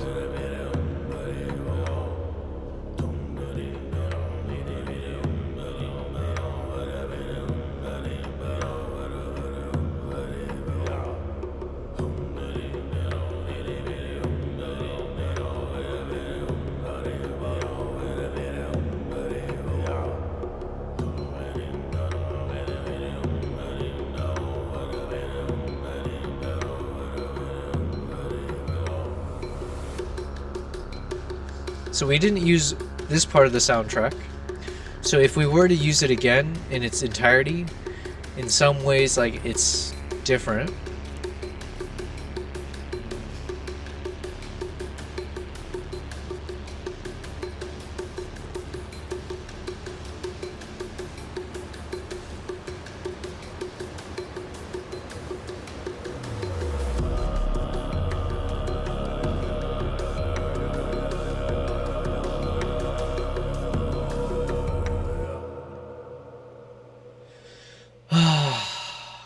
Guys, I'm stuck yet again. Every day in the past few days we hit some wall. Today the wall happens to be music, in terms of finding the right music that can fit this next adventure. I don't know if I want to reuse that soundtrack. So I think the best next step for me is I just need to spend some time listening to what music I got, and then hopefully something else will stick that could work for that moment. So we turn down the audio here a bit. Coney said that shit is hard, not gonna lie. Yeah, I mean, there's a reason why we started the whole video with it, right? I think as far as the epicness goes, in terms of, you know, the fact that it's Mongolian sounding, it is primo, right? It is the one. So the question is, do I reuse it? And enough time has technically gone by. We have 7 other soundtracks since. So to play that again, it's not necessarily the worst thing. And this time, if we play it in its entirety, there are parts of it we didn't listen to in the beginning. So we are actually doing it some justice. So in that sense, I'm okay with it. And then the other problem is that the soundtrack, start to finish, is only, what was it, like 1 minute and 40 seconds? And so then the other question is, like, can I fit all of what I want to within 1 minute and 40 seconds of this story? So possibly I will end up still using the soundtrack. It is epic. But before we get there, I do have I have all these other soundtracks that I can listen to. They might not be Mongolian sounding, but it might be somewhat naturey, and it could also fit. And actually I have way more than this to look through. This is all the ones from Lens Distortions, and then, yeah. Anyways, let's see.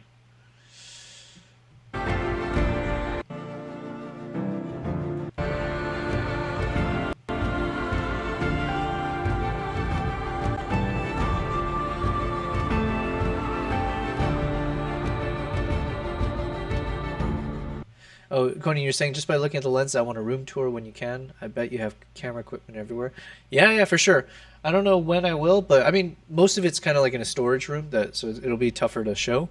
Um, but yeah, and some of these I just put them for decoration. But oftentimes, if I'm doing photo shoots at different times, I need to have it in a bag somewhere that I take with me quickly. So it's not like everything I use is over there. But generally speaking, what you see is what you get. It's not like a crazy amount. Some of it's just hiding behind here. But yeah.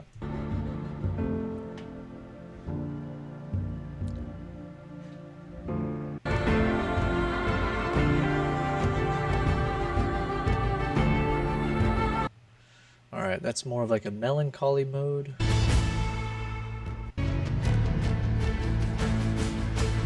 This is upbeat.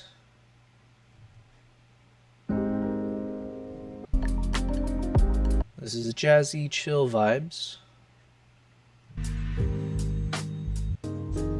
Also jazzy, chill vibes.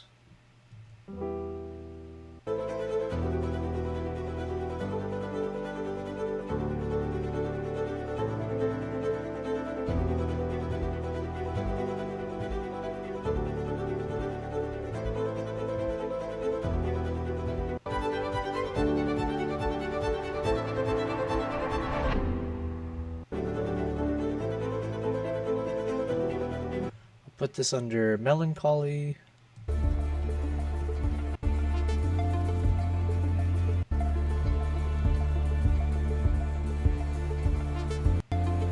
As dramatic.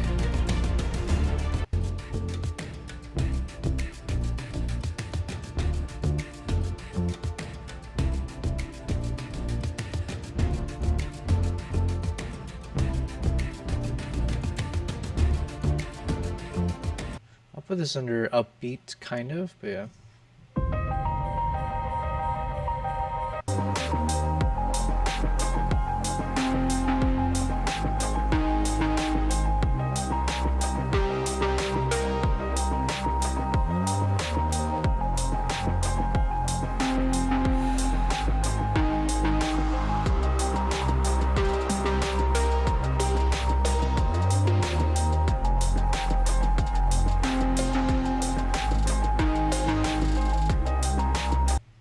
Alright, I'm putting that under futuristic as the mood.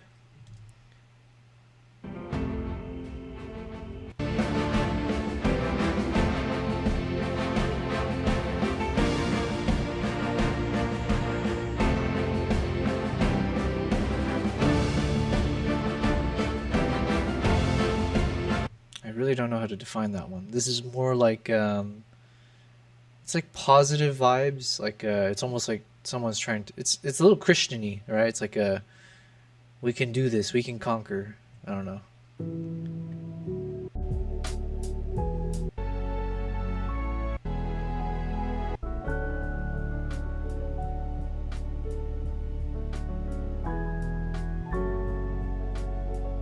I don't know.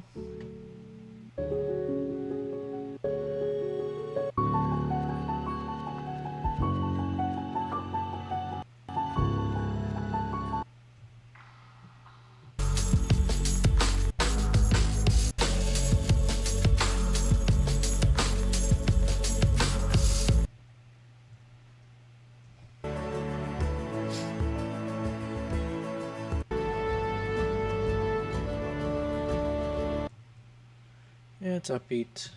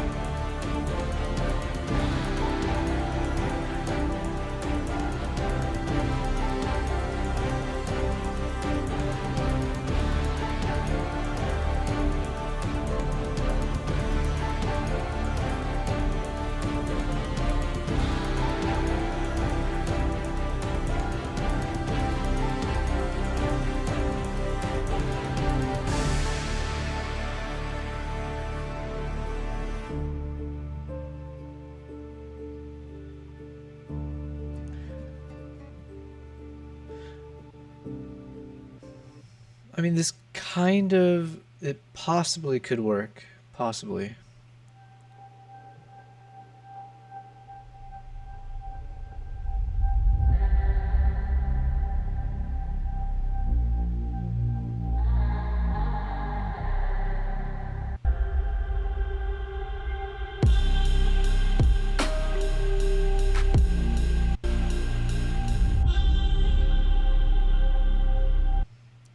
Maybe futuristic sounding.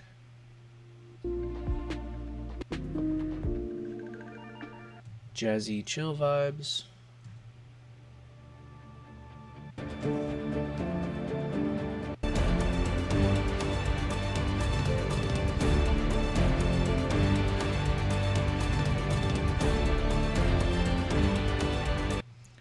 It's like dramatic, but it's a bit more upbeat than what I want.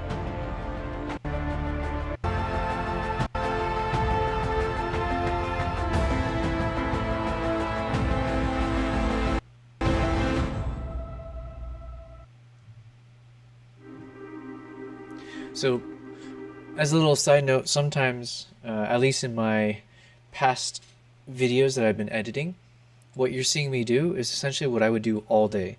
For some of the episodes or videos that I worked on for my YouTube channel, when it came to like trying to figure out the right soundtrack, I think at sometimes I might even spend like 3 days just listening to soundtrack after soundtrack, putting them into different categories or folders of like the different moods, or if I think like, oh, this could work for a road tripping scene versus like an epic moment.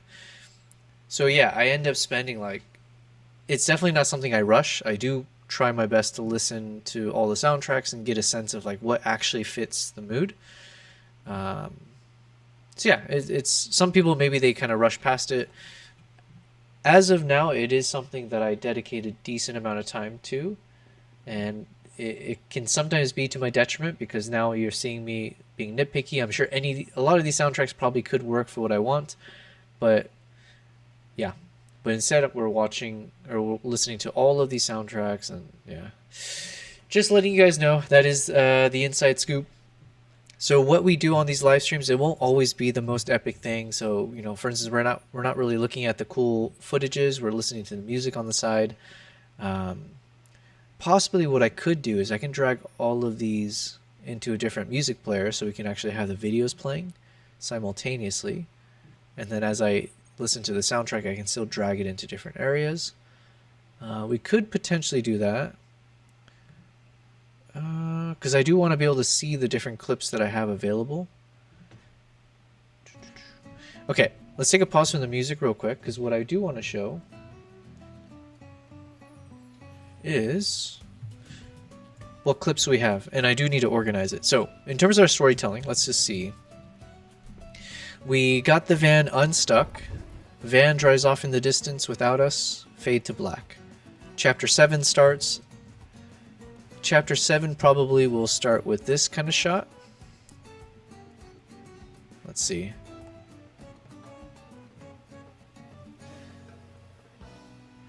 So it could start with a scene like this. So it shows us back in the van.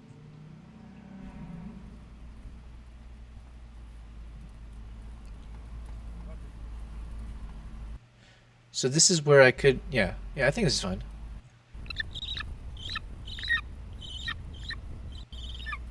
So we can show a little bit of this and then add in a bit of voiceover as I say, like, you know, on the next day, blah, blah, blah. We set out for another adventure out into the wild, blah, blah, blah. We did notice that the weather was starting to get a bit chillier than before, hence why we've got this little jacket that Arctic had made for his eagle. So I'll give a little bit of that context, but basically provide the context for why we're in this van. Just be like, okay, so the next day we went out for another adventure, and then we can probably jump into some of these clips. Let me go ahead and turn all of these. I'm going to rotate all the clips so that they are facing us properly. And then we got to crop in on these because these were shots that I took originally in vertical mode. And whenever possible, I try not to keep the shots in vertical mode. It's just better to have the full screen. And then the hope is that you are still able to find areas where you can have the right framing. So let's see if this works. Perfect. And we actually used a bit of this in our trailer shot. A lot of this was blurry, so I probably won't use this up to that point. Maybe up to here, something like that. So let me just cut this for now. And we have to do a lot of cutting. So that's the thing I have to keep reminding myself is trim, trim, trim. We are trimming the fat. We are Ozempic up in this bic. We also want some mixtures of shots. So yeah, I think these are cool just to show a little bit of like, you know, before we went out too far, I did a little bit of a photo shoot for them and video shoot. Get some close-ups. And I might have to zoom in. So this framing is okay for the horse, but then we might need to lift it up for the eagle and the rider. And then all of this was blurry, so I think we can end it from here. So it goes to this, to that, and then right here. I like to, so for instance here you can see that I was moving from left to right. So the video, so the subject is also kind of shifting towards the left. So when it comes to like clipping things or trying to find areas to remove, I just tend to, at least in the first go around, if the general motion that I want to keep was going left to right, and then at some point you can see that I actually now start going right to left, then I'll just make a decision to cut it right when it starts going right to left, so we only have one direction of motion, and we just stick to that. Because I usually don't want to show both, like in any of the shots. I don't like to go left to right and then show it going back. So, hey Alberto, thank you very much for subscribing. I appreciate it. If you are on that YouTube, I do appreciate if you give that video a like. Check out my content. I hope you enjoy it. We are just working through our second to last chapter of the video that I will be publishing onto YouTube. If all goes well, we will publish this in 3 days' time. I think that's what my counter says over there, way over there. But yeah, we'll see. We made some good progress today, but we're also now hitting a dead end when it comes to using the right soundtrack for this chapter. But yeah, if all goes well, inshallah, as they say, we'll get this done in 3 days' time, and then we'll publish it to YouTube. And that's generally what I do. So if you're just tuning in for the first time, I am a full-time travel photographer and videographer, and I've been traveling for the past year and a half. I have about 12 different trips that I still need to share. It hasn't seen the light of day. It's just collecting dust in all of my hard drives here, over 100 terabytes worth of footages. And so I'm not traveling for the rest of the year. And since I'm not traveling, I'm using that time to catch up on all these trips, edit these videos as you're seeing me do. And I figured if I'm going to be sitting in front of the computer editing anyways for my YouTube channel, why not try going on these live streams? I have all the equipment, I have the time, I have the energy apparently to talk nonstop for 7, 8, 9 hours at a time, and talk to myself as well. So if I have that kind of endurance, why not become a live streamer or try my best? So that is what you guys are watching me do, as I do a little bit of multitasking as we are on day 13. We're on day 13. Conan, you said, for what you're using to edit with, can you get it on the phone, and is it free? Yeah, okay. I love these moments. I love sharing whatever knowledge I have, especially when it's free. So this program I'm using, DaVinci Resolve, it is free.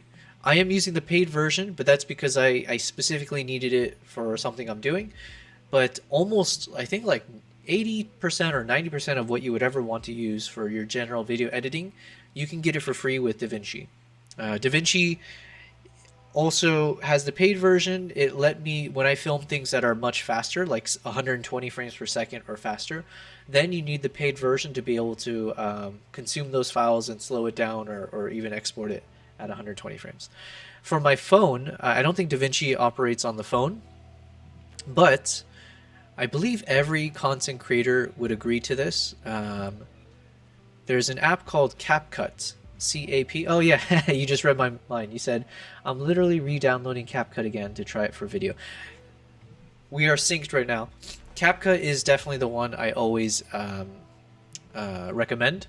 CapCut is technically the one I use for, if you go to my Instagram, if you go to my TikTok, 90% of it, especially the older stuff, but also the ones that were most viral. So even the one on my TikTok that went viral and got like 20 million views, and that's the one that got me like 100,000 followers on TikTok. I don't know how to use TikTok though. It came from edits that I did in CapCut. So CapCut is one of those where you should learn how to use it thoroughly, because in some ways it's more powerful than DaVinci, Final Cut, Adobe Premiere Pro, because it has a large audience of content creators, because it's a mobile first application. I use the desktop CapCut as well, and it's pretty nifty. You have access to a bunch of templates from other creators who are creating content and then, you know, putting it as part of its ecosystem. You've got all kinds of fonts, you got graphics, overlays. It's very, very intuitive. Like, it just makes sense when you don't even need to take any tutorials. You can just start using it right away. Compared to DaVinci and all the others, you do need to watch videos, get lessons and all that. So not to knock on these programs, like these are very, very powerful at the top end. But if you're just getting started as a video editor, that's how I started, was on CapCut. I have zero regrets. It was super impressive in terms of like what it let me punch above my weight. It let me create videos that seemed like someone more professional made it, but it was really just because they had the right template or the right font or something. And also, the other reason I would recommend it is, I don't know if they do it as much these days, but there was a time when you go on to like your Instagram Reels or TikTok, and as you scroll, you would see a lot of people who create tutorials where they actually show you like, hey, here's how you create that viral concept. And oftentimes they were on CapCut when they were showing you how to do this technique, or you know, whatever the viral, you know, whatever was viral at the time. It was often done on CapCut. I'm getting congested again. You must be my dad. Yeah, exactly. I'm everyone's dad. I'm at the age now that I can't say I'm the son as much. But yeah. So hopefully I thoroughly answered your question. You'll notice that I often give way too long of an answer. I am a rambler. I've been known to do that. I'm very self-aware of it. But that was also one of the reasons why I was like, hey, I could be a streamer. Because if I talk for hours on end, if I have the ability to, why not put it to use? So,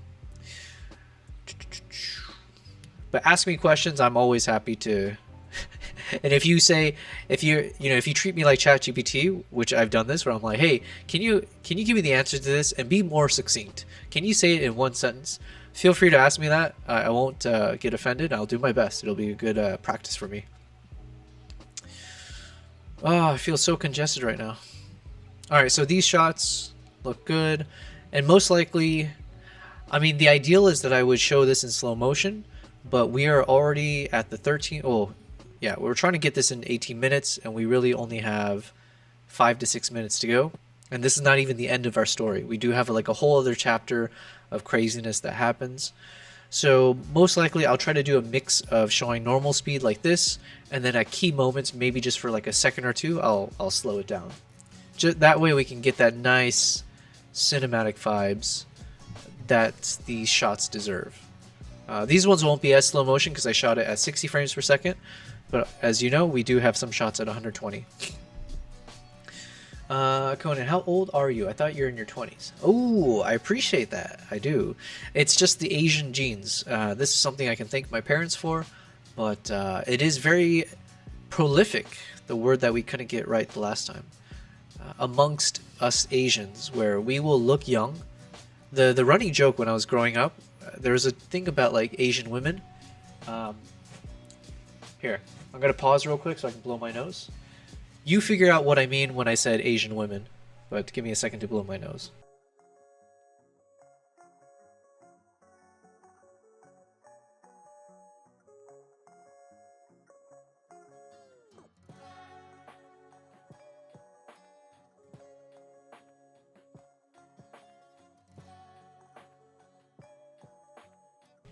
All right, so what was that about Asian women? I agree with what you said there, Conan. No, but the thing is, I remember there was a whole meme. This is back when memes didn't exist, but there was a whole picture where it would show like Asian woman at. I assume this is probably true for men as well, but for whatever reason, it worked well with women. It's like Asian woman at 21, Asian woman at 35, Asian woman at 40, Asian woman at 50, and the image of her would look exactly the same. Like she hasn't aged an inch or a day, right? But then there was always a figure somewhere in like, I think maybe 60 something or whatever. And at that age, all of a sudden, boom, it was like wrinkle city, right? Like you just, all of a sudden, it's like all of the weight of your body preventing you from looking old gives up. It's like the dam burst, right? And so I noticed this with, well, no. My mom still looks good for her age, but at least with my grandma, you know, you'll see some of like the older generation Asian lady and men, and they're just full on wrinkles everywhere on their face. It's like a dried up prune, right? But we do have good genes where we can look young for a long time. So was it something about their feet? No, it wasn't. I finished explaining. So yes, to your original question, I am not in my 20s. I'm in my early 30s. But I appreciate that. That's a good compliment. I've seen a video where the mothers break their kids' feet at 5 and put really small shoes on. I thought, I don't know if that's just an Asian thing. I thought that was like a ballet thing. And then there's like some cultures where they do that, right? Or I know there's some like African tribes. Excuse me. Do they do that with the feet? I know they do it like the neck, sometimes the lip or the ears or stuff like that. There's just like different versions of what people find like culturally beautiful, I guess. But yeah, as long as it's not painful, I guess. But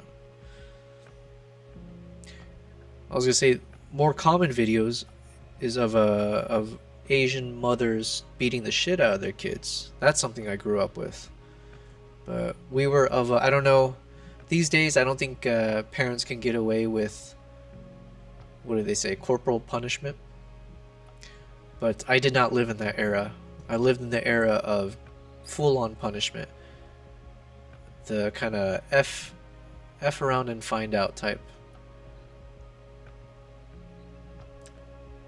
Alright, so we might use some portion of this if I'm willing to spend the time to see if I can frame it properly. But it's not the best because this was shot originally in vertical mode. But oh yeah, but I do know that there was that moment there. That would be nice if I can keep it.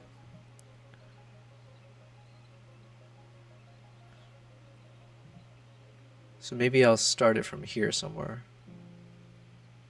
Trim the fat.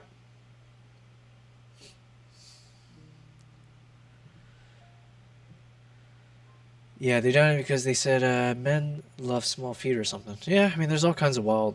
I mean, if you look at history, I mean, you said you're what, 16 or something? I don't know what they teach you in school these days, but every once in a while I remember in school they would teach us about like different traditional or how much the times have changed in terms of what was considered aesthetics, like, you know, aesthetically pleasing.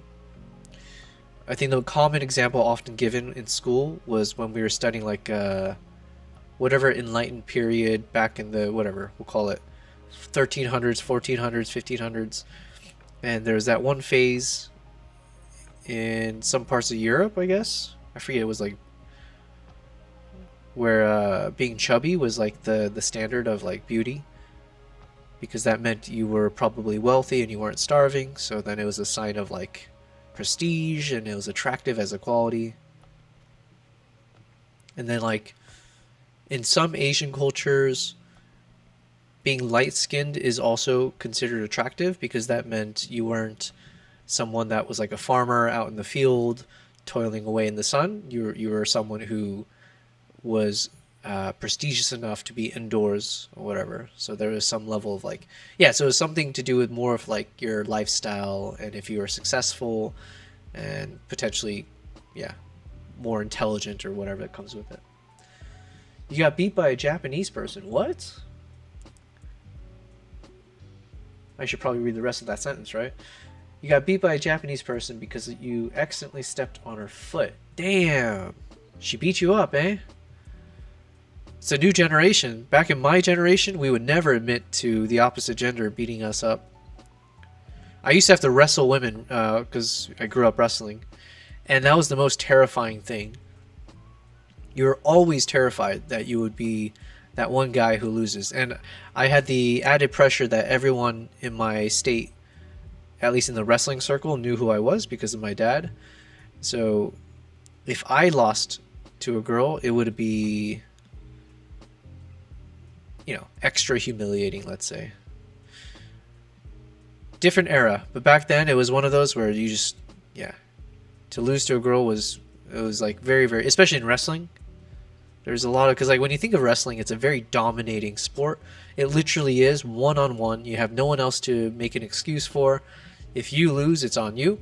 And it's very much about who can physically overpower the other person. Who is the more physically dominant competitor. And there were some, especially in my freshman year, I was in like the lowest weight class. And so there were some women, or there were some girls there. One of the girls, I think she ended up placing like 5th or 6th place in the state championships. She was really good. She was really good. So yeah, you can imagine the trail of tears she left behind of all those high school, those whole poor high school boys, knowing that they got crushed. And she dominated. Like, she was really good. So it wasn't like she barely beats them. She would,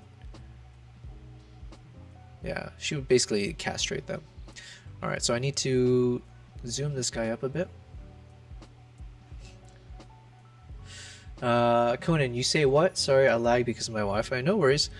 I don't even know what I was saying. I probably can't repeat it. Something about what would probably be considered misogynistic in this day and age. But back then, I was just giving an example of how, as a wrestler, the fear was always about being beaten by a girl, and that would happen because in my state, it was a what do you call that? Something. It's not co-gender. What the heck is the word that people say? Point is, both genders could compete, so it just depended on the weight class. Alright, so this will be a cool shot. This one I will probably have in slow motion, so I can just find a clean moment here where I can adjust the placement of the head of the eagle. And we'll probably prioritize where we see the blinking. So that's similar to the beginning trailer. So that shot. So I might even like copy this over and paste it over there, depending if we want to maintain this style of color grading. Because obviously in this trailer we went with a very monochrome style, and I don't know yet if we're gonna utilize that for the entire story. But okay, so in terms of organizing, we see us going out into the mountains.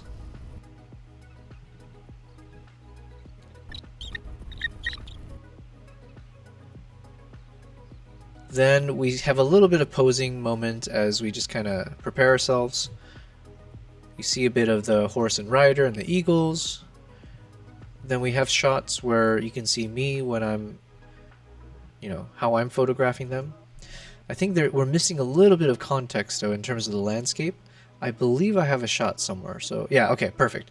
So I might want to start with one of these shots first actually, so we can set the scene. So for instance,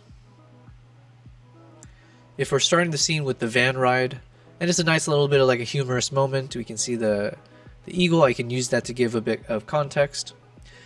You'll be back, gotta do something. No worries, man. Do your thing.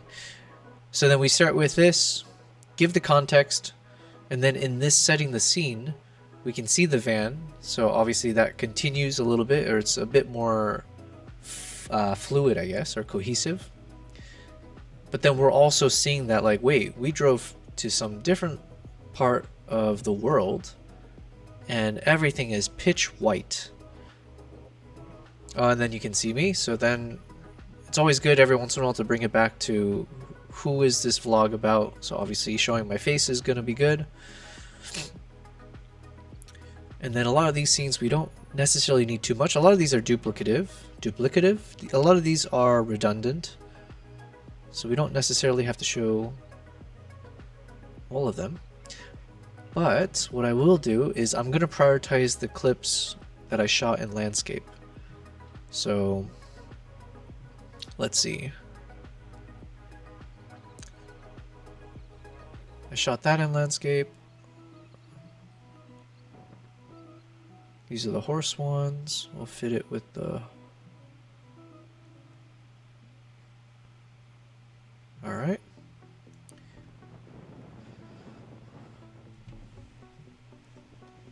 So we got the nice dramatic shots. Close up there, nice. Okay, so let me put this somewhere over here.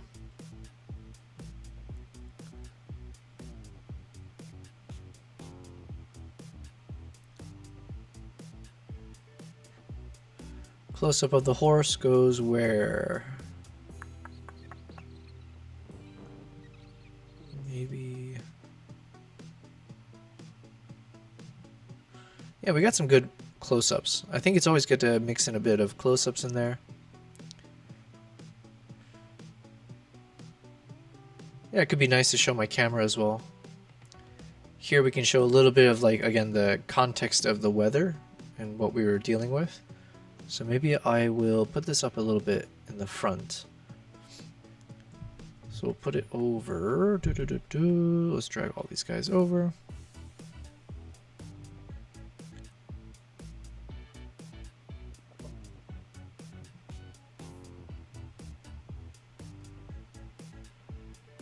Okay, and then we got the writing. So I'm just okay. So basically, as I'm looking at all these clips, I'm just trying to figure out a semblance of a story. Do I have something in here that I can see a narrative kind of slotting in?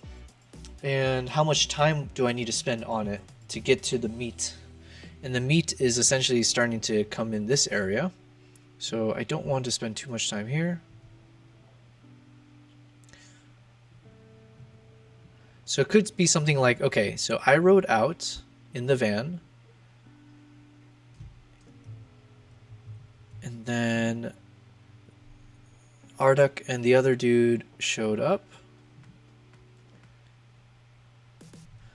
So maybe I can show what it looked like when I was filming them from a distance. And then eventually they got closer. Or no, but then somehow we went up the mountain. Hello, Lucky IRL. Thank you very much for the follow on Twitch. Hails, yeah. All right, we're getting close, by the way. So everyone who's tuned in, everyone who's followed, and everyone who's engaged, I very much appreciate it. Lucky IRL, I very much appreciate you following me on Twitch. I am streaming on YouTube, Twitch, and Kick, so I am one of these multi-streamers, or that's what I'm trying to do. So you're watching me on day 13 as a live streamer.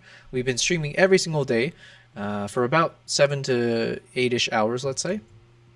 And basically what I do is I'm a travel photographer and videographer, and you're watching me edit my next video that I will be publishing onto YouTube, as well as onto my socials like Instagram and TikTok. I do mostly wildlife and kind of like adventurous travels. I also bring people with me on my travels. So I run different types of workshops. If you're a photographer, if you're on your honeymoon, anything in between, I like to take people with me on the coolest adventures. And I like to film and take photos behind the scenes. So anyways, as a streamer, I basically now will show you guys the behind the scenes of how do I create my YouTube videos. I am about 1.5 years into my YouTube journey, and it's been fun. I have a lot more to learn, but I figured why not learn together? And so if I'm in front of the computer working all day, if I can turn on the camera and live stream and show you guys exactly every step that I take when it comes to making my final product, hopefully you guys find it interesting. Hopefully we can build a community of just everyone from photographers, videographers, travelers, but then also people who just find the art of creating this interesting, I guess. It is very much, I'm trying to become a storyteller. So right now I'm just looking at some of these clips for my chapter that I'm working on of our story.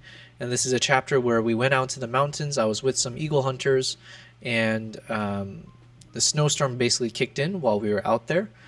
And so I'm just trying to figure out the lay of the land. We head out into the mountains, then we have a shot to set the scene. We see me kind of chilling down at the top here as we take photos. Maybe I'll put this here as well.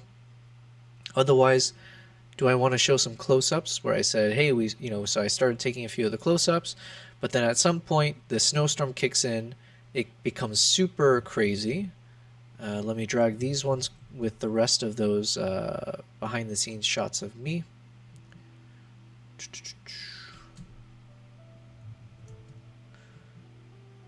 So again, I don't know where to put these clips, so I'm going to kind of push this off to the side for now. Alright, so we got me chilling out here, so showing a little bit of like, oh yeah, this trip is about this dude, and showing a little bit of how it looked like to be the photographer in the situation. So then I would ideally try to pair that with the shot that came from that moment, which are not necessarily these ones, because these were shot a bit farther away. So maybe what I'll do, ooh, the story's coming together now. I think what I should do is show some of the shots that I have of them that occurred more at a distance, like these shots, right? Because now they're coming towards us. So if I can prioritize potentially just using these to set the scene a bit. Let me drag these out of the way. Also, the way I edit it might be a bit messy. I am a, what would you call it? I was going to say homeschooled. I don't have any formal training when it comes to video editing or photo editing. It's all just from watching YouTube videos, Googling things, ChatGPT these days, and then also just being, going out in the wild and shooting as much as I could to hopefully learn from it. So in terms of, this is the program called DaVinci Resolve. I've been using it for about 1.5 years. I wouldn't say I'm an expert at it, but I do know my way around it enough to be able to kind of put the things in the right spot, put the fries in the bag. Okay, so sequence-wise, we're in the van heading out for our adventure. A little bit of a comical moment as we see one of the eagles in the sweater vest.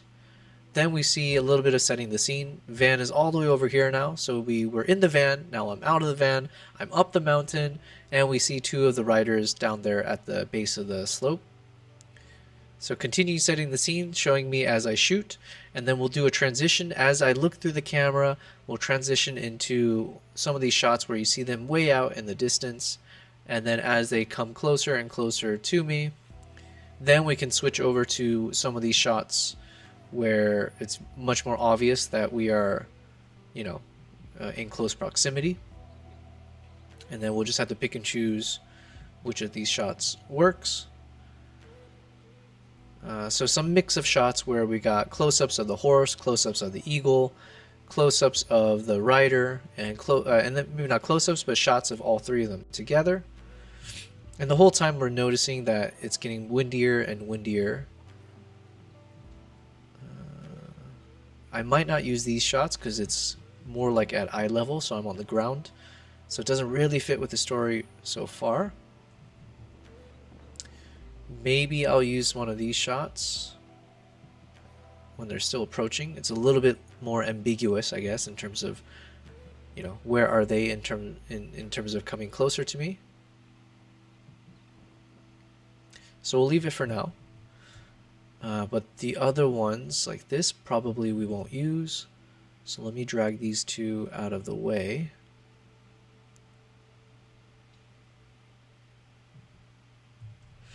Alright, so then how do we fit these ones? So now they're on top of the mountain. So we're doing a little bit of, photo shooting.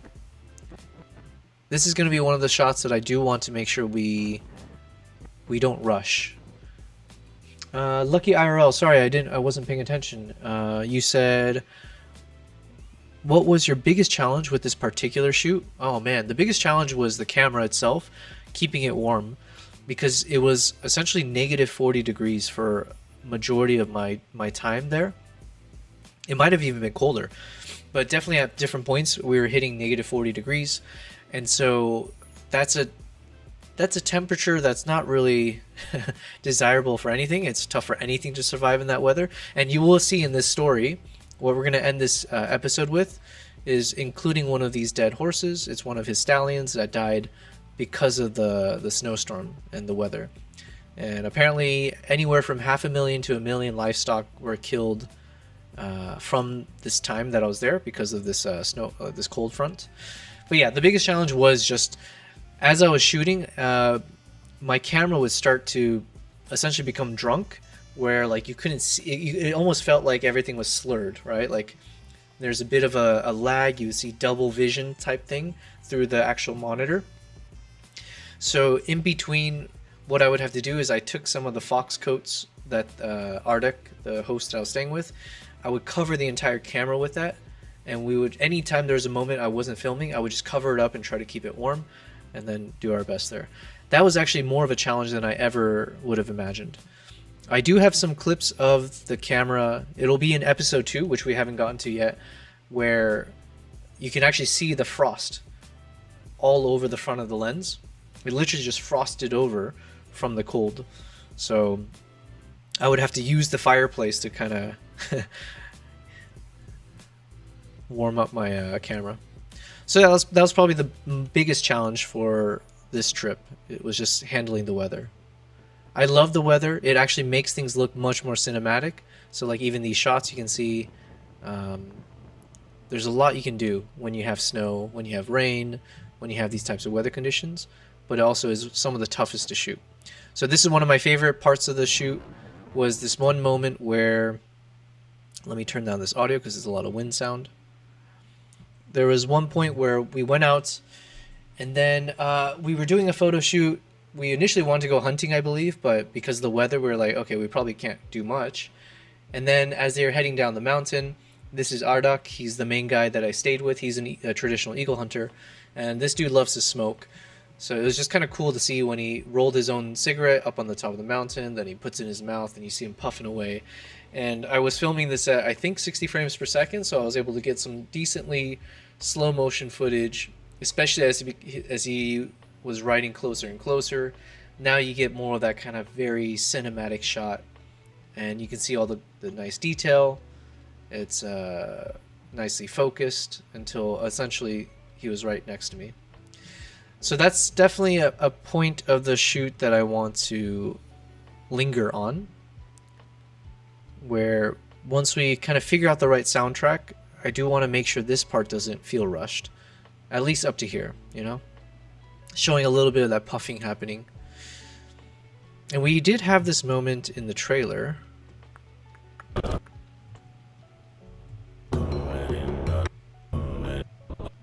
Where was it?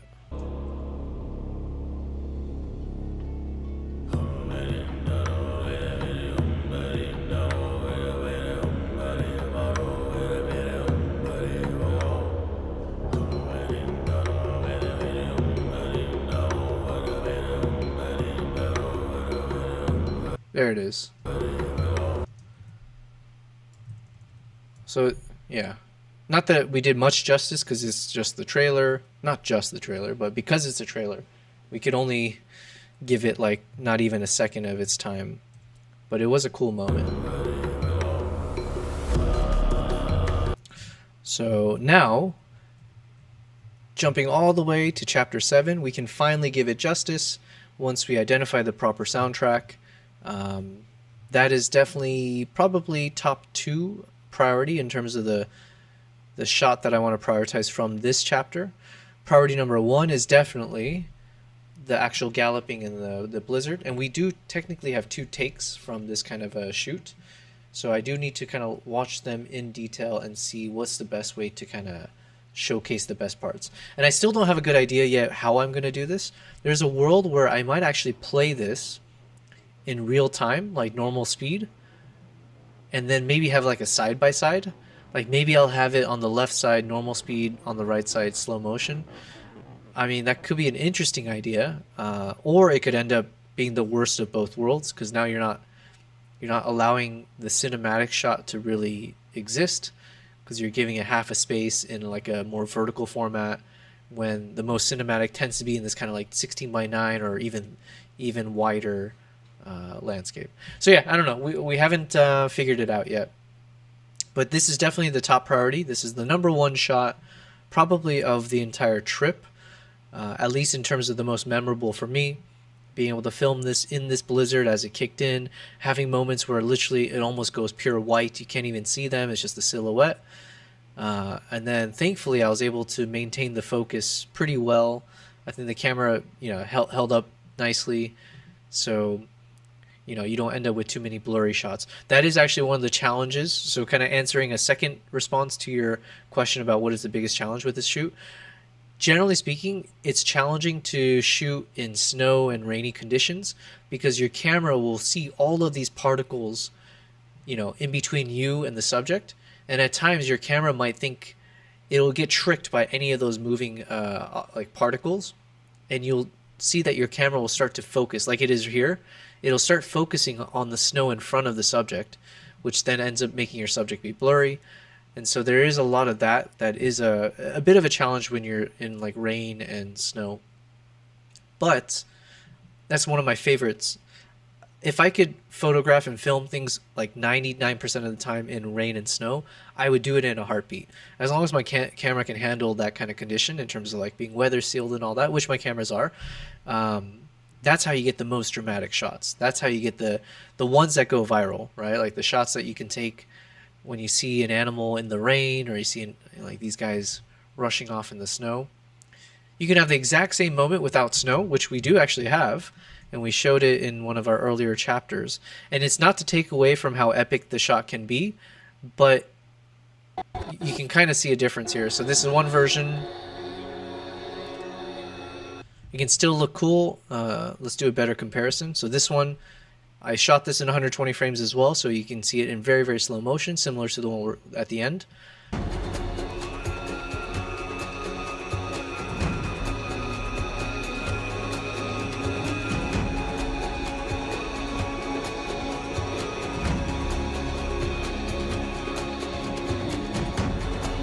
So like, in my opinion, I really like this shot out of the sequence here. It's very epic, it's very crisp. But now imagine that exact same shot, and then everything is like in a blizzard. And if you can maintain the focus, so there's a lot of ifs, if you can properly capture the moment. And if you do, that's like a lottery moment, right? Like you won the lottery. And so to me, this was a little bit like winning the lottery, where I was able to get that kind of a feel from very far away all the way until when it got super close to the camera. And for the majority of the time, maintaining the focus. And then you get that crazy, like, what the heck is going on? Yeah, so this is cinema. To me, I call this cinema. The other shot was definitely cinema as well, but this is like cinema with a capital C and a period at the end. Yeah. And then I do have a second version of the racing. So yeah, we'll have to spend some time to see which of these that do we want to use. A part of me feels like even if the version 1 is better, that's technically the one that I've always shown. That's the one that's in our trailer as well. So not this video, but the prior one. So even if video 1 is better, there is a world where I want to choose this video instead, because we haven't seen it yet. So I didn't show this particular shot in our trailer. So assuming no one has watched this video before, when they come to the scene, it could be nice to be able to show slightly different from what their expectations were, but still hopefully epic. So now you're getting like, you know, more bang for your buck, right? You got the bits and pieces and the trailer moment, and then you get also an additional bonus moment, which is this one. And like, yeah, like there's nothing wrong with this clip. I don't know why, but I always ended up choosing the first one when I wanted to try to create like a Instagram reel, or even for this trailer. But this one is just as epic. Okay, we'll find out. This one is not as obscured. Maybe that's one thing I'll mention. Like this one clearly had more moments where it's like fully whited out. The snow's like a bit heavier in front of them. So this one has a bit more of the kind of dramatic flair at times. But there's nothing stopping me from using a portion of this and then cutting into, you know, one of these moments here.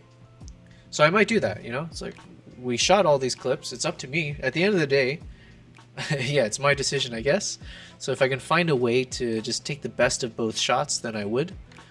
And the good thing about this shot is they're both centered nicely. Focus looks good. Now I'm looking at the eagles to see if, you know, how the eagles' poses are, if there's anything uninteresting or something goes wrong. So up till here, it's decent, nothing wrong. Now they're shifting more to the right, so it's a slightly different kind of a version of shot. But even this looks very epic. I lost the focus there, and then I made a split decision to just continue focusing on him.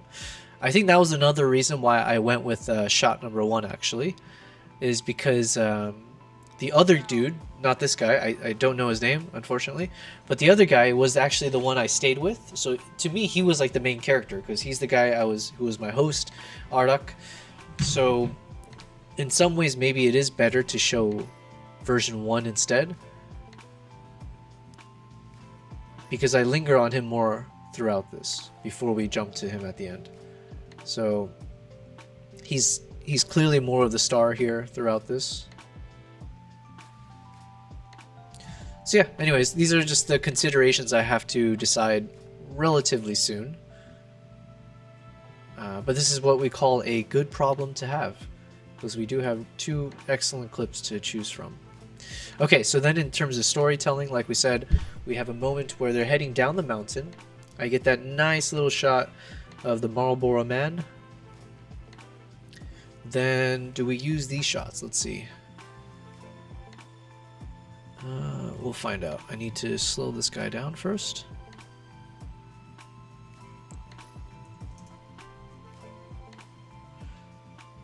Alright, let's see how this clip looks in slow motion. And I need to rotate this. Zoom in. So all of this is blurry. And I guess blurry is not bad. It just depends if I have a smooth focus pull. So far, not good. That's not bad. There's like a little bit of a subtle blur to focus transition. So let's say if I cut all of this.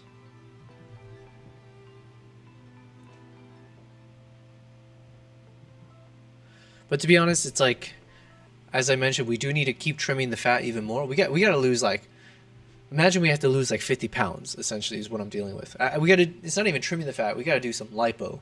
All right. So we're in liposuction mode. So I think, unfortunately, that means a lot of these things, even though it might look nice, we might have to suck it out. So this probably is on the chopping board. There's the chopping block. Hey, Nala. You want to come up? Good girl. Good girl. For those of you just tuning in, if you weren't able to meet Nala earlier, this is Nala. She is my first cat. The second cat usually chills over here. You can see all of his fur remainings. But Nala's my first one. She is lovely. So occasionally when she demands, or when either her or Kimbap demands attention, I have to give it to them. So we got different camera views. I got one just for the cat camera, but they're not there right now. Good girl. All right, let's keep working. If you want to stay here, you can, but don't bother me too much, please. All right, so this one we're not going to use because we already have a good close-up of the Eagle Hunter, and like we said, we got Ardak being a badass with a cigarette. So that takes precedent, and since I'm going to be showing this in slow motion, that's like precious seconds that we're using up for this. So yeah, probably this one won't go.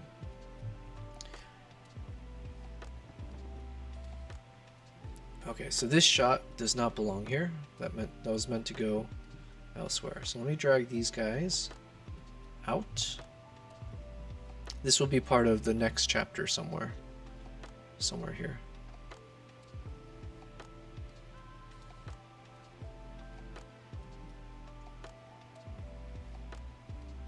Alright, so then these shots were, okay, they're heading down the mountain here, still on top of the mountain. So in terms of ordering, it should go this, then this, then this one. They're still kind of on the top. Okay, I think I got it. Yeah. Alright, so ordering wise, it'll be like we got some shots where they're at the top of the mountain. I don't know even if we'll use a lot of this. Maybe it's just kind of like a passing shot. Lucky IRL. Whoa, that's a cool emote. What is that? Oh, it's a cat. It's like a ninja cat? No shot. No shot. That's really cool. Lucky IRL, I am so new to streaming, so if I act super wowed and like amazed by something that you're like, why? That's so normal. I'm not making fun of you. I'm actually wowed and amazed. So the fact that you can do those emotes are really cool. I'm on day 13 of streaming. There has been some really helpful people in the chats, even from day one. So Maple Glades is one of them who mentioned I should create my own emotes. So I do have that in my to-do list. I will create my own emotes, and I think what we'll do, this is from his suggestion, but he was like, I apologize, this is a very sad shot to be full screening there. But he was saying, why not use photos that you've taken from your travels? And I do have over 500,000 photos. Not to say that they're all good, but we can use some of our wildlife photos to be the emotes. I don't know if the same thing applies to YouTube and Twitch chats, but either way. So for instance, one of the ones he mentioned, well, maybe there's like one of these that we can use if it makes sense, or the one looking straight here. But there's a shoebill stork image that he had mentioned, like this one. So this could be an emote, maybe like this one. And I think okay, if I understand the concept of creating your own emotes, it would be, I just need the ability to, maybe if I use Canva, which I have access to, I just need to be able to remove the background, have a transparent background, have something that's pretty visible in a certain ratio, and then somehow uploading it onto Twitch or I don't know what. That's where I'm lost. But anyways, that is in the goal. I would love to create some of those cool emotes. Maybe I should have an emote of my 2 cats while we're at it. But we do have some really cool badass shots from all of our travels around the world. So I think there's some potential, I hope, to do some kind of cool ass emotes. All right, anyways, we'll get back to the video editing. This one could be nice. Maybe this one, gorilla looking down on you. Oh, maybe this is like a shock face. What is that one called? The something about a shocked Pikachu face or something. We can do that. Listen, we got stuff to do. We got potential is all I'm trying to say. We can make something cool with our community. So also for anyone, I did set up a Discord, and I am spending more time now to understand Discord and act younger than my age. But yeah, we're gonna leverage Discord more often to be a bigger part of the community, especially for you photographers and videographers out there. We'll make the most out of it together. All right, so going back to this, story-wise, they're on top of the mountain. Then we have some shots of them as they're heading down. Let me go ahead and flip this over to the proper framing. Okay, let's go ahead and watch this and see if there's some shots we want to use. I might want to use a little bit of this if we don't have it elsewhere, just because I think in terms of storyline, as I talk about the voiceover, excuse me, it's, oh yeah, and this is, yeah, actually I do, if I have a stable shot, so we will have to see how much I can stabilize this. I think I would want to keep some of this, because like I said, it was kind of badass to watch Ardek in this crazy snowstorm just roll up his own cigarette, you know, do his thing, you know. Did he actually roll it up? I don't know. I don't remember. But yeah, he had his priorities straight. He had to smoke his cig. So I think it'd be fun to just show a few seconds of this, and then obviously we jump into the moment later when we see him coming down the mountain, cigarette as he twisted in his mouth, puffing away, smoke comes out. So thankfully I kept it fairly stable here, because I was just hand holding the big ass camera that I have, and it was so windy too. But I remember I saw him doing this. I was like, oh my god, I need to do my best to be as stable as possible, because anytime you can capture smoking in cinema, it looks super cool. There's a reason why every Hollywood film, I think without exception, I challenge you to find a Hollywood film made for adults, so maybe not like children's movies, but any like Hollywood film, I challenge you to find one where there's not a single scene in the movie where a character is puffing away on a cigarette. It always happens. And for good reason, you know, it looks super cool. I wouldn't blame them. Alright, so yeah, we definitely want to use a decent portion from this one. And maybe not this one. Okay, maybe this part, because we do want to show a little bit of like, what do I call it? The passage of time, right? So I want to be able to show like, okay, cool, they're on top of the mountain. Then he kind of rolled his cigarette, or you know, he just wanted to get his ciggy ready. Then we have them slowly kind of going down the mountain. So that's sequence 1, sequence 2, sequence 3, and then the final sequence, which will slow motion, which is this part roughly around here, to show the badass moment as he, you know, the expert smoker. Oh no, Lucky, thank you for mentioning. Today's not my day. That was the third time I showed that I'm not a professional streamer.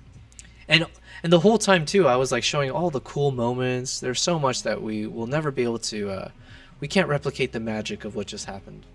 But yeah, fast forward, I was basically just showing some of these scenes here, where in terms of the story, I think I'll have a quick clip of them at the top of the mountain. Then we'll have a sequence number 2 that we match to the soundtrack, where we see him essentially kind of reaching for his cigarette, or just a moment where you see him lighting a cigarette.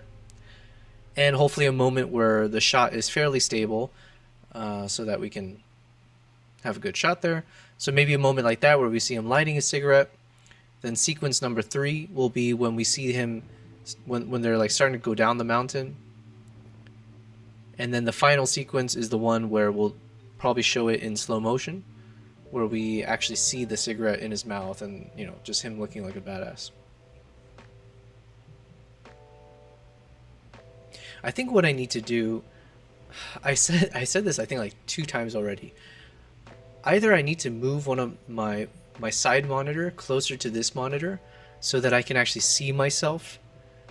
So in the off chance, which will happen again and again, where I'm not showing the right camera view, I can quickly fix it. I do have a teleprompter I bought from Elgato that technically operates as this like an extra screen. So I might double check to see if it fits on my current lens. And then technically I can use that as a view of what is my OBS. Okay, I might do that. See, we got so much room to improve, okay? So Lucky, every time you see me making these foolish amateur mistakes, just know you should be excited, because we will become a professional someday. And you can be like, I knew this guy back when he was complete garbage at being a streamer. And I promise you we'll get better. You asked, can I ask what your settings are for action shots, not videoing? For like, okay, so for like photography, yeah? I can definitely show you. So, you know, since we do have a fast action shot here, we might as well use that one. Actually, oh yeah, I do need to on my off stream, because a lot of my photos are on different hard drives, because I was doing some house cleaning recently.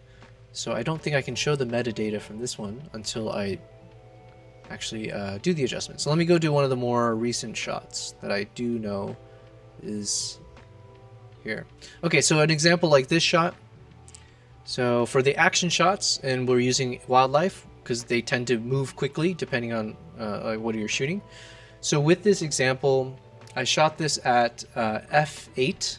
So in terms of the aperture, and I do apologize. I'll do my best to be somewhat basic in my language, and if you just tell me if it's too basic, like, hey, you understand all this. So, but yeah, basically there's usually like kind of 4 settings that people talk about when it comes to photos. It'll be the ISO, it will be the focal length, the aperture, and your shutter speed. So the ISO, you'll see it, it just says ISO, and then there's a number. And the ISO, generally speaking, that number, you want it to be low. And it's just what your settings are with your camera in terms of how sensitive your sensor is, in terms of how bright your shot will be because of how sensitive your sensor has been set at. Where let's say if you have an ISO of like 1000, it will essentially make your image brighter because it makes your sensor feel more sensitive to the light. So generally, a good photo has a low ISO. In an ideal, let's say in an ideal scenario, if you have a camera that has a base ISO of 100, you try to shoot at 100. That's where your camera is at its best settings in terms of the sensor quality, and you can also potentially get a bit more dynamic range with your lighting situation. Oftentimes you can't shoot at ISO 100 though, because of lighting situations. So let's say if you're shooting in the dark, like you're shooting in the evening where there's not a lot of natural light, then your camera can't collect enough light unless you have the proper settings. And one of the ways you can collect more light is to make your sensor more sensitive by increasing that number. So instead of ISO 100, maybe you bump it up to ISO 1000, and then that way any small bit of light, your sensor's that much more sensitive to it, hence it will brighten up the image.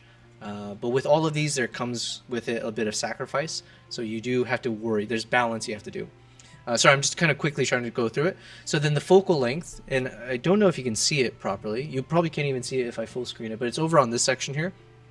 You can see the focal length. That's the one that ends with mm, and that's like millimeters. And so it's just kind of talking about the distance of your lens. So the higher the number, so in this case a 1200 millimeter, means that I was shooting with the long lens, almost like a binocular, so it can shoot subjects from very far away. So oftentimes you'll see with wildlife photographers, we tend to shoot with anywhere from like a 400 millimeter to like an 800 millimeter. Anything more than that, I mean, these things are super expensive. So I did have a shot here I'll show you. So this is, for instance, my 400 millimeter lens.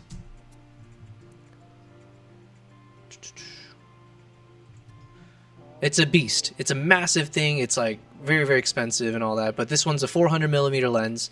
And so a lot of wildlife photographers will use that to capture far away subjects, because if you imagine with wildlife, you can't always be very close. F8, so the F is what stands for the aperture, and that's, I don't know how much detail I should be giving here, but maybe I should have, yeah. So basically, if you're just asking for the basic settings, I will normally try to shoot at the lowest aperture at whatever my lens allows. So let's say if I have a lens that is a 400 millimeter f2.8 lens, that means my lens can go as low as 2.8, and it can go as high as, generally speaking, it might be like 16 or something. The lower the number of your lens, usually the more expensive that lens is, because it allows for a lot more light to come in. It allows for better separation of your subject from the background, where you get like better like bokeh effect, you might hear, where the background's blurry, subject is nice and crisp. So yeah, if you shoot at a lower aperture, you tend to get the nicer kind of portrait artistic shots, but then you also don't get as much depth where some subject will be in focus. So there are sacrifices. Shutter speed for wildlife, there is a rule around shutter speed. I don't actually remember it because I didn't like really train for this, but I believe it's something to do with whatever your focal length of your lens, your shutter speed should be, I believe, like double it. I could be wrong. So let's say if I have a 200 millimeter lens, that means I should be shooting at least 1/400 something shutter speed. I think that's what the math is. But generally speaking, like for fast moving subjects, you want to have like, let's call it 1/, depends how good you're tracking the animal, but I might shoot at like 1/1000 seconds. It's like 1/1000th of a second. For small birds, I could shoot as fast as like 1/2500th of a second. And what that means is like literally when you click the shutter button and it snaps the photo, whatever you adjusted it to, that's how quick of a shutter, it's like how quickly is your camera blinking, right? So if you set your shutter speed to 1 second, that means like when you hit the shutter, and imagine that shutter means you're blinking, or it's the opposite because now you're opening your eyes. It's how long are you keeping your eyes open to allow light to hit your eyeball for you to process an image. So if you have 1 second, that means you're leaving your eyeball, you're opening your eyes for 1 second, and all this light keeps hitting your eyes until you're able to formulate an image.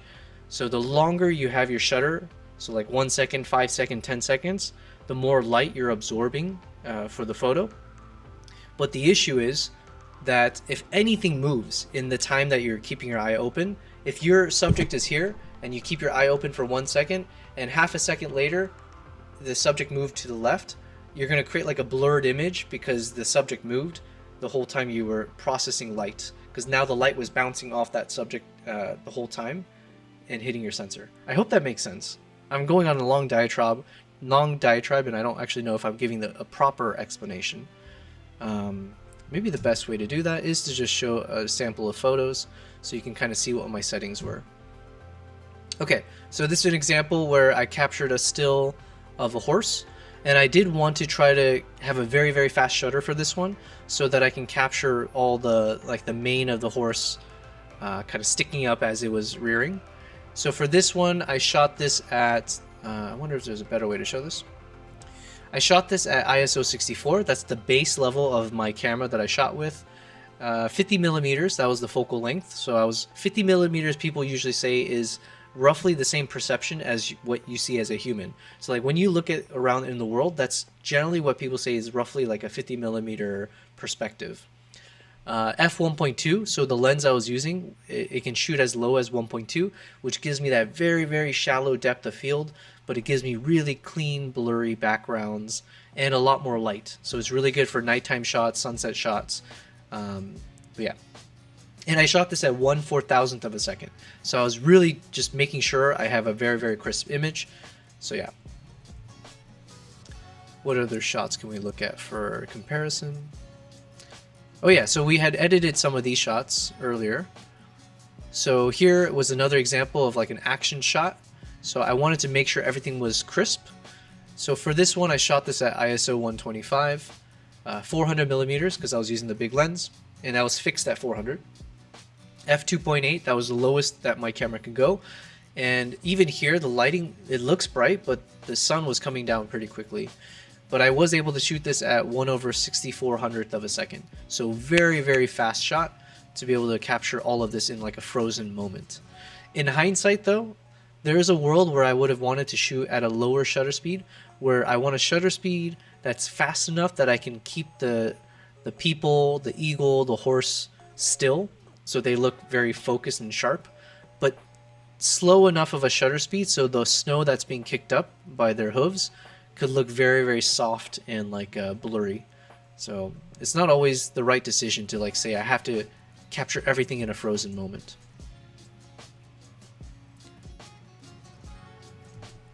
This was 1/4000th of a second. This was also 1/4000th of a second at f2.8, 400 millimeters, and 110 ISO.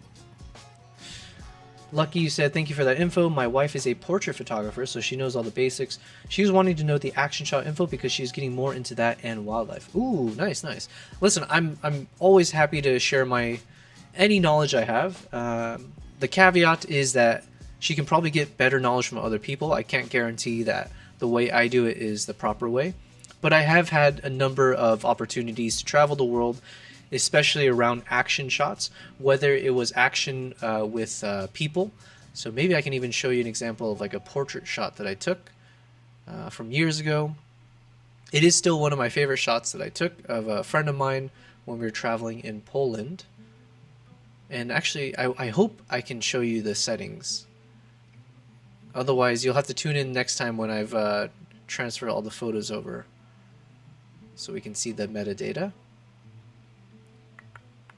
Wait, even these shots.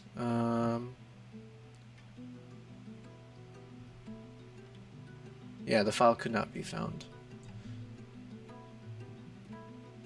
Let's see, is there anywhere where you can see the settings? Not on here.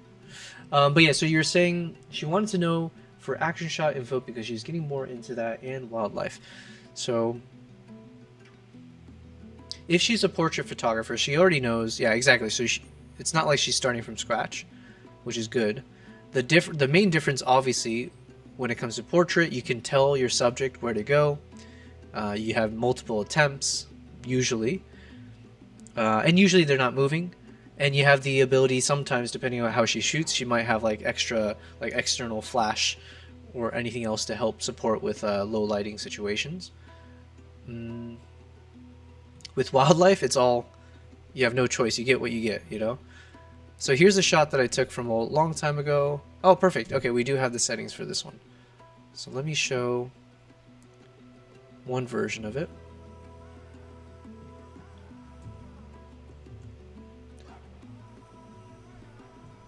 Alright, so this is a shot that I took. I was really happy with it. I was just very fortunate in terms of the lighting situation. We were just exploring Poland. We had stayed up all night, just exploring all like the cobbled stones, the alleyways, just enjoying, you know, Poland. And then when sunrise was kicking in, there was one of those street cleaning trucks that was hosing down all of the sidewalk and the roads. And so that was perfect for me as a photographer, because then, as you can see in the shot, as the sun was coming up, it was then reflecting nicely the colors of like kind of like golden hour. So then I told her, oh yeah, if you don't mind, just like have fun, like dance around somewhere in the middle. I'm just gonna shoot a bunch of shots on this street in particular because the sun was reflecting perfectly there. So for this shot, it was at f2.8. I actually shot this at 1/250th of a second, so a bit slower, but it was still good enough for like an action shot. It always just depends.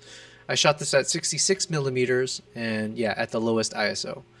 But yeah, so you can do this for portrait as well, but it's a little bit easier because obviously you can direct your model to, you know, do this over and over again, or yeah. But yeah, if she's getting into wildlife, that probably means you will have to get into wildlife as well as the husband, because wildlife trips are not cheap.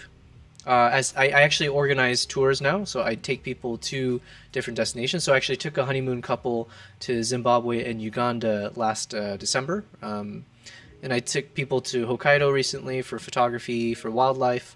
Vietnam, I took a group from Nikon, about like a dozen people, and that was more for portraits. So we were doing portrait photography of like Vietnamese people in different scenarios.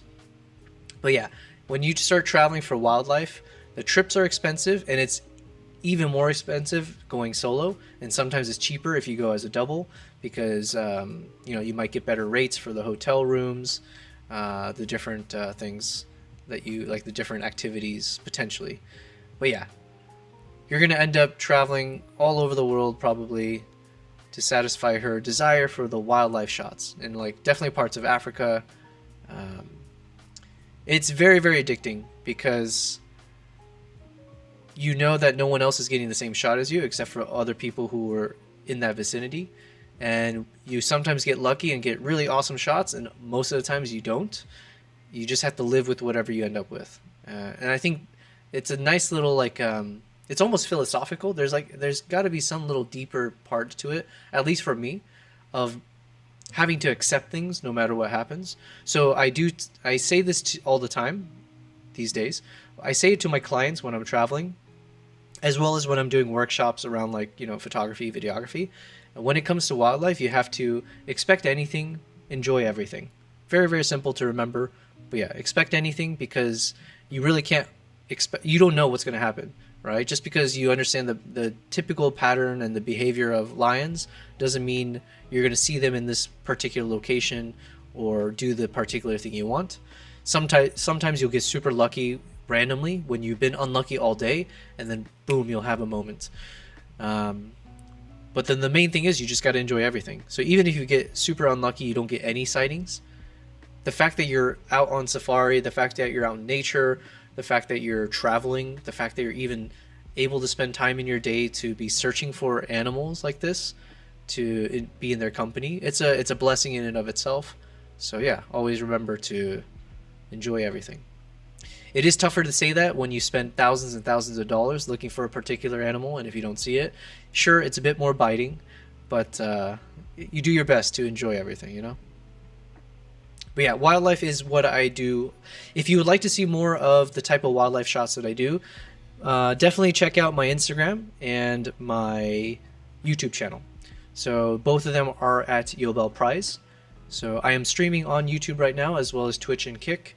But Instagram is where I started as a photographer. I didn't start as wildlife. I actually just did mostly travel, and I captured whatever I could see when I travel. And then after COVID, I started getting into wildlife photography. And then it's so addicting that you just end up investing more and more in the equipment and traveling. And I eventually switched over to videography at the same as well. So now I do a lot of wildlife videos. You'll see them on my Instagram page. And then on YouTube, that's a journey I started about a year to a year and a half ago. And so I do appreciate if everyone follows me there. I'll be very shameless about it. My goal is to grow the channel as much as possible. But yeah, I've been doing this long form video editing, like, you know, creating these types of vlogs in the past year and a half or so. And it's been very, very fun for me. And it's been a big journey. It's a huge learning to try to figure out how to make visuals, audio, storytelling, narrative all fit into something that people want to spend 15, 20 minutes sitting down watching. So yeah. Lucky IRL, you said she got a woodpecker at Driftwood Beach and was excited but somewhere like Africa would be her dream. Hells yeah. I mean, woodpeckers, no matter where you see it, it's just it's a crazy thing. And especially now that I'm doing more video, I would love to be able to get a slow motion footage of a woodpecker doing its thing. I did capture just a brief photo or video of a woodpecker in Colombia from a recent trip this year back in February, but nothing like epic, I would say. But yeah, so somewhere like Africa would be her dream. Yeah. I mean, it's everyone's dreams in many ways if you want to have that Lion King type experience. Now, one thing I like to tell people, and this is what I did with the honeymoon couple. So with the honeymoon couple, it's like it was their first time ever going to Africa, and I'm very grateful that they trusted me to put together an itinerary, and because I'd never taken anyone on such a trip like that before. So for them to trust me as their honeymoon trip, right? It was a good challenge. So I took them for 2.5 weeks across Zimbabwe and Uganda. And so what I wanted them to experience, because they said they've never been to Africa, they gave me a little bit of a list of like what they wanted to see. The wife wanted to see giraffes. That was like the main thing. Everything else, they're like, we're okay with whatever. So what I suggested to them is that we'll go to Zimbabwe because there's other destinations that people talk about when it comes to seeing the African safari, right? So you think about like South Africa, you think about Kenya, like Masai Mara. However, in Tanzania, the tricky part though is those places are so popular that it's much more expensive, and you will end up having an experience where you might see a cheetah and there are like 12 jeeps all surrounding that cheetah at all times. And so you lose a little bit of that kind of feel of nature, unfortunately, when you're going to the more popular places. Whereas Zimbabwe is a little bit more in like the developing phase, but they have almost all of the same, the big five, except for I think maybe not cheetahs. And so I'd just been there. I knew that there was good locations I could take them. So I was like, look, go with me to Zimbabwe. You'll have a much more intimate experience. And they did. They were able to have moments where, actually, you're asking if I have a Facebook page. I do have a TikTok. I don't know how to use it, but I have a TikTok. I do try to post there more often.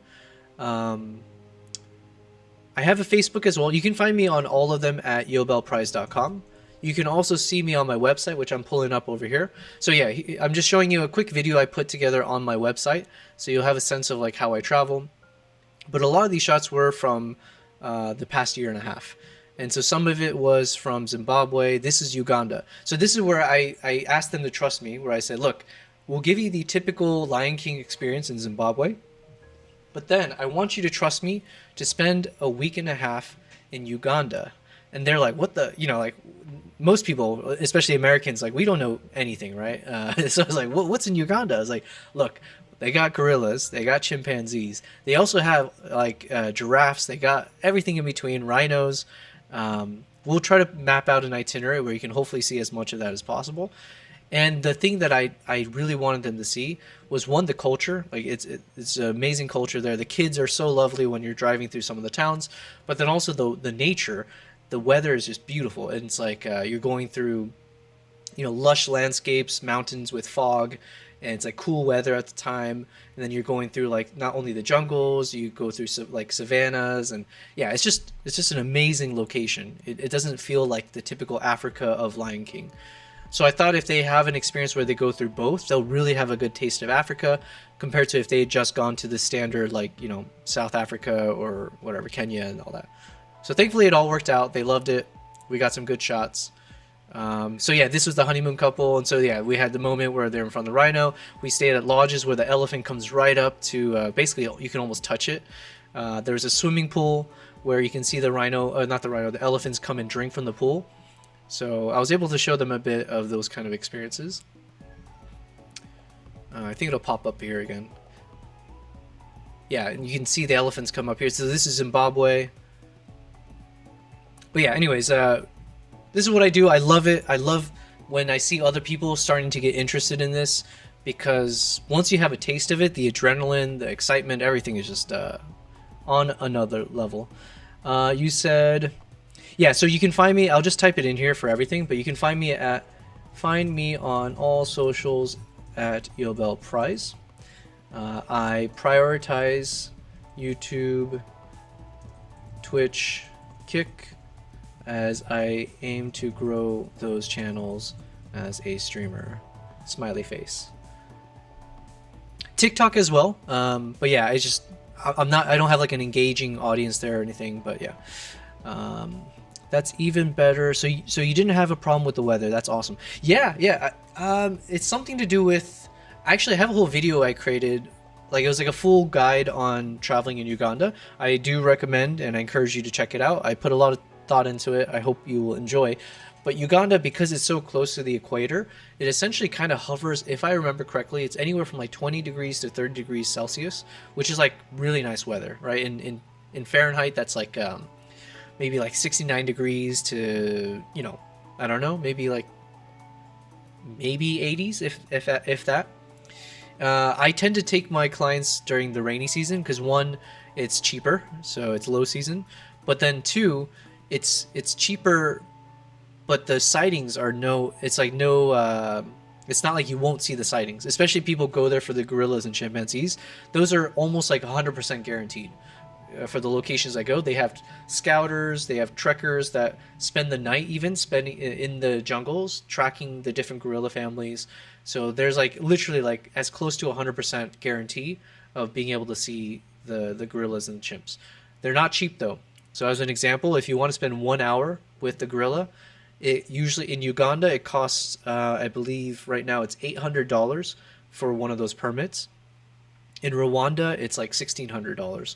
So it's not cheap, but also do keep in mind the money that you put, you know, the money you spend for those permits, that money goes directly to the conservation of that area. So it's not like the government's pocketing the money or it goes to a different area.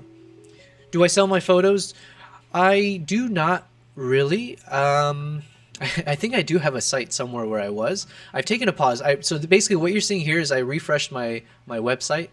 And so I wanted to kind of take things one step at a time. And I was focused right now on my YouTube channel. I do sell presets. So if you check out my website, this is great. I thank you for asking these questions. I swear you're not a plant. I've never met you before, but I appreciate these questions so I can promote myself a bit better.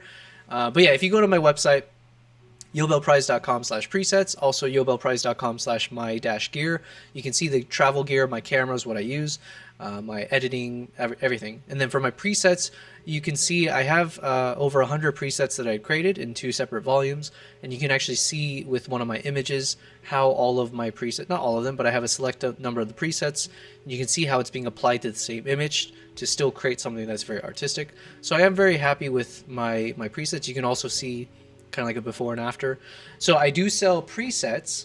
I would love to sell photos as well, but there's a little bit of infrastructure and time that I need to spend to set that up properly. I do want to do it properly, but I would love to, and I would love to do it in a way that's not so commercialized. It'd be nice if I can go with the more personal approach where, you know, maybe I'm only selling, you know, a handful of this image, and I would be able to, you know, print it here, mail it to you, you know, sign it, that kind of stuff. I would love to do it more in that kind of a manner versus like just having an online website and anyone can just click and then buy. But these are all these are all in the backlog. I have like 1,000 other things I'm trying to map out right now, including I am organizing trips for next year. So I'm just trying to negotiate with a number of tour operators, hotel lodges, etc. on pricing for me to take a group to different locations. So right now I'm looking at Hokkaido, Japan, probably in February, Uganda, both in April as well as November, most likely, possibly Zimbabwe again, as I know a couple people had reached out to me about that. and maybe Vietnam again for more of the portraiture, because I have an amazing friend now, but a really amazing professional photographer who lives there, and she does this for a living, and she's helped me map out the best itinerary, so I know it'd be a wonderful experience.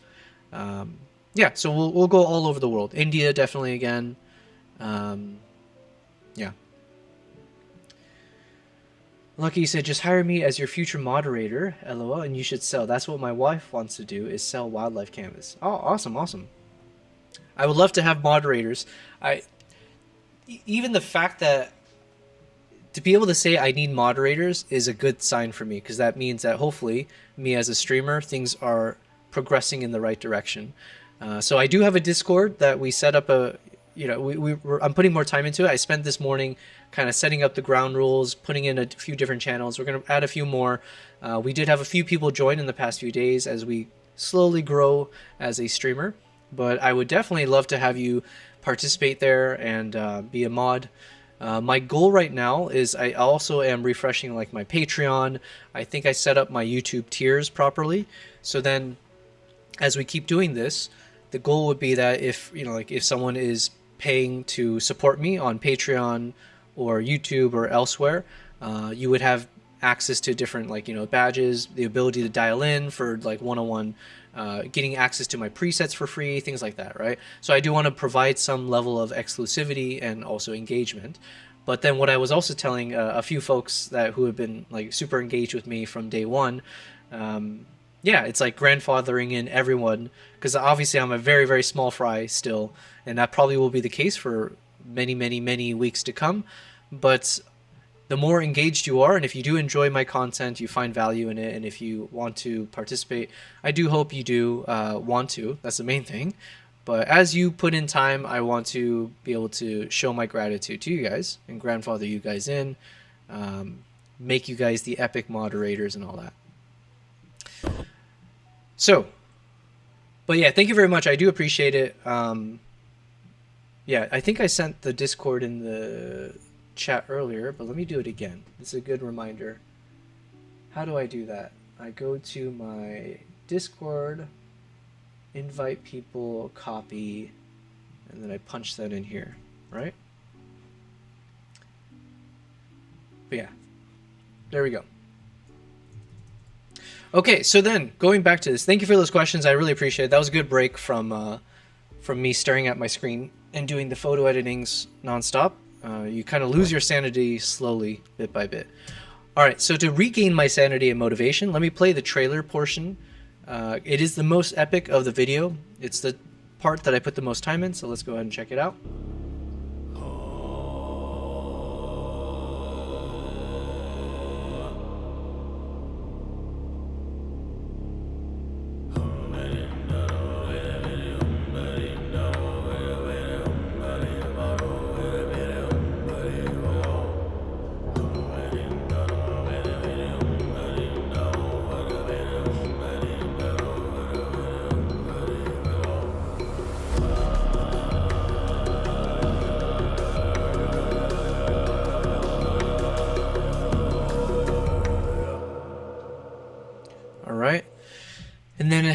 As far as progress, we have 6 chapters done. We're working on chapter 7 now.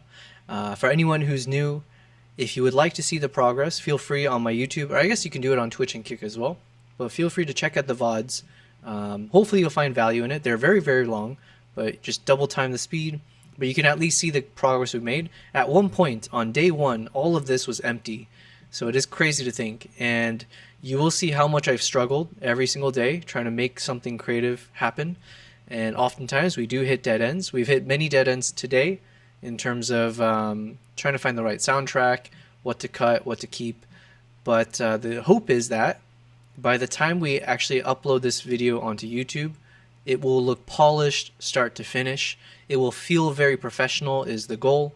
And hopefully, as you guys who tuned in at different points, you'll also feel a little bit of value or positive emotions knowing that you guys actually were a part of the process. Lucky, you said, I think you'll do good for sure. Thank you very much. I appreciate the encouragement there. You play WoW. Yep, World of Warcraft.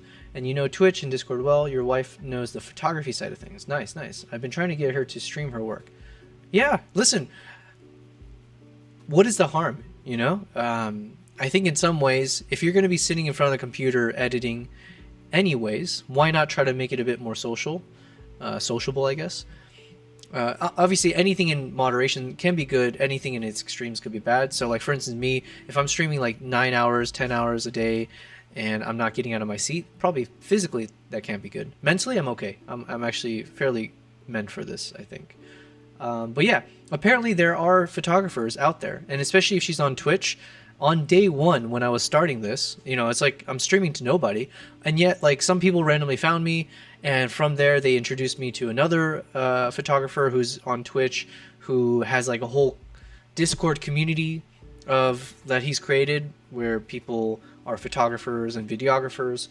And so like bit by bit, I'm like meeting these people who tune in at different parts of the stream, and it's super cool. Everyone is like super friendly, encouraging.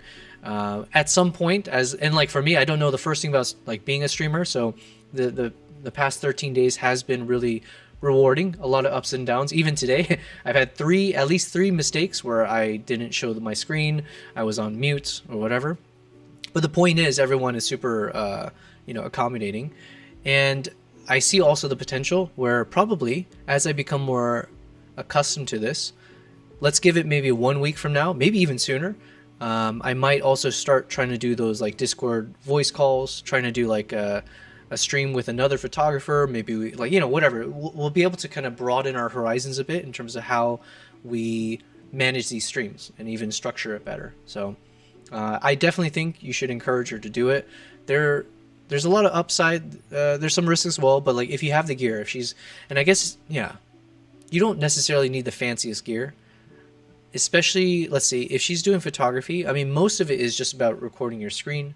So just being able to show your work, that probably takes precedent over like, showing everything else. So, but yeah, listen, I appreciate you sharing your world with me. And I do appreciate your World of Warcraft. But yeah, I appreciate your kind words about, or encouragement as well. So yeah, in terms of timer, I've set 3 days roughly for us to get this first video done. I do believe there's going to be at least 1 or 2 episodes remaining that we need to work on next when it comes to this Mongolia trip.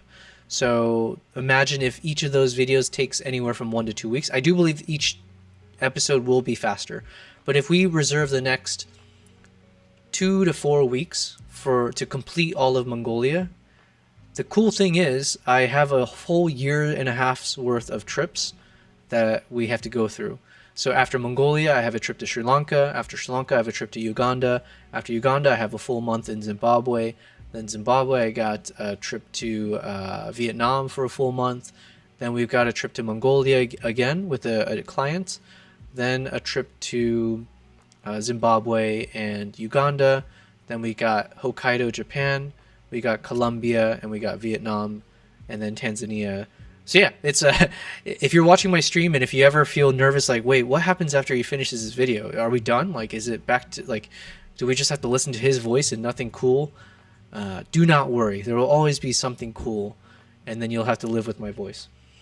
You said, I tried to dabble in video editing with her in her weddings. With her weddings. Oh, that's cool. Hey, listen, wedding photography, that is where the money gets paid.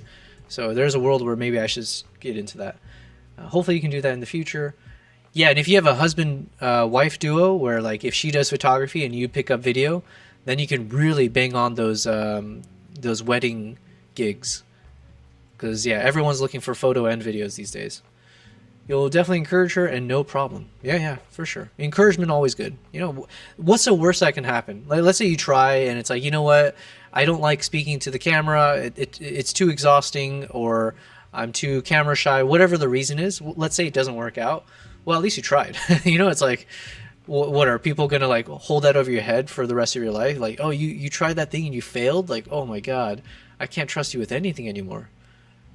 On the contrary, people will probably admire her even more for even putting herself out there. I'm not speaking for myself when I say that, but yeah, generally speaking, I think it's always a good thing to try new things, be uncomfortable. when I think about like even this, I didn't know how to use DaVinci a year and a half ago, and I still barely know how to use DaVinci. There's all these shortcuts. There's all these things that I have not touched yet. I don't know how to use Fusion very well, but I do feel like I've learned a lot. I feel comfortable enough that I can make 15-minute long videos, 20-minute videos. I can tell a story through DaVinci. So yeah, it was just took a year and a half of me dedicating myself to really going out there, shooting things that I love, and then spending the time to edit those things that I love, and then see what happens. All right, so where we are right now is we were trying to figure out the storyline. I'm basically trying to avoid researching for soundtrack because we were a little bit unlucky with that today. But in terms of story, we got this. This probably doesn't need much of a soundtrack, or it won't be the kind of epic soundtrack. This will be more of the kind of like background upbeat kind of stuff. Then we switch over to showing as we leave the van, and all of a sudden we're transported to the top of this slope. You see what it looks like to be me in this circumstance, and you obviously saw the riders all the way down at the base of the slope. And then we'll end with me looking through the camera, and that will transition over to my camera view. So we'll find a nice way to transition, and then brief moments as they're heading up the mountain towards us. So just finding a few different clips here, and eventually we meet up. So then having just a few moments where I do a nice little photo shoot with them, maybe a little bit of slow motion, but not too much. And then at some point I need to add a bit of dialogue, because now at some point I do need to be like, okay, as we went up the mountain, what we weren't expecting were these intense winds and the snow. So let me go ahead and write that down real quick. No, I still need this. Where is my, oh, here it is. All right, so let me put chapter 7. What was I saying?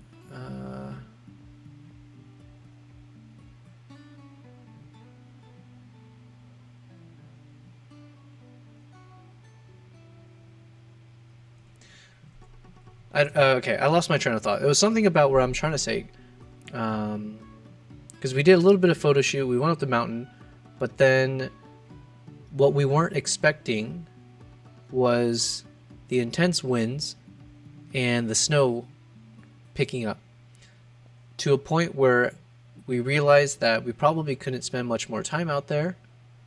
So we did a bit of a photo shoot, and then we headed down the mountain, but not before something dot dot dot, but not before we had one last ride in the snow. I like that phrasing, so maybe we'll say something like that. But not before we had one last ride in the snow, something like that. And I'm thinking for chapter 8, we'll call chapter 8 Winter is Coming. Not this chapter, but the next one. And then this one, maybe we'll call it One Last Ride. Maybe, I don't know. For now, we'll keep it, and we'll see if it works. We'll see what ChatGPT says. But yeah, the point is, I'll be showing these scenes, and then saying something to the effect of like, yep, so we did a bit of a photo shoot, blah, blah, blah. And then the wind and the weather was starting to get more worse and worse. So something about weather getting worse and worse. Winds, snow, -40 temp. So deciding to head back down the mountain and head home, but not before we had one last ride in the snow. So again, obviously this is not going to be the real dialogue, but I just want to write this to get a general sense of like what I need to convey, and then we'll get a better version later. Alright, so all of this is that where it's like, hey, we were just out there, but then all of a sudden, and probably one of these scenes here when you can see the snow a bit more clearly blasting through, we'll say something like, yeah, but then the weather just continued to get worse and worse with high winds, heavy snow, and then dropping temperatures up until it reached even -40 at the time. So we decided we're going to head back down the mountain, but not before we had one last ride. So then these things would probably have to come before. Oh, no. Maybe then roughly here, I'll say something. So the dialogue could come here, somewhere in this section where we're just doing the photo shoot. I'll say the very dramatic last words of like, but not before we had one last ride in the snow, blah, blah, blah. And then boom, we'll have a change in the soundtrack. We'll show them at the top of the mountain, because now the story, the narrative is we need to head down the mountain because of the weather. And we are seeing how heavy the snow is. So then we'll spend some of the beginning of the soundtrack showing them starting to get ready. We show that sequence of our boy Ardak lighting his cigarette, heading down, and then doing that nice little slow motion cameo of him as the Marlboro Man. We probably cut this out. And then we're just moments away from the climax. So then as they head down, boom. So maybe a little bit of transition here. So let me go ahead and rotate this.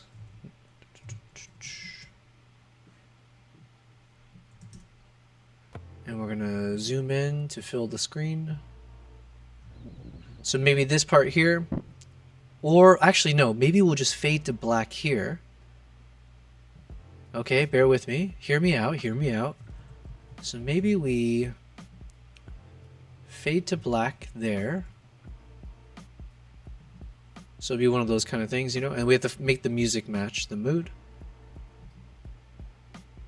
So as it fades to black, and as the soundtrack picks up the moment, then we just transition straight into one of the most epic rides ever. And then the soundtrack will do the rest of the work. So we really got to find the right soundtrack. And that's not as easy as we saw today. It's not as easy to actually pick the right one. But I do love that challenge. I think that's it's a doable challenge. What is there, like millions of soundtracks we should be able to listen to at the least, if we need to. But we'll find something that matches the drama, the drama of what we see here in full screen mode. And like we said, worst case scenario, we'll just use the soundtrack that we used from the trailer. So let's just go ahead and play that and see what that could look like.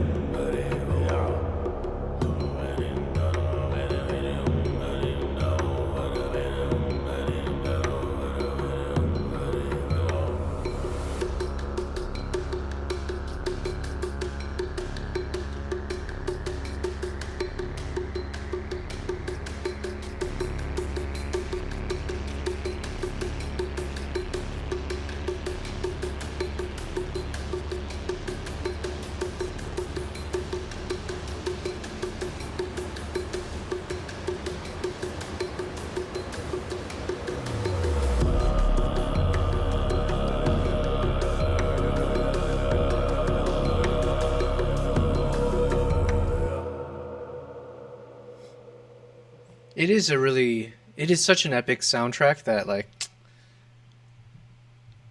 I might have to sleep on this one, you know? Like I might have to let it simmer a bit, see if I can get over my reservation of using the soundtrack again.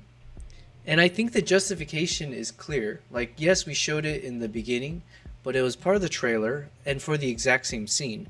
So in some ways, I can see some synergy of showing the scene again in its entirety, as well as the soundtrack in its entirety. And that's the other point I was going to make. we technically didn't play the entire soundtrack for the trailer. So by playing the full soundtrack here, technically that's the first time they'll actually hear it start to finish. So in some ways we're teasing the soundtrack and we're teasing this moment in the trailer.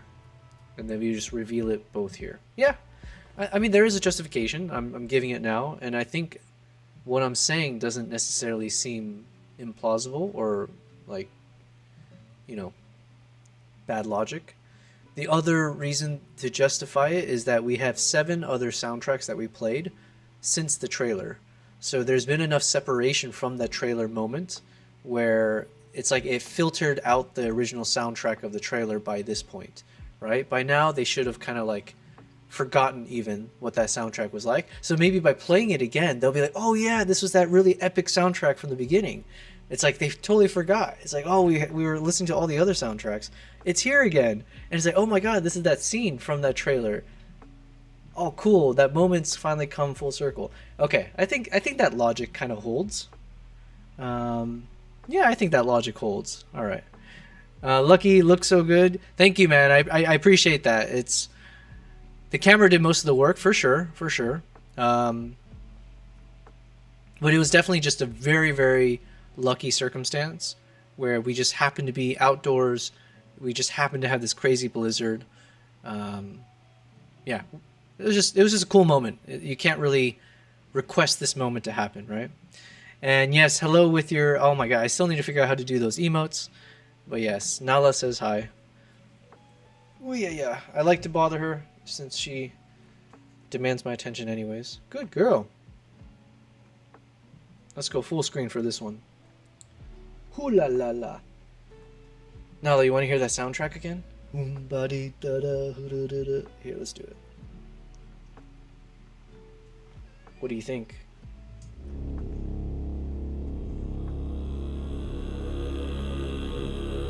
And then this is Kimbap behind me. Over there.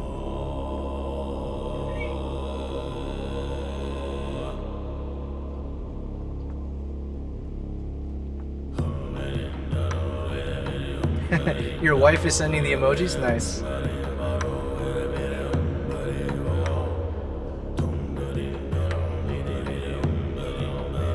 Tell your wife to create a Twitch account so that she can follow me so I can get double the follows. Just saying, you know. But I'll show you the other cat view. Good boy. Yeah. So this is Kimbap. He is, I think right now, I think he's like 3 years old, I believe, somewhere around there. And then Nala is roughly 4 to 5 years old. I'm really bad with keeping track of those things. You're working on it. Perfect. No, I was only kidding. I mean, am I kidding? I do need people to follow me, so in that sense, I'm not kidding. But I was kidding about that as a joke. Yeah, but that's cool. Tell your wife I do need to learn how to do emotes though. I don't actually know. I'm using, so I mentioned I'm multi-streaming. So I'm using this kind of unified chat through Restream. And I don't know if I used whatever those coded, whatever the shortcuts are for emotes. I don't know if it actually works if I type it in here across the different platforms. I have no idea. I'm an amateur. Okay. But we had a good light bulb moment where I was able to actually justify to myself that yes, we should use the soundtrack.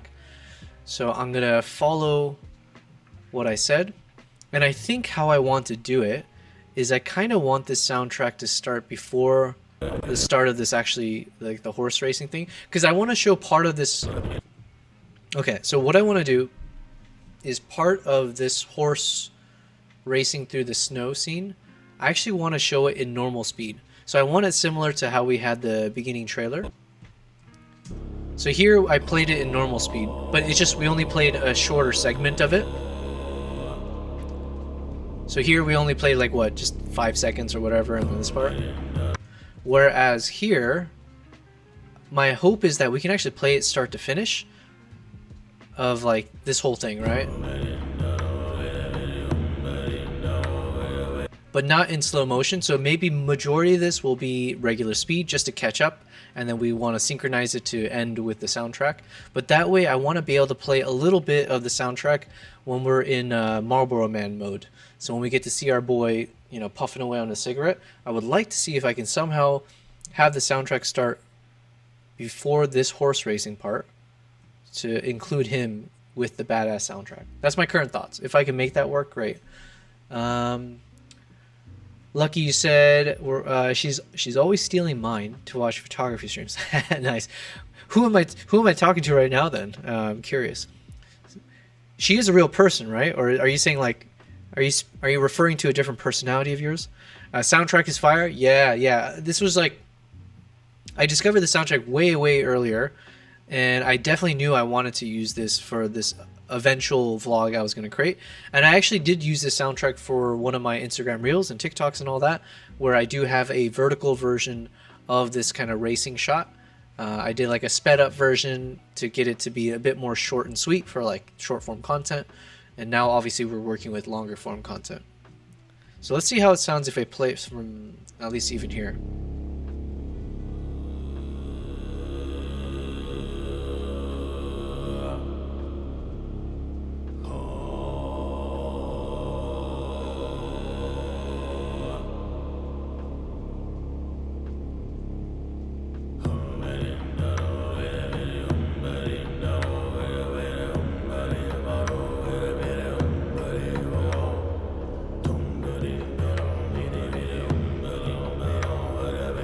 I like it. Now the only thing is, like I said, I'm going to speed this up back to normal speed and then see where we can return it back to slow motion. Lucky, you said, oh, she's real, Lamau. My wallet feels it with her photography investments. Yeah. Not that I have a wife, but my wallet feels it as well. I feel your pain. Listen, one of the lenses that I own, it's safe to say it is 5 digits in terms of the pricing. It is not cheap, right? It's an investment. It's like more expensive than a car in many ways. It's giving me good yields, right? Like I have used it across like even in this shot, right? I was using my fancy lens, but it's not cheap.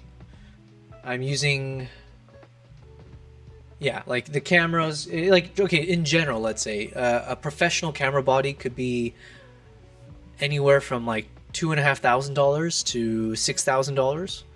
A professional lens, like let's say for portrait photography or wildlife or whatever, can be anywhere from, yeah, same thing, like $2,000+ to even like $20,000, like in that range. And then you have to think about the tripod, you have to think about the memory cards, and especially if she gets into videography, then it's like those memory cards, you gotta get, I have like 1 terabyte memory cards because the video files, you gotta buy, and they're not cheap. Then you gotta buy like portable SSDs, because obviously as you travel you want to be able to dump the photos onto an external hard drive, so you know, have backups and you have space. What else? You gotta buy extra batteries, and some of those batteries can be more expensive on the bigger cameras. You gotta buy all the software, right? So anything from like Adobe Creative Cloud to like those Topaz for the denoising and all that kind of stuff, to traveling, right? And then like you want to insert traveling for photography, most likely you got to go all over. Yeah, you get the point. Obviously I'm preaching to choir, I'm preaching to your wallet, and your wallet knows, but it's always good to remind people, if you're not in this world, it's like, bear in mind this is not cheap.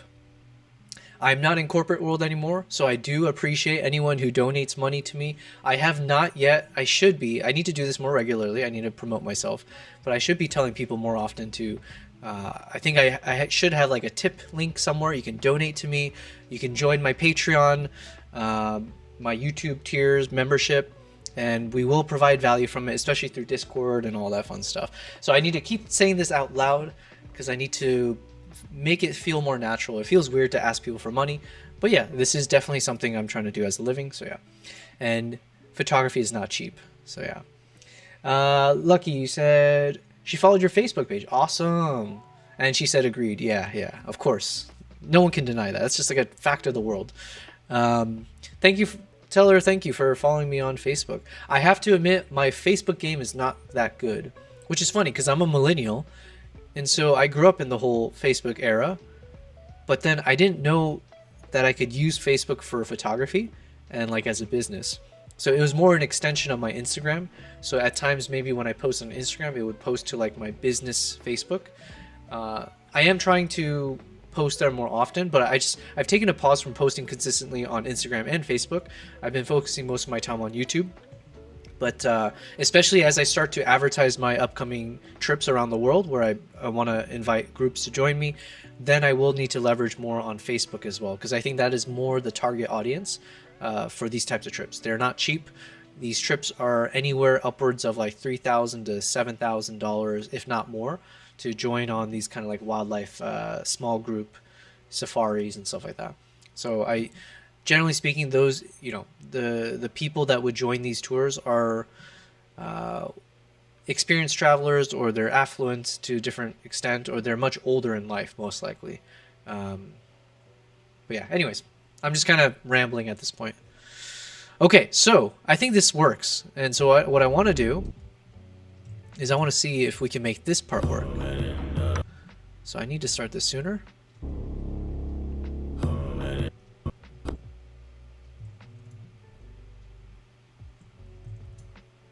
We're going to fade this out a little bit faster.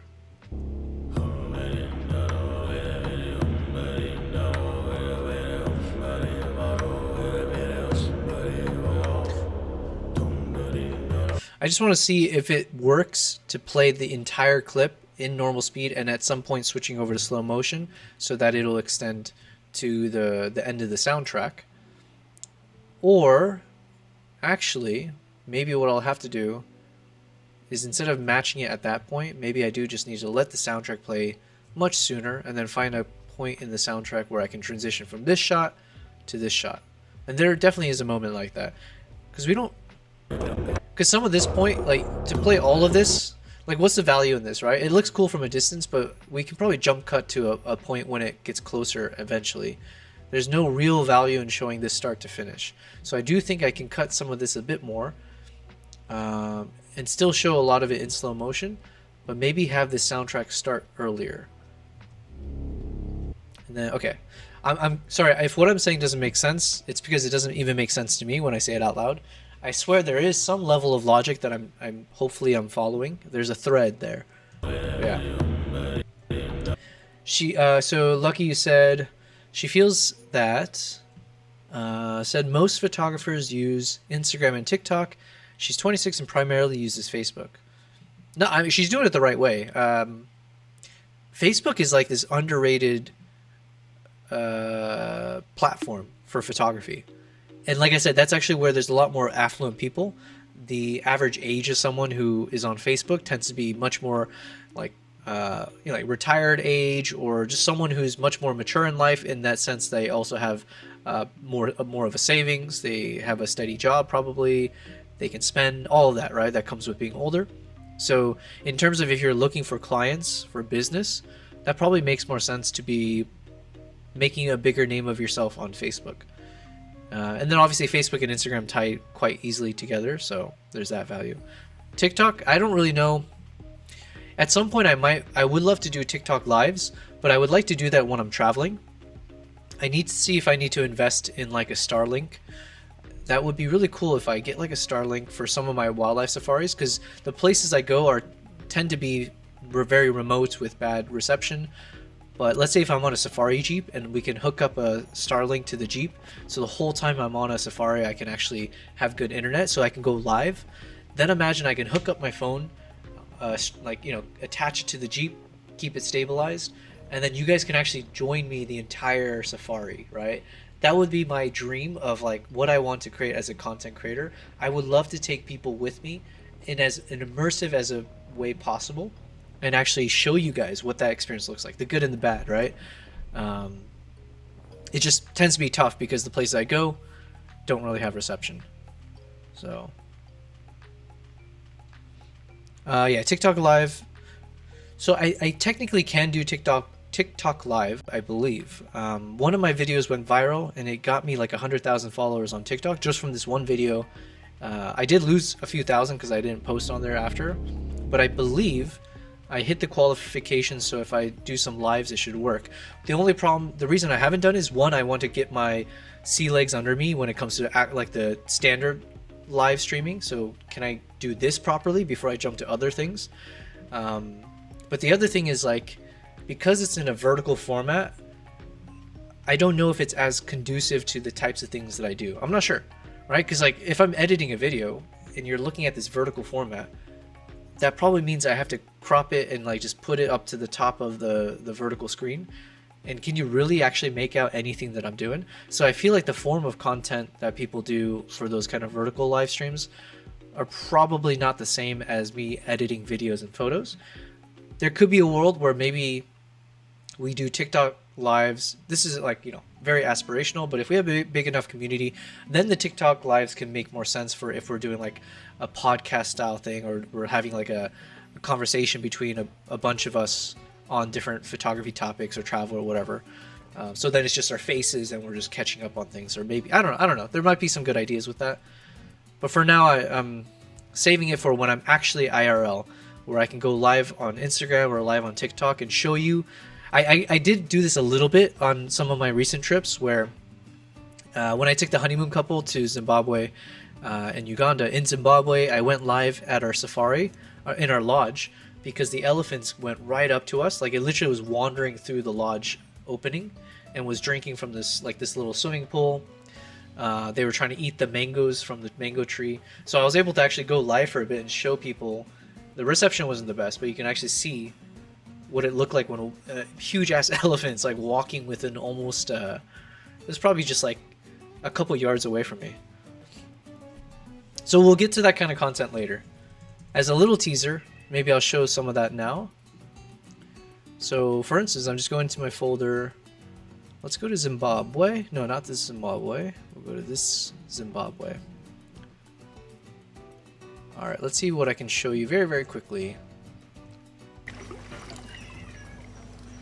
So this is one of the lodges where the elephants would come right up to the swimming pool and drink the fresh water. And they do this like every night almost.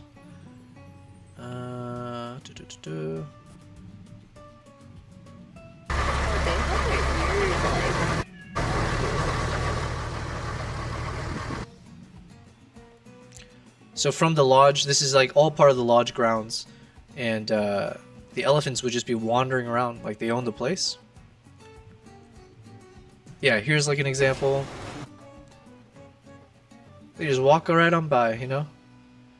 And so I was trying to be sneaky by using this little, you know, part of the building to, you know, separate me from the deadly animal. Okay, who is here first? One of you get down. No, you get down. You're the older. Come on.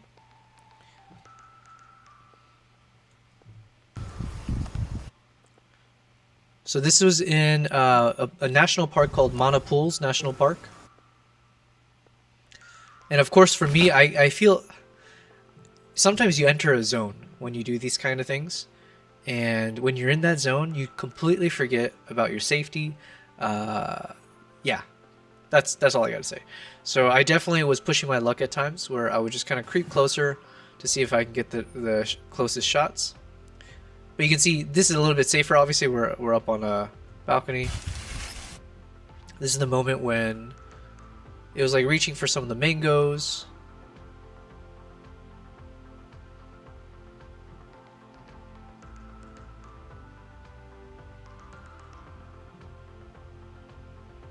I get to have a nice little one-on-one time with this big ass lady. I think this is the mom. So yeah, I would love to be able to, like, imagine if I went live. I did a little bit in this area, but the reception, like, especially when you go this far away from the router, then it gets a bit choppy. But yeah, we had some really cool moments. Let's see.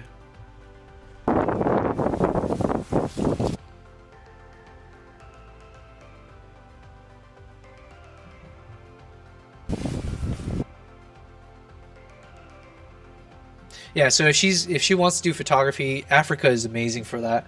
There's all kinds of random moments that you wouldn't even know you could potentially capture, and all kinds of animals you didn't know existed, right?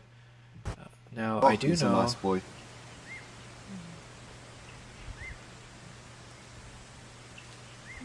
The bird.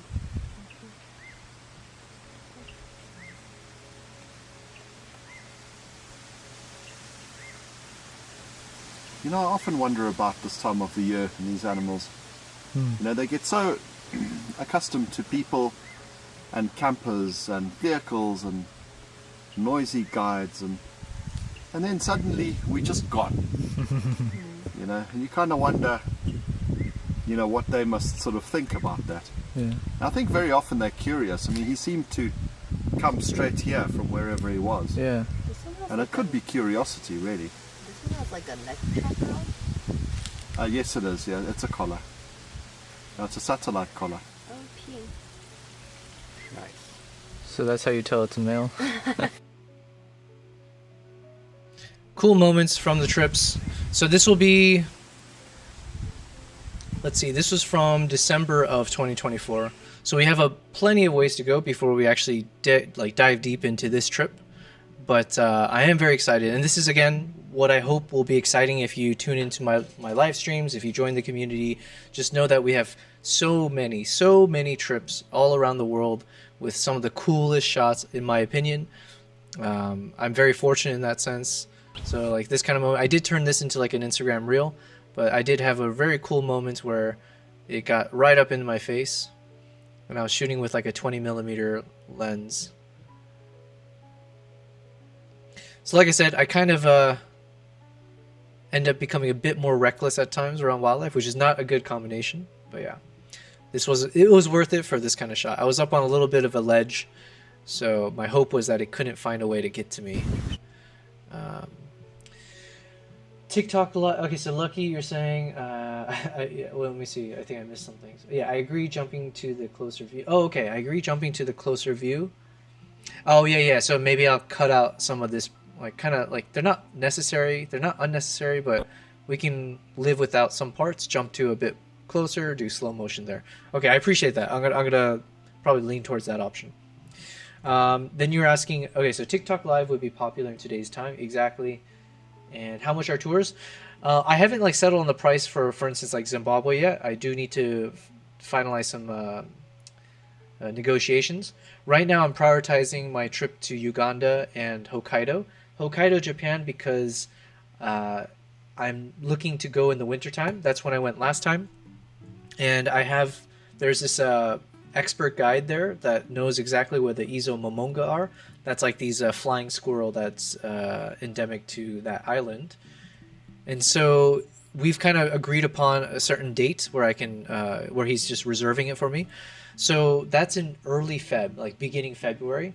So I am behind the scenes when I'm off stream. I'm just kind of putting the package together and gonna put it on my website so I can promote it. Most likely these trips are not, okay, so for Uganda, I believe for a group of anywhere from 3 to 6 is what I'm targeting for Uganda. And it's going to be about 9 days. It will be a safari where it's going to be like 2 outings per main highlight wildlife. So we're going to have 2 opportunities to spend time looking for the shoebill stork. That was that crazy looking animal. This guy. The prehistoric dinosaur or whatever it is. So we're gonna go for searching for the shoebill stork twice.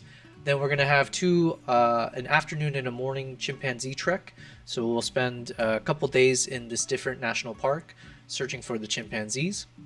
Then we're gonna have one gorilla trek because they are way more expensive. But there is the option to throw in a second one. We will be in the area long enough for people if they want to do a second optional gorilla trek. So this is all Uganda, by the way. Beautiful country. It's my favorite country I've been to. If I could go here all the time, bringing people always, I would love to. So even the lions you can see in Uganda. This won't be part of my itinerary, at least the one I'm planning for now. But yeah, all of this is technically up till here. So all of this is from Uganda. So everything from the chimpanzees to the other primates, the elephants, lions, leopards even. But yeah, so sorry, to answer your question, right now the price, if I'm able to get 3 to 6 people to join, we're looking at, I believe it's $6,500 per person. I could be wrong, but $6,500 roughly around there, and that's for sharing. And then for people who want, there's a term you'll hear called like single room supplement, and that's where if some people suggest, if someone prefers staying in a single room, then usually the costs are higher. So generally that is the common practice when you look at booking a tour. Like if you want to go somewhere for safaris, you will see the price tag, which is generally priced based off of a sharing room. So you'll be sharing with another person. Now, in your case, if you're sharing with your wife, that obviously makes things easier. But yeah. So then for me, I'm looking to organize group tours where I have at least a minimum of 3 people, just because the cost tends to get much higher the fewer people there are.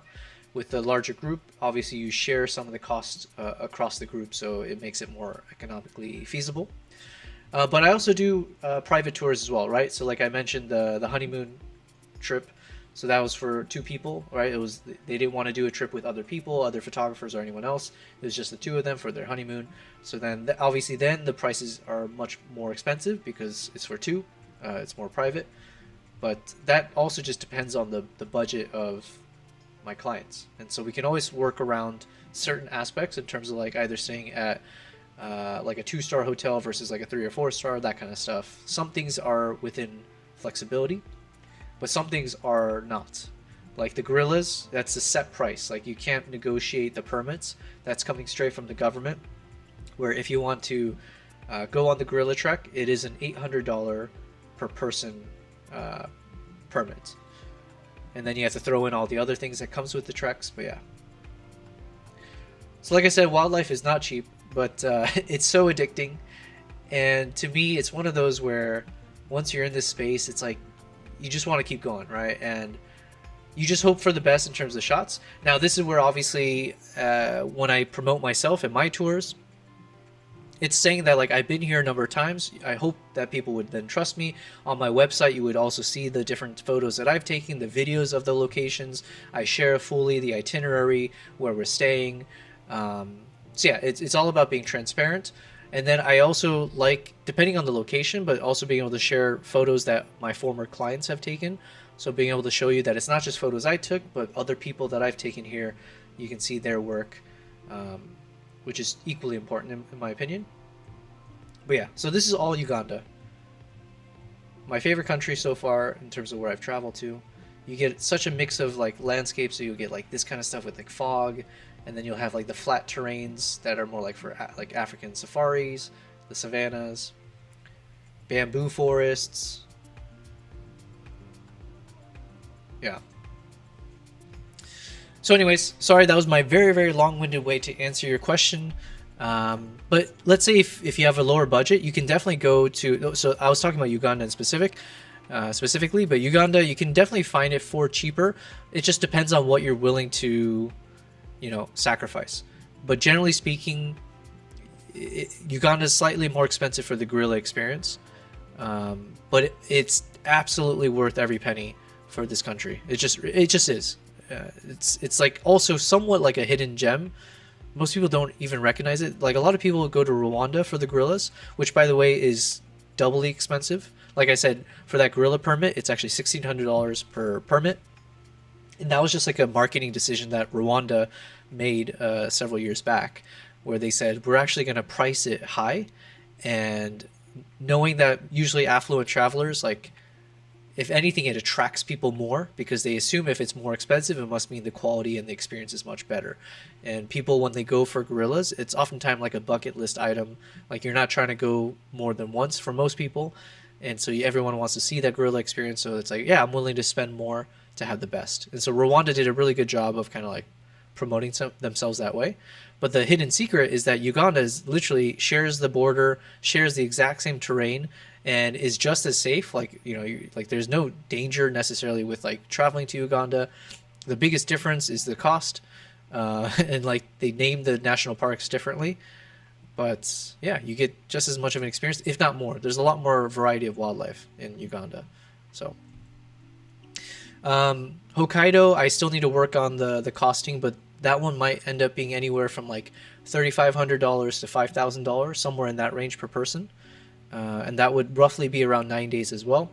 And that focus is going to be on foxes, cranes, the Izomomonga, which is that flying squirrel that I was mentioning. The Stellar Sea Eagle, I think they're one of the largest eagles in the world. This is the Izomomonga. So this is where I have that one guide in particular who knows exactly where they are. And so he knows exactly how to photograph them as well, because it's not the easiest. Obviously, we'll spend time. There's an area in Hokkaido where you can get really close to the foxes because they're accustomed to humans. And I love the squirrels, especially these types of squirrels. They're not that rare necessarily, but it's always cool to see them. They also have the Shika deer and a bunch of other wildlife, but I haven't like finished editing all the photos from that trip. But thank you very much. Thank you for asking those questions. It's always good to be able to kind of promote what I do. Hopefully that was interesting to people, but I know you guys want to see me finish this thing so we can see the final product. All right. So how can we make this work? Alright, so I want to listen to the soundtrack and see if there's a key moment where I think could work for a transition. Lucky, you're asking, do I ever get any sea animals? Not intentionally, but for instance, when I was in Hokkaido, so I took 3 clients with me. That was my first time actually in Hokkaido, though. So I'm glad that they trusted me enough to go on this trip. But we went for the Stellar Sea Eagle cruise. So there's this one area where they actually bring they have like areas where there's bait, and the sea eagles will dive into the frozen drift ice to grab the fish. So it's really good for photo practice and everything.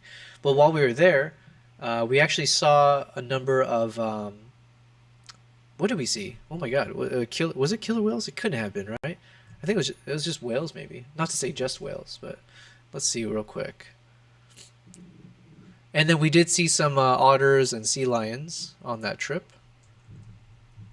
Let's see real quick. I believe I have it somewhere. So the goal with these Izomomonga is trying to capture the moment when they jump into the air. And so trying to photograph or film when it's in flight. And it's so tough. And I was like, I had so many failed attempts. Let's see if we can find. Yeah, so then we'll go out into the bay. And so there's a lot of moments to try to photograph. Yeah. Oh yeah, we did see orcas is what they say. Because I was like, I don't remember saying the word killer whale, but I guess it's because we saw orcas. So we did get a number of sightings, which we were very lucky because that wasn't necessarily the season for them. So somehow we kind of beat the season and was able to see a number of these not sea eagles, the orcas. So I actually haven't even looked at these videos in full. But we did have a few breaching moments. I do want to, in the future, I do want to dedicate time doing like underwater photography. But that is like, we just got through talking about how expensive photography is to your wallet. If you switch gears, so even if you go from portrait to wildlife or wildlife to whatever else, each time you do that switch, it's like, man, the investment is like you're starting from zero. So to do underwater, you got to have the rig to protect your camera, and that thing can cost like, I think it's like definitely thousands and thousands of dollars. And then obviously you have to know how to be comfortable underwater, so you probably have to get licenses, you have to travel to destinations where you do that, and like the scuba gear, and yeah.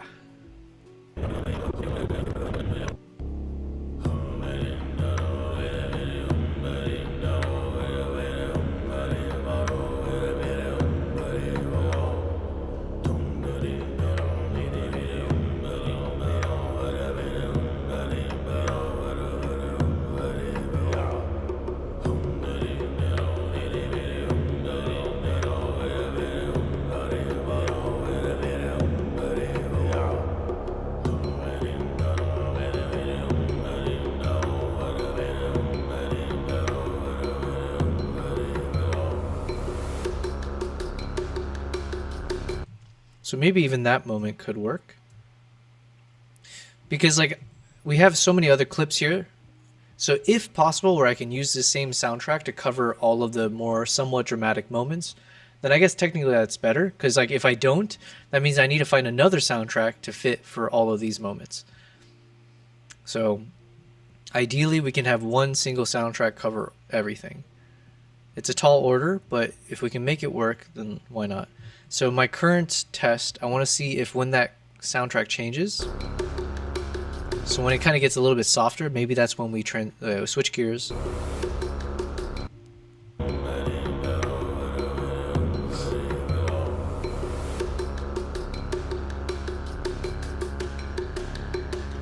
And then keep cutting. We'll do some jump cuts, get closer and closer and closer as the music builds up.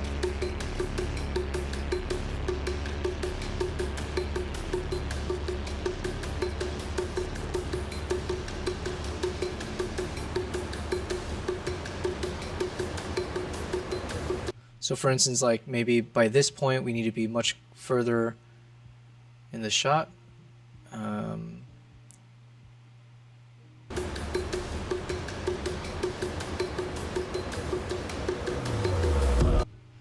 so at some point here, okay, obviously this is not the best way to do it, but I just want to test it, you know? So let's imagine this is 20% speed.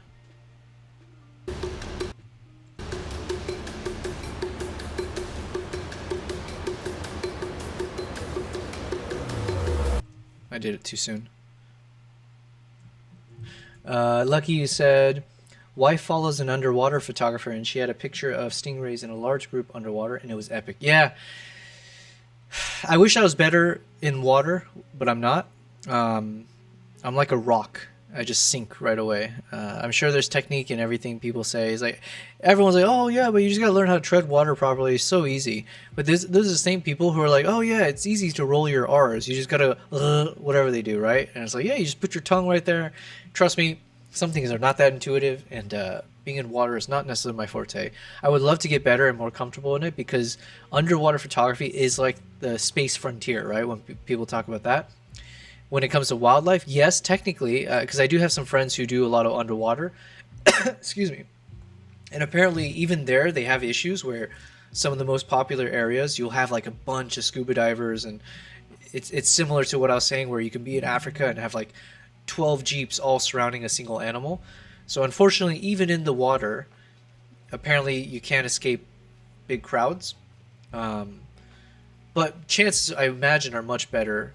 And you've got 360 degrees. You have the ability to have animals come right up to you and like much more alien in terms of what you see. Just a smaller amount of people, right? Like there's a smaller group of photographers who do underwater versus like Africa, like, you know, wildlife, like above ground wildlife photography. So you just have much more unique shots, things people have never seen before. I would love to get into that, especially as I get into film. But yeah. Between the two of y'all making her want to switch, I'm gonna be broke too. Yeah, listen.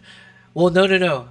Yeah, okay, I was gonna say I'm gonna be broke too, but I was like, no, I won't be broke if you guys use that money in your wallet and funnel it to me to join my tour, in which case there will be a balance restored in some ways, right? You guys leave with the epic experience, and I can continue paying for this. But yeah, no, I know what you're saying, yeah. You gotta ask for a raise from your job. You know, if you're into photography, if you have a wife in photography, you gotta work hard. Unfortunately, my corporate days are behind me, so now I gotta work hard doing streams and begging for money. All right, there we go. We got the timing. All right, we're gonna test it from here. Obviously, we have all the space.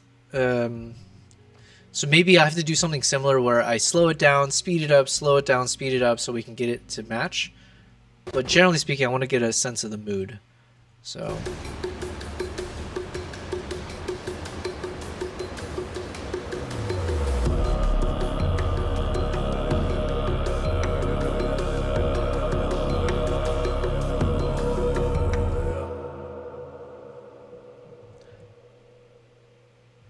It's very cool, very cool. But I want more of this to be cool. So let's see. How can we make more of it be cool? Well, we just got to figure out where's a good spot to start doing slow motion. Is it really there? Or I guess we can do some slow motion and then do fast motion again. So let me see, let me see. I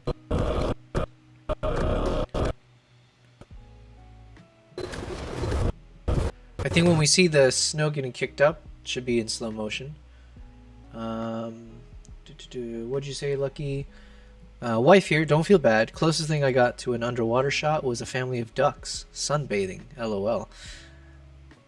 That would be a cool shot if you're able to get like a wide angle when the duck dives under to like grab. Like imagine you had some bait in front of your camera and then the duck, and you have the camera underwater, and then when the duck splashes through and you're able to get that crazy close-up shot.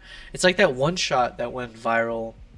Was it like a, I think it was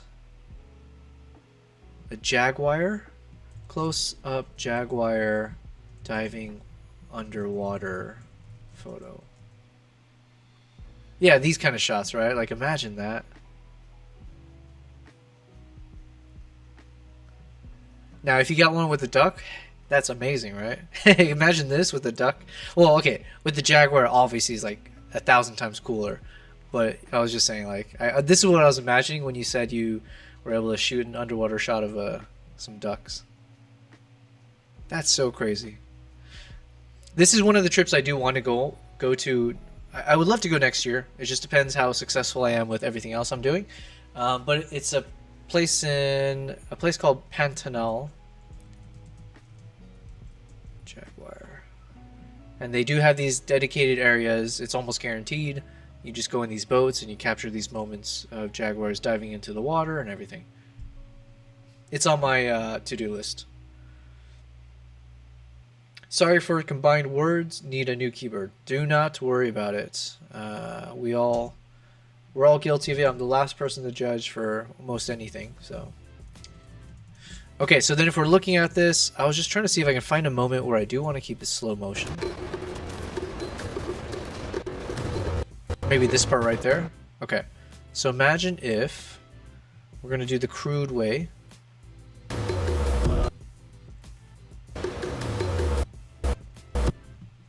So roughly here. Let's say I slow this guy to 20%.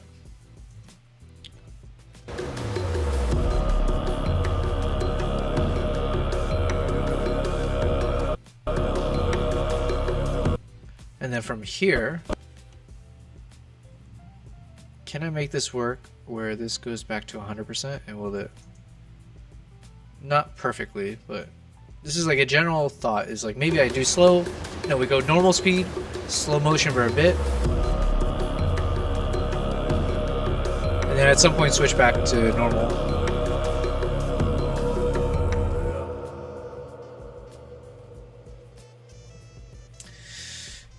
Anyways, it's a little bit tricky. We don't have a good answer yet.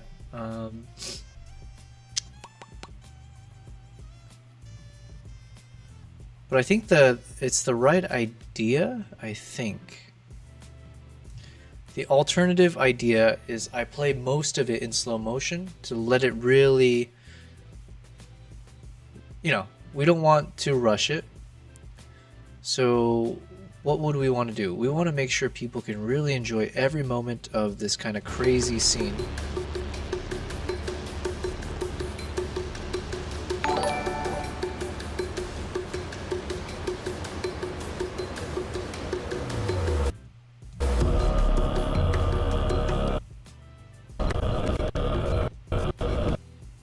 Maybe from here somewhere? Cyronius. I apologize. I shouldn't apologize more. It's like, what do you expect me to know how to pronounce everyone's usernames? But yeah, anyways, Cyron Ios, Cerrone US. Cerrone US. How's it going, Yobel? Thank you very much for following me. I appreciate it. On Twitch, yes. I'm multi-streaming on Twitch, YouTube, and Kick. This is day 13 of me streaming nonstop. Nonstop as in around 7 to 8 hours per day, roughly. And yeah, we're seeing how I am as a streamer. I've been enjoying it, by the way, and I do see a lot more room for growth. But yeah, we make mistakes here and there, including how to say people's names. Cyronius. Oh, that sounds really cool. What did I say? Whatever, it doesn't matter. Cyronius. But yeah, thank you very much. Thanks for tuning in. You're watching me basically work on my next video for my YouTube channel. So that is a general gist of what I like to share in terms of the streams. I am a full-time photographer and videographer. I do focus mostly on wildlife and just kind of like adventures. I started a YouTube about a year ago or so. And so when I'm not traveling, I'm looking to create content for my YouTube channel. And so I've been traveling for the past year and a half nonstop. I have about 12 different trips that I need to get through. That's around 100 terabytes worth of footages. So you're watching me go through one of those trips. It's a trip to Mongolia from back in Feb of last year. And we're working on the last 2 chapters of this episode. And we started 13 days ago. We set a goal to get it done in 2 weeks. I did have to push the goal a little bit. So that's what you can see on the cam here. I'm hoping I can stick to this new deadline, but yeah, we're almost at the finish line. And so if you're tuning into my stream, what you're going to get is a lot of photo talk, video talk, camera talk, travel talk, everything in between. But yeah, I'm hoping I can meet other photographers, videographers, other creatives, and what value you'll get besides the conversations is you'll get to see me actually creating a video from start to finish. So this was an empty canvas 13 days ago. We've been able to see how we started to give it some shape and make it feel more alive and cinematic. That is something I've been wanting to do, is become more of a storyteller, a filmmaker, and all of that. It's been fun with the people who have tuned in at different times, giving advice, you know, just to chat, but also just meeting other fellow photographers, videographers, and the like. So anyways, that was my very, very long-winded way of saying welcome, welcome. I appreciate you being here, Cyronius. You said, I have a Discord bot that looks for new streamers using that tag, and you showed up. Oh, damn, I didn't know that's a thing. Wow, okay. It's good to know. So those tags actually serve a purpose, and I didn't know people could use Discord bots for these kinds of things. My goodness. I should set my category to art. I don't even know how to do that. Yeah, so to be very, very candid, I am very new to this world, right? So Discord is very, very, I feel very boomer, I guess, around it, although I am a millennial. Here's my cat, by the way. So Nala has joined in. So Nala likes to join in here and there. And Kimbap also chills near me. So things are always exciting with these two. This is why you tune into the stream, is for these guys, not necessarily for me. They are cuties. This one's Nala. That one's Kimbap. She's the older sister. This is the younger brother. He's very spoiled. She's very much a diva. Set your category to art. I'm part of a community of streamers, photographers, PhotoFam. Oh, wait. PhotoFam. Is that the one with Maple Glades? I met someone on one of the first days streaming. Nala, be careful. Nala, I'm gonna kick you out. Oh, okay, well. She got her way. Sorry, Kimbap. What was I saying? Oh yeah, Maple Glades. Yeah. So Maple Glades, he's been awesome. I think he's tuned in. He's popped in every day just to say hi. Super cool guy. I very much appreciate his guidance throughout all of this. What else did you say here? Let me just catch up real quick. So set your category to art. How do I do that? I have my Discord. I did put a lot of work in today to just kind of clean up the Discord. Let me go ahead and also send a link out again, because I need to get used to doing that. So if you would like to join my Discord, I do appreciate it. We're going to keep building it out, and I'm very excited to see where we can take it. Let me just quickly read what you said. I'm part of the... Yeah, so you're part of that photo fam. That's so cool. It's so cool that he created that. Very, very thorough, too. Lucky IRL 123. I don't know why I just said your full name. Is it just me, or are all photographers cat people? Huh? I mean, aren't all people cat people? Really? Even the ones who say they aren't? How many times do you see those videos where it's like, oh, my dad said he would never want a cat, and then look at them now. And you see he's chilling with the cat. Cats are awesome. I very much am a dog person for sure, but just living circumstances, cats are much easier to deal with, especially when I travel so much. I live in Dubai. I'm originally from the States, but I've been in Dubai for a number of years now. And it's good living for these guys. They just stay indoors the whole time. Your cat Kaylee keeps you company. Ah, that's a good name, Kaylee. Yeah, cats are the best. I mean, I'm like, if I'm not traveling, I'm just at home now, and I'm in front of the computer nonstop. So it's nice to have these two kind of keeping me company, entertaining me. I apologize, I'm a bit congested. I got sick a few days ago, or I didn't get super sick, but I do have some of the symptoms, so I do need to blow my nose at some point. Yeah, Mabel Glades may have reached out to you before. He's a server owner. You can go to your Twitch dashboard. Yes. Oh, what? Dashboard.twitch.tv. Wait, you're saying I can get to my Discord from there? I kid you not, I don't know. There's so much I need to learn. No, your category on your stream. Oh, gotcha. So you're saying, yeah, actually, could you help explain that to me? And are you also a streamer? Because I would love to make sure to follow you before I forget. Okay, if I click on your name here from my stream, blah, blah, blah. Let me follow you. Perfect. Oh, I like your setup. I like how you have all this. So cool. So you're saying is just set to just chatting, you should use art. Okay. And is that just better for the discoverability and stuff too? Or I don't actually know how it works. Because for instance, Kick, because I'm multi-streaming, so I set Kick to just chatting as well because I didn't know any better, but it keeps jumping me. I think someone manually is like switching it over to video production. I didn't know if that's actually a bad thing or a good thing. But you gave me a follow on Instagram, Gal Levy Tech. Okay, perfect. Let me go ahead and see you right now. And let me make sure I'm showing the right screen here. Well, it's just, I guess if it's a close-up. Yeah, we'll just jump over to the screen. Gally Levy Tech. Gally. Perfect. Let me follow you back. Listen, man, I appreciate it. Thank you very much. Kick actually has a photography category. Well, I guess I do more video. Like, if someone were to randomly tune into my stream, majority of the time is going to be working on my video stuff. So that would be a little bit more in line with what I'm actually doing.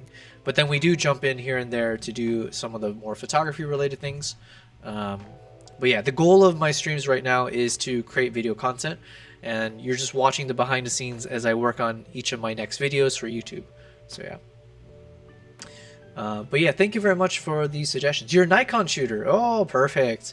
You're currently on the Z8. So right now, this camera is the Z6 III. I stand by this. I love this camera. And in some ways, I actually use it more than my flagship camera, the Z9. So I don't have the Z9 here with me, but the Z9, usually when I'm traveling, I'll carry two cameras. I'll have the Z9 for more of those kind of wildlife moments that I know I need to capture. And then separately, I've got the Z6 III, which I've been shooting for like every day in the life. It fits in my sling bag off to the side. It's the first go-to camera that I use whenever I need to capture anything on your average road trip, travels, wherever I am. Selfie shots as well now, since it has the articulating screen.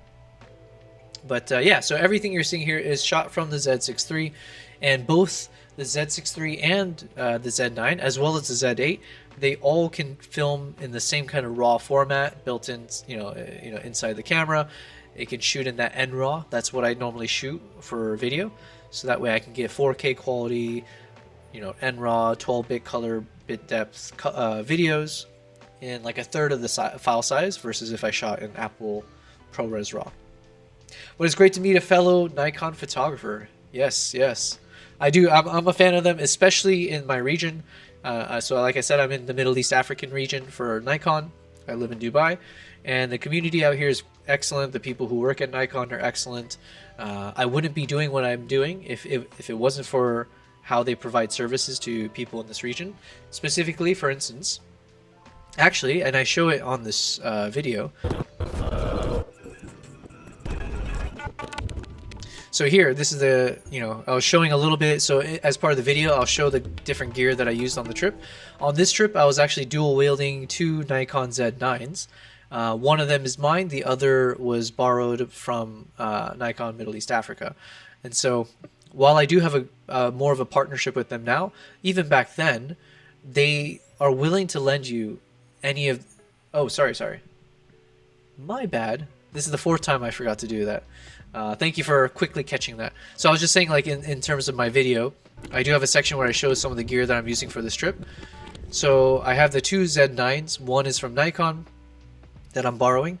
And they have this program where basically as a Nikon premium member, which basically just means if you bought any of their cameras or something, or their lenses, excuse me, they will let you, if it's available, they'll let you borrow some of their cameras, their bodies, the lenses on your trips, or just borrow it for a certain duration of time. And so long as you don't break it, you have at it. So it's a really cool kind of a system. It's a cool way of like getting people to try different camera gear before they buy it. And so that's actually how I got into wildlife photography, because they had like an organized tour that I joined, and I got to borrow was it a D6, I believe, in terms of DSLR for the action camera body, with like a 400mm lens, which obviously way out of my budget at the time for me to like dabble in wildlife. And then once I enjoyed it so much, then I eventually bought my own gear and went further down into it. So yeah, Nikon users, we are united.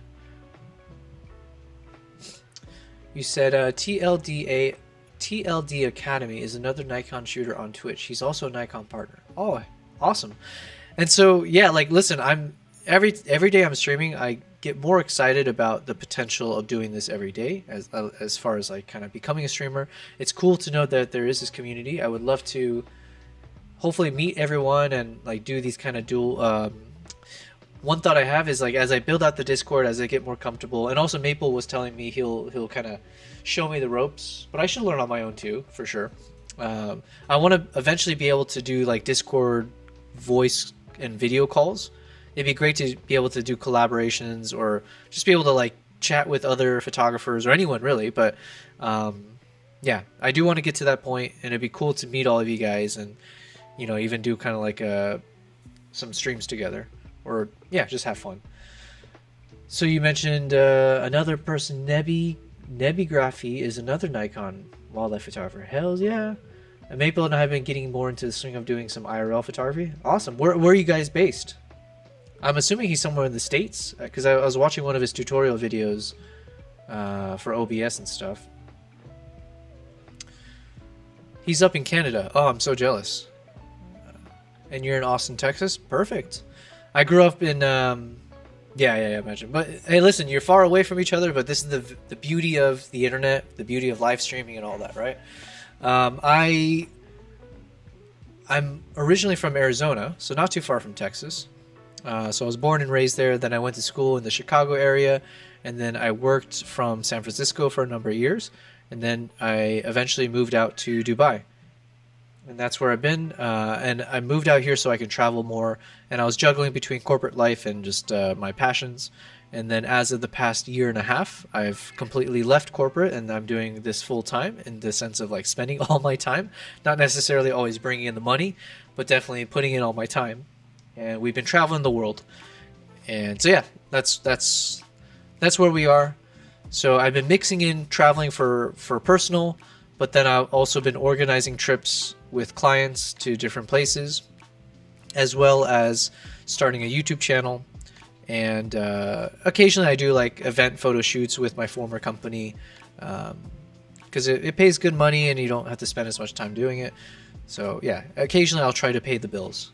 But yeah, I would love to become a full-time YouTuber, and then making live stream a big component of it.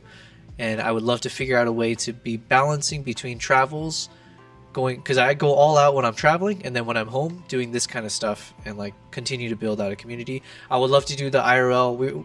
So I think before you joined, Cyronius, I was talking to a few people, I believe, but specifically I was talking to, actually, yeah, that's what. I think it was one person, but two people in one username. So Lucky IRL between the husband and the wife that was using the chat. We were talking about trying to do IRL streams, and I would love to do like TikTok lives and Instagram lives from like safaris. So like while I'm out in the wild, hopefully having good reception and being able to have people join a safari and see what it looks like and stuff like that. So yeah, those are the aspirations. I think a lot of steps before we can get there, but streaming was one of those key steps that I wanted to actually see if I can do and have the stamina for. And so far so good. So yeah.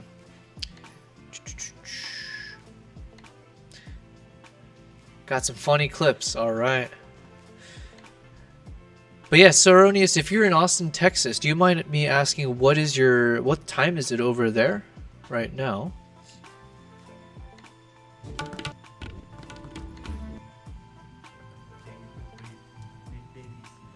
(2:37 p.m.) All right. Yeah, because that's the other thing I don't really have a good answer for. And ChatGPT was giving me a bunch of different responses, but I couldn't figure out like what is considered a good time for me to stream. Where I want a balance of obviously, hopefully English speakers, just given my limitations and what I speak, but then also trying to understand where are photography communities and videographers currently on these streaming platforms. Where is the interest in terms of like casual viewers? Yeah, so anyways, I couldn't figure it out. And then also given that I live in Dubai, trying to figure out a schedule that also works with my own lifestyle and just like not going too crazy.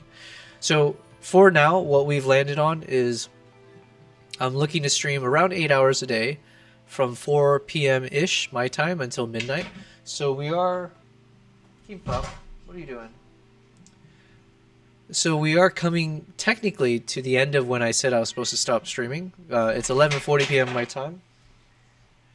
But I do feel energetic still. And I have a lot more work to do here. So we'll see how far we go. But yeah, I mean, it seems like there's more of an audience in these later hours. So it seems like maybe when the Western world wakes up, potentially, that seems to be where the viewers are. So yeah, I was just curious. Alright, so anyways, on this chapter we were saying we need some of these shots. I don't believe I can make the single soundtrack work for the entirety, unfortunately.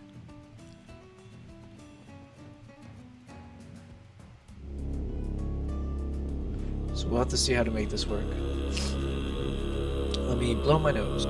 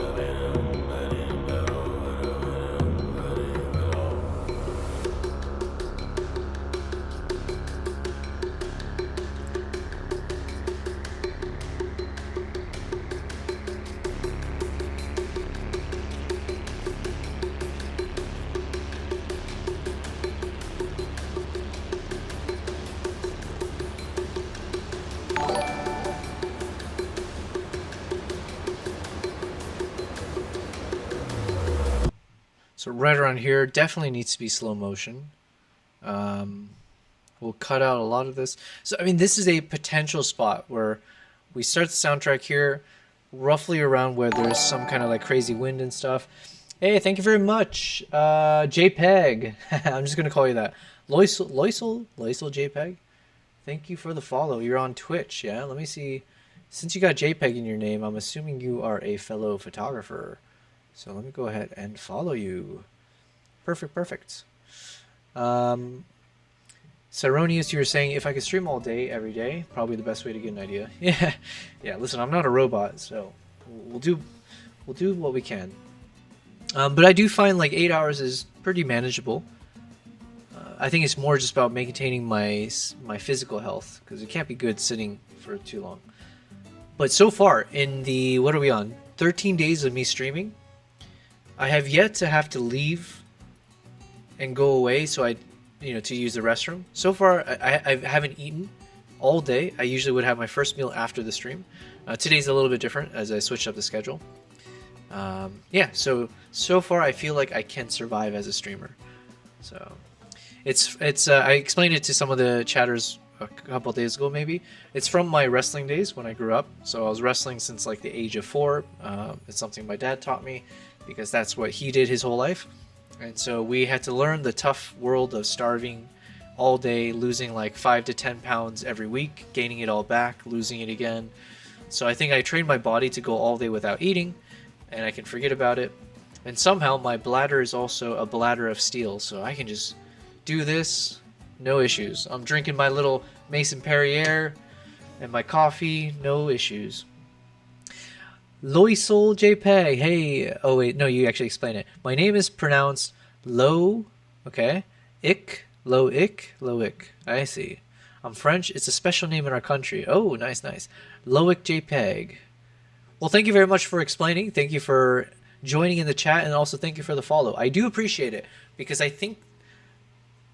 forget what the number is. You guys can probably tell me. I should look it up. I have to hit a certain number of followers to be able to get to the access new features as like an affiliate. And I do believe, I think I've unlocked all the other things. I just need to now hit the follower thing. So anyways, I would hopefully I can reach it in the next I think I need like 15 more days to do it. But yeah, so I do appreciate anyone who does follow me. It's a good milestone. Loic JPEG. I'm gonna say it so I can remember. Well, thank you very much for joining this stream, Loic. I'm based in Dubai. I've only been to France one time, and I went outside the Eiffel Tower. I didn't even go inside, but I went there to get a tattoo of my cat. So it's always going to be memorable for me. So I got one of my tattoos on my cat. This is Kimbap, which is he's right behind me. So Kimbap, this is your tattoo right here. Yeah. I think he's probably wants food. This guy is always hungry. I had to put him on a diet. So he's actually lost a lot of weight. So I am proud of him, but I got to make sure not to let him gain it back. But yeah, I love France. I would love to go back there at some point. I have a good friend of mine who lived here for a while. He's French, and I think he's from Lyon, as they pronounce it. And so he's been telling me I need to go visit sometime. And, he's telling me also about the skiing and the snowboarding that's possible in France. Sounds lovely. Beautiful country. Lucky, you said, wife here, I have a rain theme shoot today. Any creative ideas from y'all? Ooh, a rain theme shoot. Well, the first thing I would do is I would look in Pinterest, Instagram, ask ChatGPT and all that. I don't do a lot of model photography or like portraitures, but let me give it a thought in terms of a rain theme shoot. Reflections come to mind, obviously. If you can do maybe it's more just about technique. Like if you make sure you do some shots where you use a very slow shutter speed, so then the rain feels more like soft and blurry. Yeah, let me read some of the other chats as we think about it. Ceronius, awesome. What a community. I like that everyone is so communal. Leon, yeah, I want to visit. Ceronius is saying maybe some nice backlight and wet hair clothing, of course. Yeah, oh yeah, for sure. Wet. But yeah, like wet clothing. I don't know who the model is and stuff, but obviously I think it looks better on women than men, it seems. But I could be wrong. With long hair. Oh yeah, you can do one of those maybe it's like a cliche at this point, but yeah, if you get the hair flick in the rain, maybe people don't like that these days.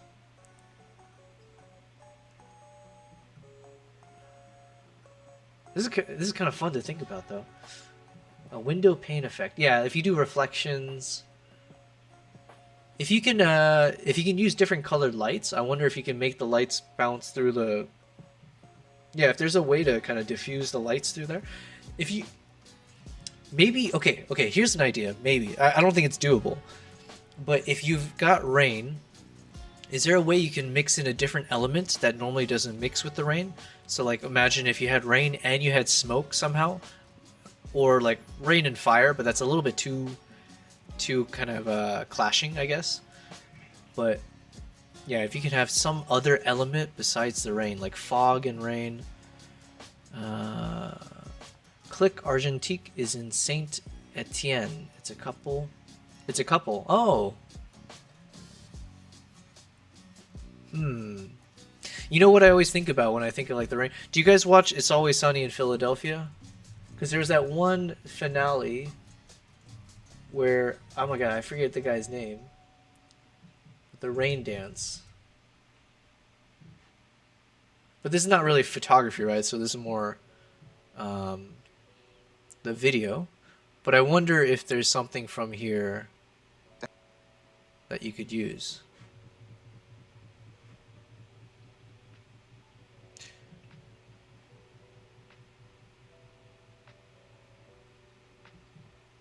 So I don't know if the guy is super jacked, but, you know... Oh, wait, I'm not showing you guys. My bad. So there's that one scene. It was like one of the finales. And, like, it's like a comedy show, but then they made it super serious for this one. Where this guy's, like, basically coming out to his dad or something. But yeah, it was like a rain... So maybe you can... I don't know if this gives any inspirations. But yeah, definitely doing some of those action shots. If they're like both kicking up the rain, I don't know again what their physique is, but there you go. So you can do yeah, you can just watch this clip to see if there's any, you know, nice moments here, because it was a couple dance, right?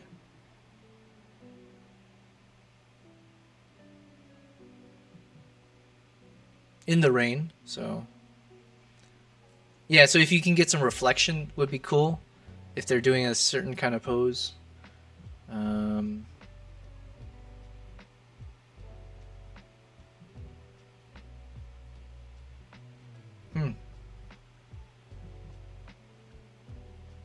Oh, you know what you can try? Okay, well, it's like with the water shot. Maybe if you can get one of them, or you take a photo of both of them in the same position, but then like you will keep your camera position the same, right? So you get like a tripod. But if you can make it so the reflection is of one of them and the other's the other, right? So if it's like the you know, like the, I don't know, husband and wife, let's say, so then you have the wife here, but her reflection is actually the shot of the husband, and you're actually able to merge it together in a nice way. So if you're able to have like a super wet area, so there's none of this kind of distractive points, but if you have full-on puddle and have them try to be in the same position, maybe even kind of mimicking what she's doing here, where, you know, she's got one arm fully outstretched, and then just have both of them repeat the same thing, and then just match the two together, right? That's a decently doable shot. You just got to make sure your camera's in the same position. You got to make sure to tell them to try to position the same way. So maybe you have to put markers, or even on your camera viewfinder, maybe you just have to like put some lines to kind of get them in the same position.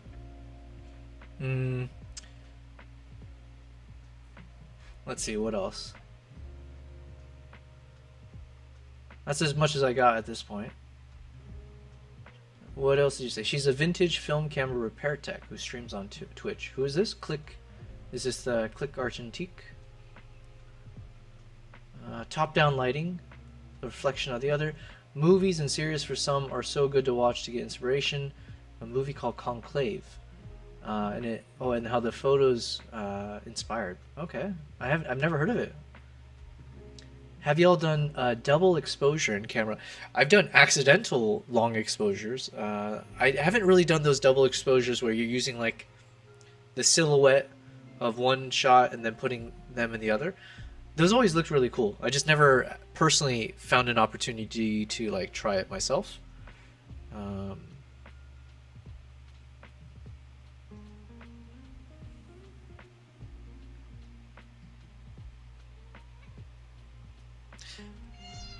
Anyways, yes.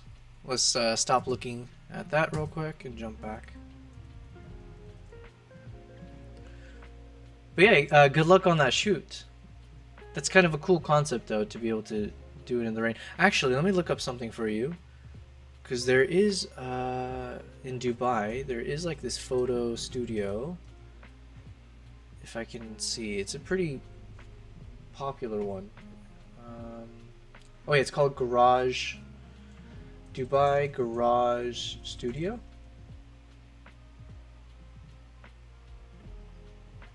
Okay, let's see if we can find it. Because I thought they had this like rain room or something. Like they do these creative things where they just like create sets. Yeah, rain room studio. Okay, here you go. All right. What is exclamation lurk? Going to lurk while I head off. Oh, is that just I got it. Well, thank you very much, Cyronius. I'm glad you were able to join in at these times. Looking forward to seeing more of you, and then yeah, we'll definitely try to do some collabs in the future. So for Lucky, let's see if we can find some good examples. Let me pop this into the chat actually, so you can always look at it later. But yeah, they actually have a rain room, so you can maybe use this. Oh, this will be nice, right? So if you can get the silhouette, raindrops everywhere, have a light source behind them. That's really nice. Yeah, oh, there we go. There's the little hair flick. You can do some hair flicks. Light source behind them. So yeah, I think if you think of a few potential techniques, so you can do like, we're going to do one with the silhouette, light source. Ooh, and then they even did the thing I was saying, like, can you add some smoke? So mixing in the water with smoke would be really cool. Action shot, so if you can get them, yeah, like doing some splash maybe. That's cool. Oh, I think this is the one, was it Cyronius or Loikel? One of you guys was mentioning like a window pane. So you can actually show the rain and like pretend like you're on the other side of it.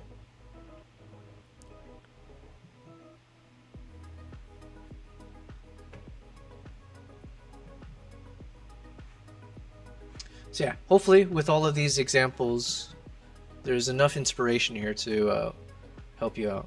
This is nice. Yeah, maybe like a top-down shot. If she's got like yeah, like one of these kind of dresses, then you can take the shot from above. But you gotta be careful of Vegas like reflection, so maybe just keep that in mind. Yeah.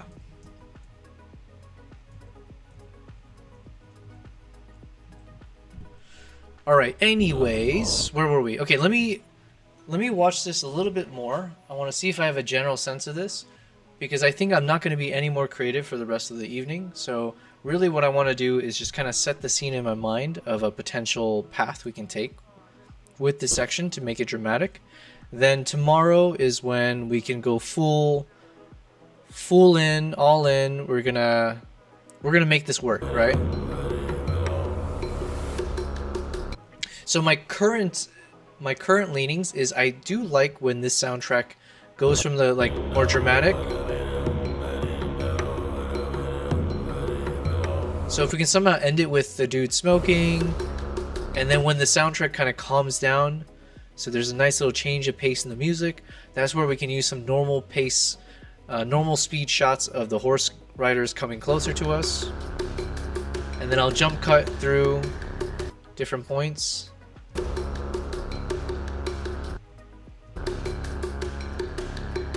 So we'll just like jump several times, and then as the soundtrack keeps picking up,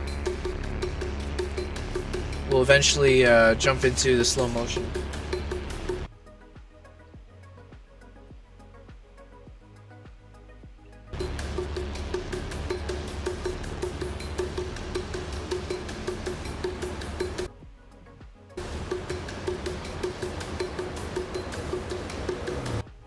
So right around here.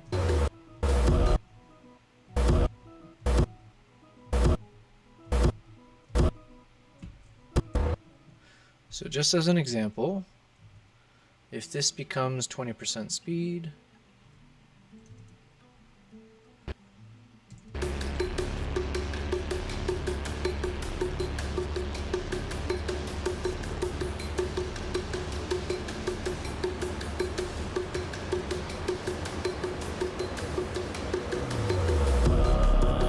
nice, I like this.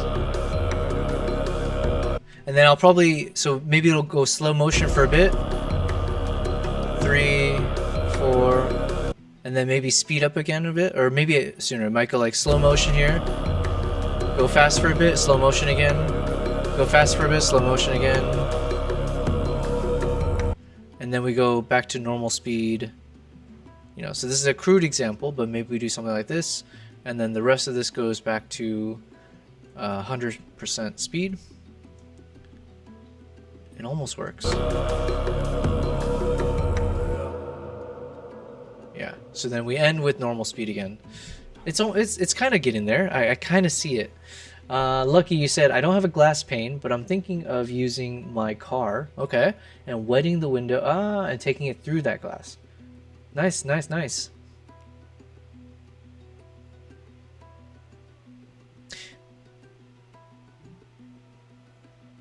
Yeah, I like it. I like it. Improvising at its best. How many times does the video? How many times is the video gonna last about? So in terms of the full video, I think it's gonna be probably 18. It's gonna be 15 to 20 minutes total. I want it to be 15, but we were saying most likely with some of the different videos I need to include, it's probably gonna be 18 minutes or so. So for instance, this is where we ended our video right here, and this is at 11 minutes and 50 seconds. This is where we actually have all of the right timing. So Loico, if you don't mind, and the rest of you, I'm gonna start the video from the very beginning. So let's show you guys, and then if you guys pay attention, or if you guys see like, you know what, this got boring here, I would love to know. If someone tells me this video section is kind of terrible, you should cut it out. I accept all critique. So let's start from the beginning, and I'll show you our episode 1 for Mongolia.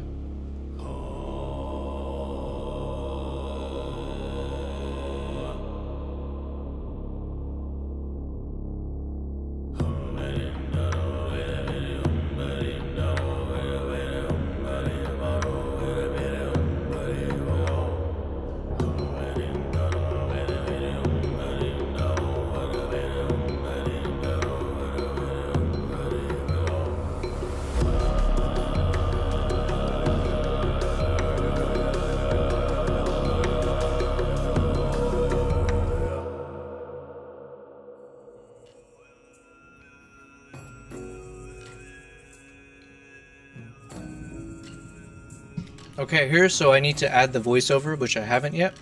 But here's where we talk about hello, hello, welcome, welcome. I'm on my next trip. We're going to Mongolia. It's going to be very fun. We're going to do these things, and I hope you join along and follow my YouTube channel, blah, blah, blah.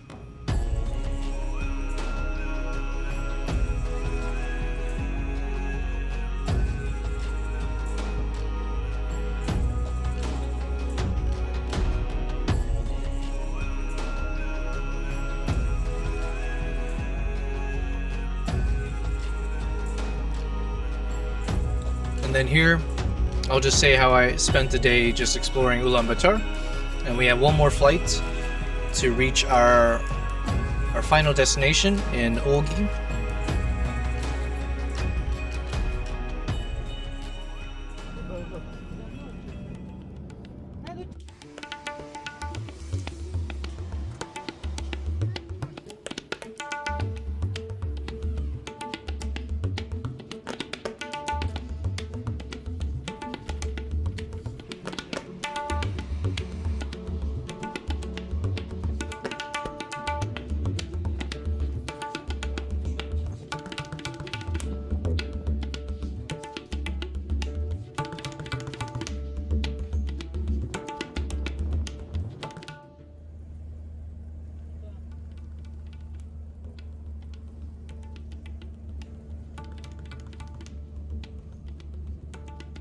So here I will introduce the crew. I'll show the camera that I'm using, the different gear, the two Nikon Z9 cameras, as well as the Zhiyun Smooth 5S gimbal with my smartphone. And we also have an Insta360 X3 camera and the GoPro so that we can capture every moment.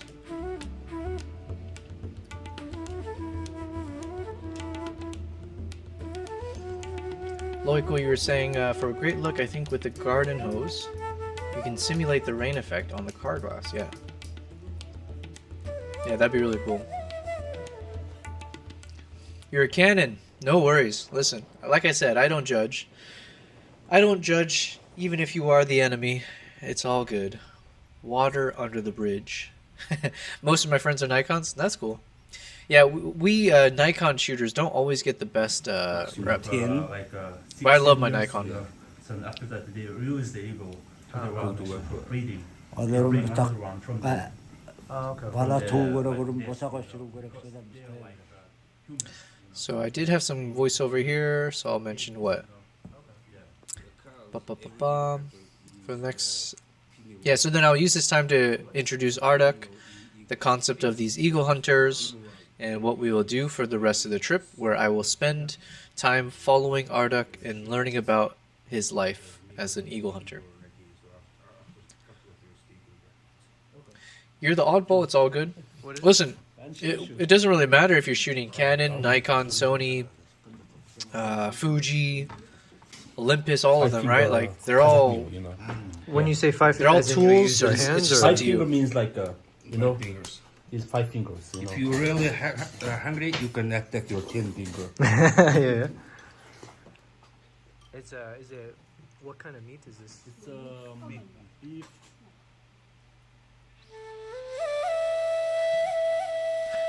So no dialogue here. We'll just let the music and everything play.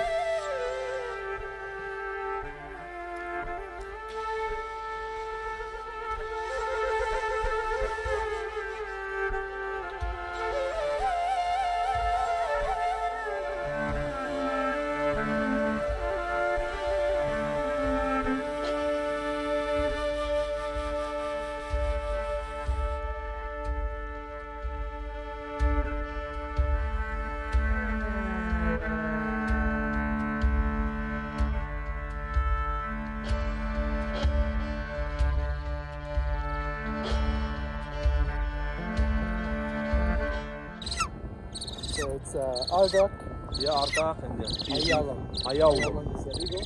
Yes. What about the horse? No, I think it's not to me. No. It's just a crazy horse. Crazy horse? Yeah. But we don't name horses. Alright, so Crazy Horse, Ayalam, and Ardak the eagle hunter.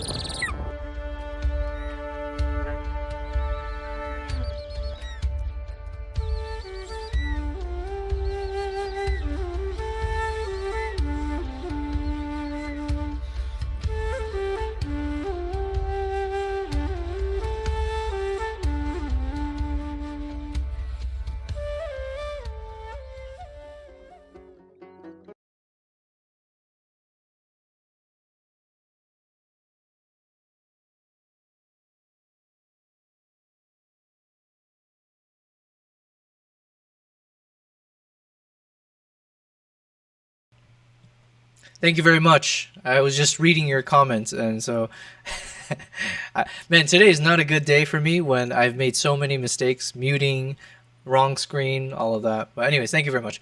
So Loico, you were saying, so Insane Gear, you have a Nikon Z52 since last Christmas. You had the Nikon D3 3100 for 10 years. Wow. But with time, you improved your level and your technology request, like the AF. Yep. Went more specific, so now you decided to switch even if your budget was low, so you got a good camera. That's wonderful. The Nikon Z52. Wait, which one is that? Let me see real quick. Nikon Z52. Oh, is this the new one that was? Oh, very nice. Nikon Z52. Let's look at this real quick. Well, hopefully you like it, yeah? It's, let's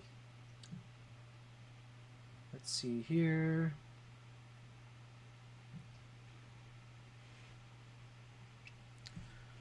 Alright, let's look at this. Nikon Z52.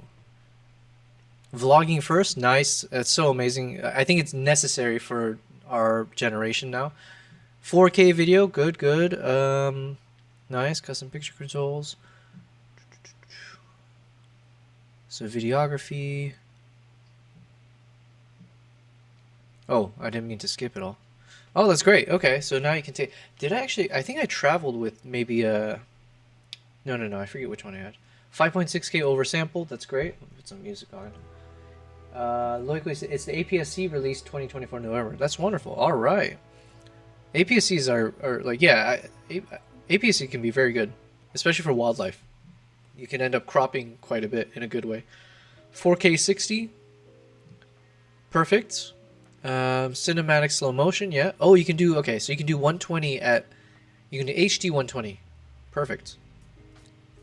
And by the way, if you film at HD 120, you can always use different programs to upscale from HD to get it to 4K.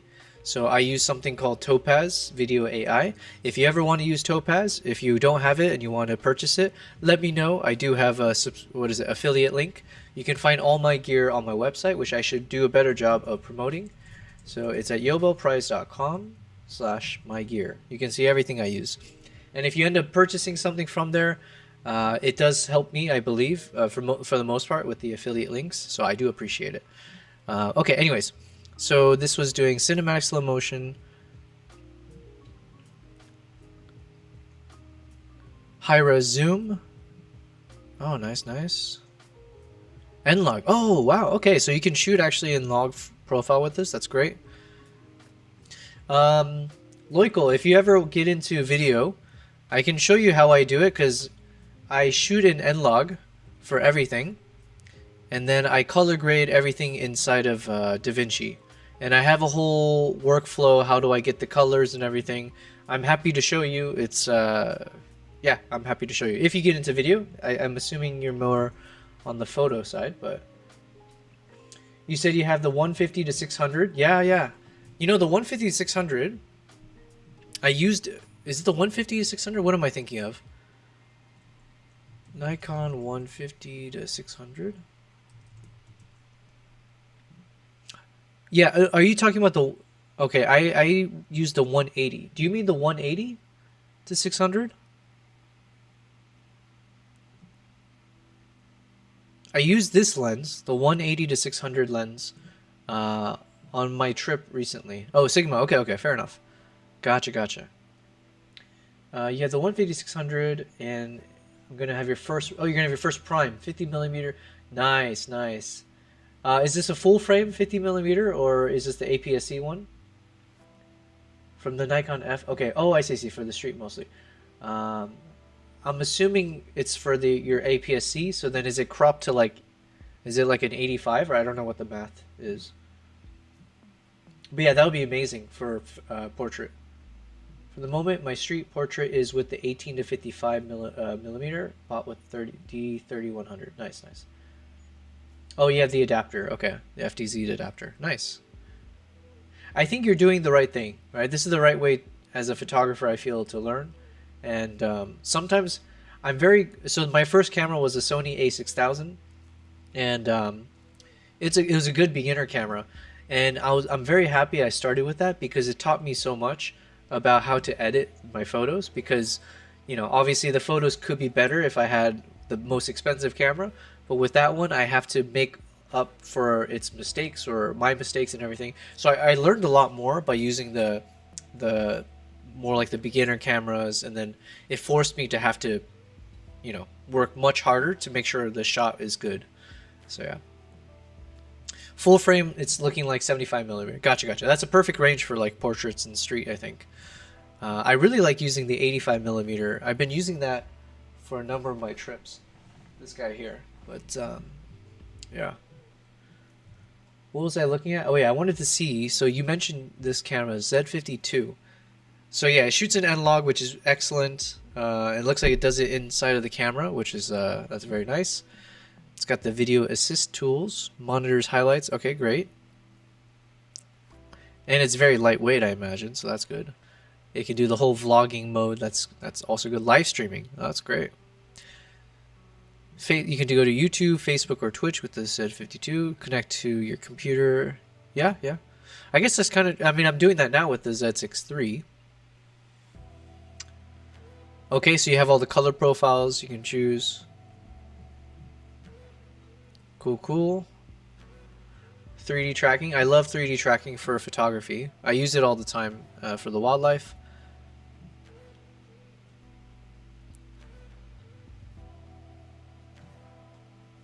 Oh, Lucky, if you're still there, I wonder if you can do a photo looking up in the rain. So like if you're down on the ground with your camera, but the problem is, yeah, so you have this, I don't know what the sky looks like, but if you can do a down shot looking up at them, that could be interesting. If you have them posing, maybe they're on each side. I don't know. Or maybe they're both hopping over. Okay, I have some other ideas, but I'll only say it if you're here, so let me keep looking for now. Pre-release capture. I do love the pre-release capture feature. I do this a lot for birding, so like for bird photography, that way you don't miss a shot.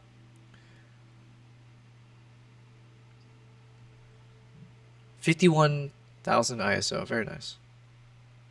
Yeah, listen, Loiko, it looks like a very, very good camera, so you've definitely made a good upgrade.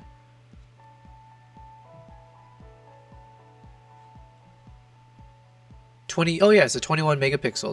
That's really good.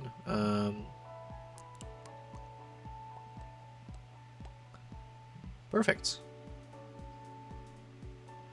All right. Well, congrats. All right. What was I doing? All right. We were just. Oh yeah, we were just reviewing the video. So where were we? We watched this. Okay, we were just here. Okay.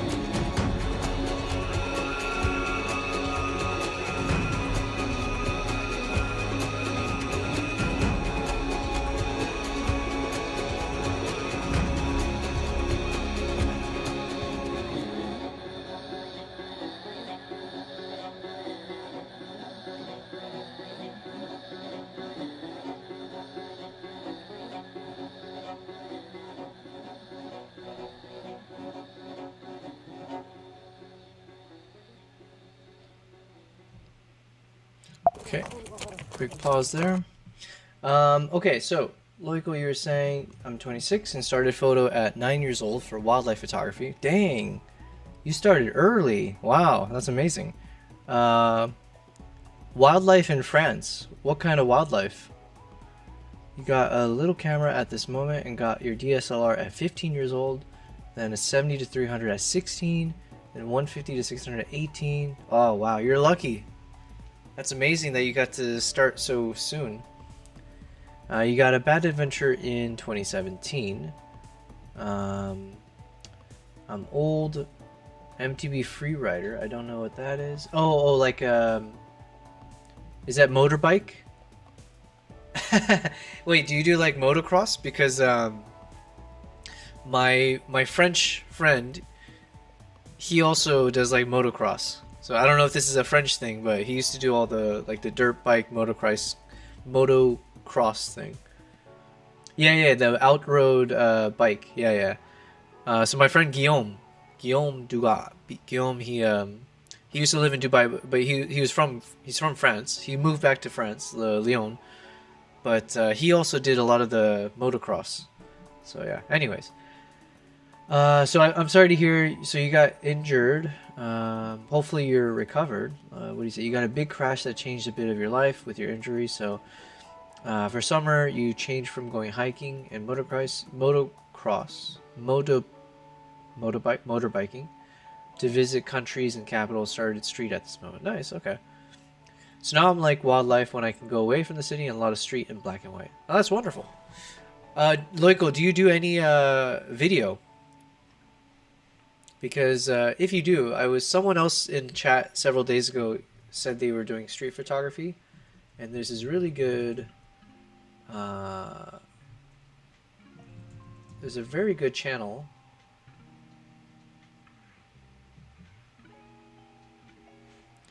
If you do like street videography, or if you want to do like video work for street stuff, Cosneo is this guy. I really love what he does.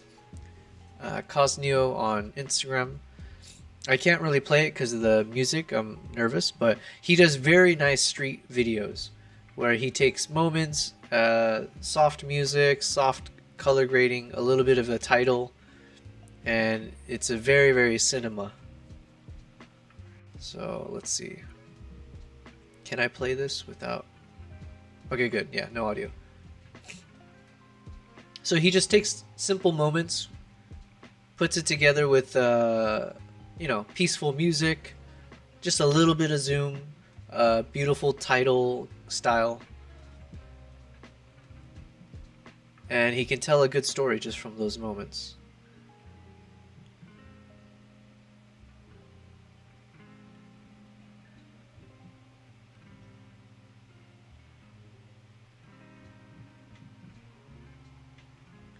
Yeah, it's very, very nice. I would love to do something like what he does, whether it's for Instagram or even now for YouTube. Like as we do these kind of long form films, I hope to be able to do that with everything. But yeah. All right, but anyways, let me continue from here. We're almost at the end. So then chapter 6. So we talk about how we end that adventure and then we decide to go out for some ice fishing.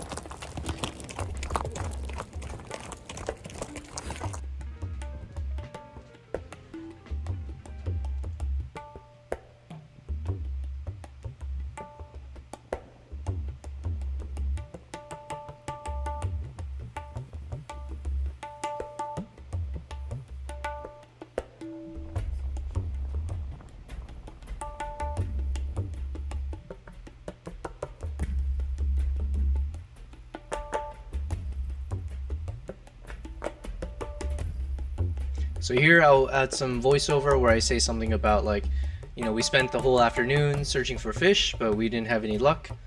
And then out of nowhere, all of a sudden, the wind started picking up, things started getting crazy, and then we were in the middle of a storm.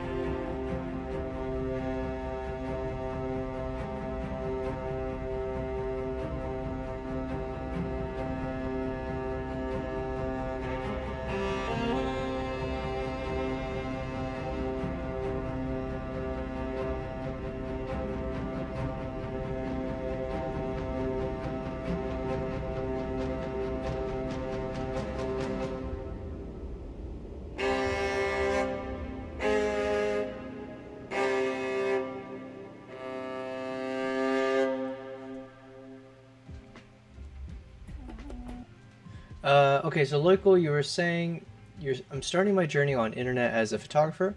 Before I was on internet only for gaming. Gotcha, gotcha. So I'm starting to follow more people, like in Street for black and white. Someone named Alan Scheller. Never heard. Yeah, I don't follow many photographers. I should, but I don't know many. Alan Scheller, and for more cinematic, I love Yushi95 and Junggraphy. I don't think I know them, no. You already follow Cosneo. You discovered him a week ago and love his work. Oh, that's perfect. Yeah, good timing. Yeah, Cosneo, like, it's so simple. It's so simple, but very creative and difficult, you know? But he found a style, and it's very unique, and it's his own. I wish I came up with it, but I will try to do the same when I do travels for, like, people in the street life, that kind of stuff. Loical, you're saying, by the way, for video, are you using an external, I don't know what that is, STAB stab, or you only use the inside STAB of the Z9? External stab. Sorry, could you explain what that is? External stab? Camera external stab? Oh, sorry, short for stabilization. Gotcha. Don't worry about it. No, it makes sense. I understand now, yeah. Because when I see stab in the US, stabbing is like with a knife when you stab someone. Okay, so do I use external stabilization or only the built-in? 99% of the time, I'm just holding the camera, or I have a gimbal, like what do they call it? I'll show you. Because when I travel, it's too challenging, right, for me to carry a, you know, I have a gimbal here, but it's too heavy. It takes too much time. It's too much, right? So when you're traveling, you have to be fast. You have to just be ready. So yeah. It doesn't work for me. But I'll show you in terms of my gear. So I'll use this thing, the Katana gimbal head. So for the heavy camera, when I have the big lens, I have one of these. I don't know if it's the same one. Yeah, it's the same one, yeah. So then this is for my heavy lens, so I can put the big 400mm, 600mm, 800mm. I can put it on this gimbal head, so when I'm doing photo, video, I can move it easily with motion. Yeah, it's not cheap, not cheap. I just use I use the Peak Design, even for the heavy camera, it's fine. Their carbon fiber tripod. I do have I'll have like the rigs, so that helps sometimes for stabilization when I'm doing some filming. But yeah, really it's handhold.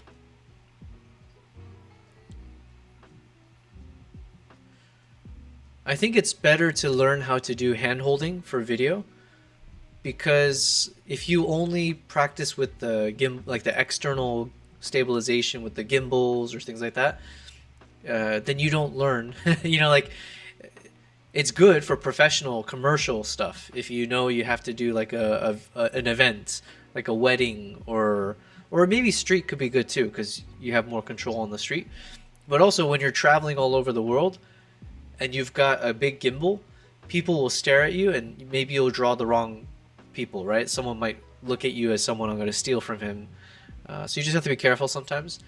If you can learn to be very careful with the camera holding it, the technology is great. So what I'm using right now, DaVinci, let me see if I can show an example. Let's find example.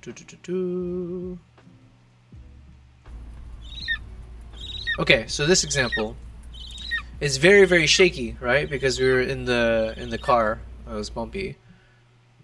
But let's see. I can stabilize, and we'll try a little bit and see what happens.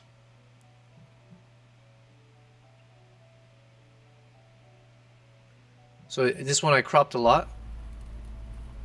But now it's like you'll have a lot more stable moment. Yeah, so here now it's much more stable, alright? It's like a baby. So the software is very good. So here now it's very stable. I can use this for the video. So yeah, just to show again, compared to when I have no stabilization. Now we're shaking, jumping around, boom, boom, boom. So yeah, sometimes I find that it's okay not to use an external like a stabilizer, whatever it is. Just hold it with your hand. Try to be careful, but even if it's shaking, the computer can usually remove the shake. Not always perfectly, but good enough. So, you know. Alright, so then, where was the last thing we need to show? So this is where we ended.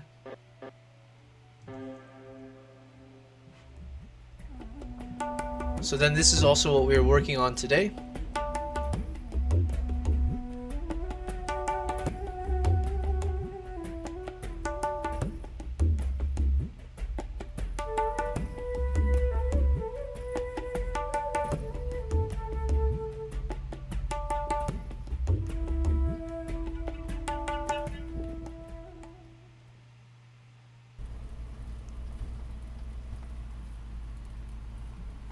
Alright, so then we need to finish chapter 7.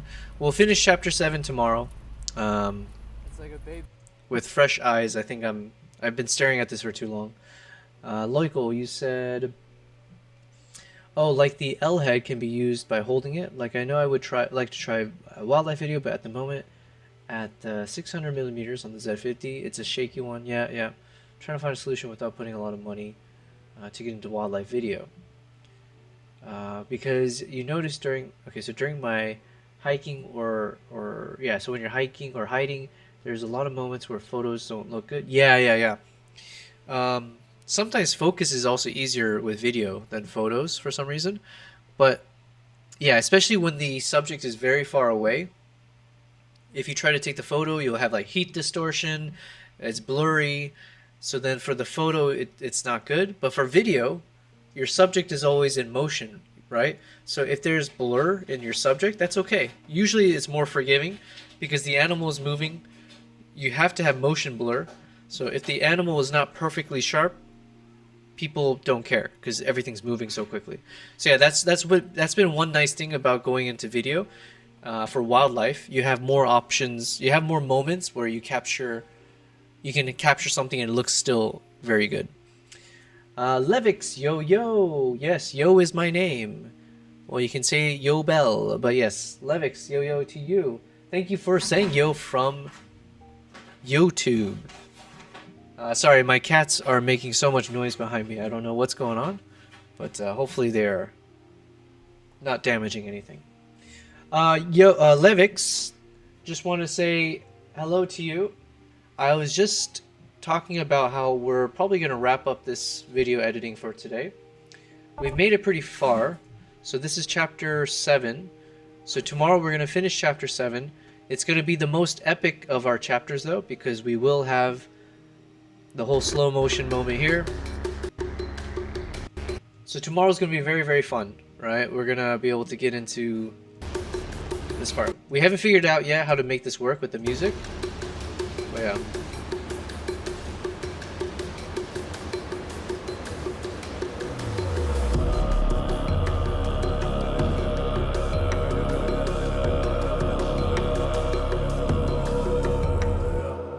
So yeah, we'll make it work. We'll make it work tomorrow. But I think I've been spending too much time looking at this. I need to take a break, and then we'll solve the answer tomorrow. What's up, Belle? How you doing? I'm doing well. We are now past the 8-hour mark of us streaming here. Just a quick thing, Levi, I'll mention is, so this is day 13 for me as a live streamer, and it's been fun. So far I've realized I can keep doing this, so we will continue doing this.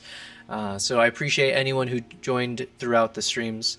What else to say?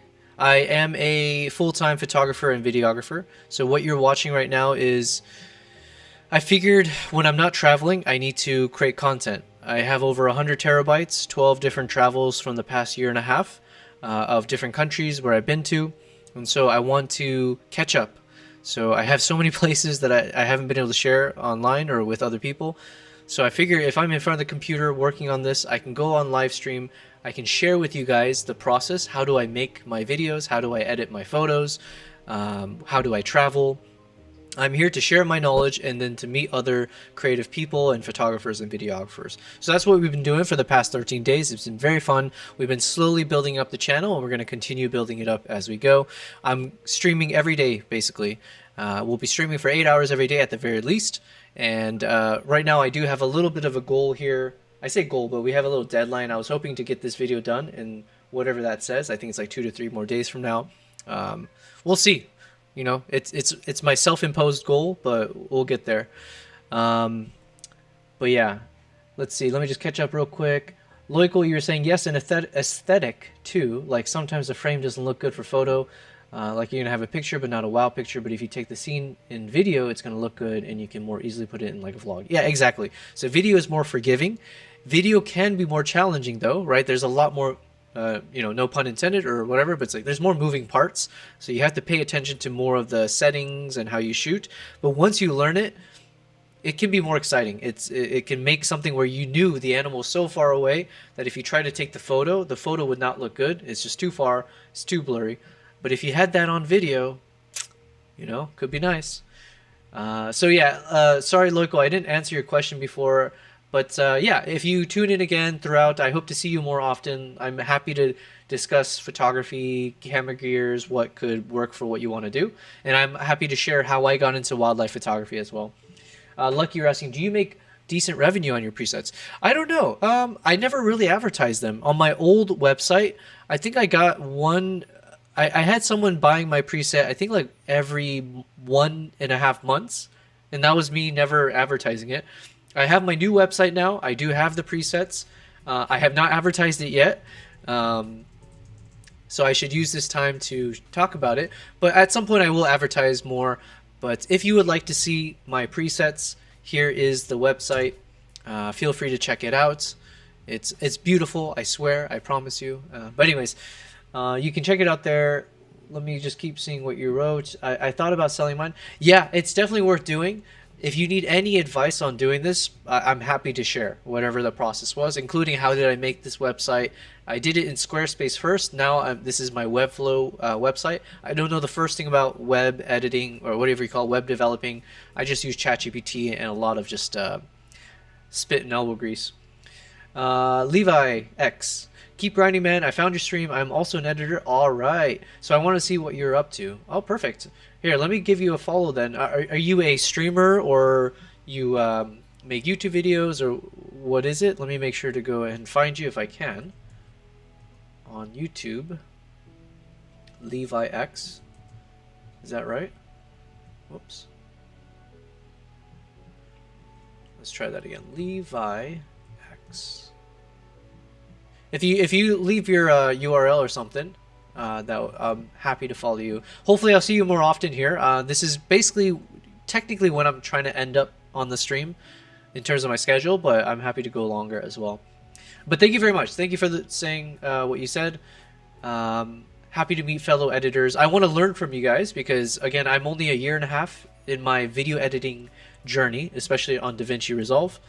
It's been awesome in learning with you. I'll be creating my Twitch soon. All right. Wait, is this the husband or the wife, Lucky? But either way... Oh, wait, no, this must be the wife. You must be the wife. Because I think he said he has a Twitch already or something. But yeah, it would be great to have you here. As I'm learning every day, there is a decent size photography community on Twitch. Hopefully on Kick and YouTube as well, as we're seeing Levi on YouTube. So I would love to continue to meet you guys and yeah, build out the community. We'll be watching out for that sub button to come. Oh yeah, that's what it is. Okay, I need the ability to have. Is that where the money comes from? Is you have a sub button? Is that what it is? Either way, yes. I need to start making money from doing these streams somehow. So yeah, I appreciate everyone though. It's been very, very fun in terms of the past couple weeks of doing this. I do plan to do this all the time. It's been exciting. I have the energy for it. Loico, you said yes, I'm going to come here often. Like Twitch is my main platform, so platform. I pass time on it when I'm home, so you're going to see me here more often. Yes, perfect. Oh yeah, I'll take this moment again, just one more time, as I'm learning how to use Discord more and more. I do encourage you guys to join my Discord. I've spent the whole day talking to ChatGPT to figure out how to use Discord, and I'm hoping my brain will also pick up some of the other things that should be common sense. But we will make a community out of Discord. We will use it to share photos and videos. I would love to have you guys dial in for like call-ins during the streams, off streams, everything. So we'll learn from each other. If you have questions about camera gear, yeah, well, that's what the community's for through Discord. Levi said I upload mostly Squid Game edits. Oh, whoa! I didn't know that was a thing. Nice. I just finished watching the is it season 3? I should pop up directly. Oh wait, that was you then. Okay, sorry, I didn't click on it. I'll make sure to click it. Yeah, that's the wife. Cyronius, welcome back. Welcome back. Lucky, yes. And making affiliate is a lot easier. Oh, I see. The sub, is that the one that's called partner? Okay, so I think I'm closer to the affiliate because I think I've hit the other things, but I need to have a certain number of followers to hit affiliate. But listen, it's all in the name of progress and journey. I'm not necessarily that worried about how long it takes. I do believe this has been fun, and I do think I can continue doing this. So eventually we'll get there. So Cyronius, you said, I would love to walk you through the feature sometimes. Yes, please. Think of me like a child learning how to walk for the first time. A toddler learning how to walk for the first time. All of this is very, very brand spanking new, and I am hoping that at some point I'll be able to take several steps forward without falling or shitting in my diapers, and you guys will applaud me for it. So, Loico, you said you joined it? Hell, oh, perfect. Thank you very much. I will, yeah, after this stream, I might pass out because it is past midnight, but I will make sure to keep the energy level exciting there, and we'll share photos and videos. On my streams, I also spend time editing photos and videos. We haven't edited photos in the past few days, but we'll make sure to share it in there as well. Cyronis, you admin a few Discord servers. Ooh, okay. I would love your help. I know there's a few other people who also, you know, provided their support, so I do appreciate all of that. Any chance you guys can help me or be a part of the Discord or help me figure that out, more power to all of us, but I do thank you. All right, you joined the Discord? Yes, thank you very much. Apparently, just by asking, you can receive. I need to be more mindful of this. So the next thing I'll ask, I won't ask you guys, but I'll have to be like, I need money. I need a lot of money. There's a tip button over there. I'll leave it to you how much to tip me. I'll start doing that, but not to you guys. I respect you guys too much. So affiliate gives you options of subs and partner. Oh, sorry, I didn't read that right. Affiliate gives you option of subs, and partner gives you more option, but it's more about more emotes for your channel, and later you get the 70-30 split. You gain 70% of the price of sub for each. I see. Okay, so basically you get everything in subs, but partner gives you just a better cut, essentially. Okay, I think that makes sense. But like we said, we're trying all of them. So I am streaming from YouTube. Okay, on YouTube. My God, my cats are going wild. It's like past midnight, and this is when I need to sleep, and they're throwing a party behind me. Yeah, so YouTube, thankfully, I am already monetized, and that is my biggest goal, is to continue growing that YouTube channel for these kind of long-form videos. I believe on there I do have the ability now that there is a tiered structure, so people can subscribe to different tiers. But I think Twitch and Kick, I'm very far away from that. But eventually we will get there. But yeah, that's for day, we'll call it like day 270. Well, hopefully more like day 27. We'll keep up. We'll keep up the energy. We'll meet more people. All right, I'm kind of losing my mind a bit, so I am rambling more than often, and I need to have my dinner, possibly. Yeah. So I'm out of words, guys. I appreciate it. We made it past 8 hours. I think this might be the longest stream I've done, if I have my timings. I started at 4 p.m. and now we are at almost 1 a.m. So I do think this timing is quite good. So we'll keep this up. Thank you guys for joining the stream. Thank you for joining the Discord and just being lovely people and, you know, making this very positive. I appreciate it. And I will see you guys at different times tomorrow, but I will definitely see you guys. Thank you. Good night, good afternoon, good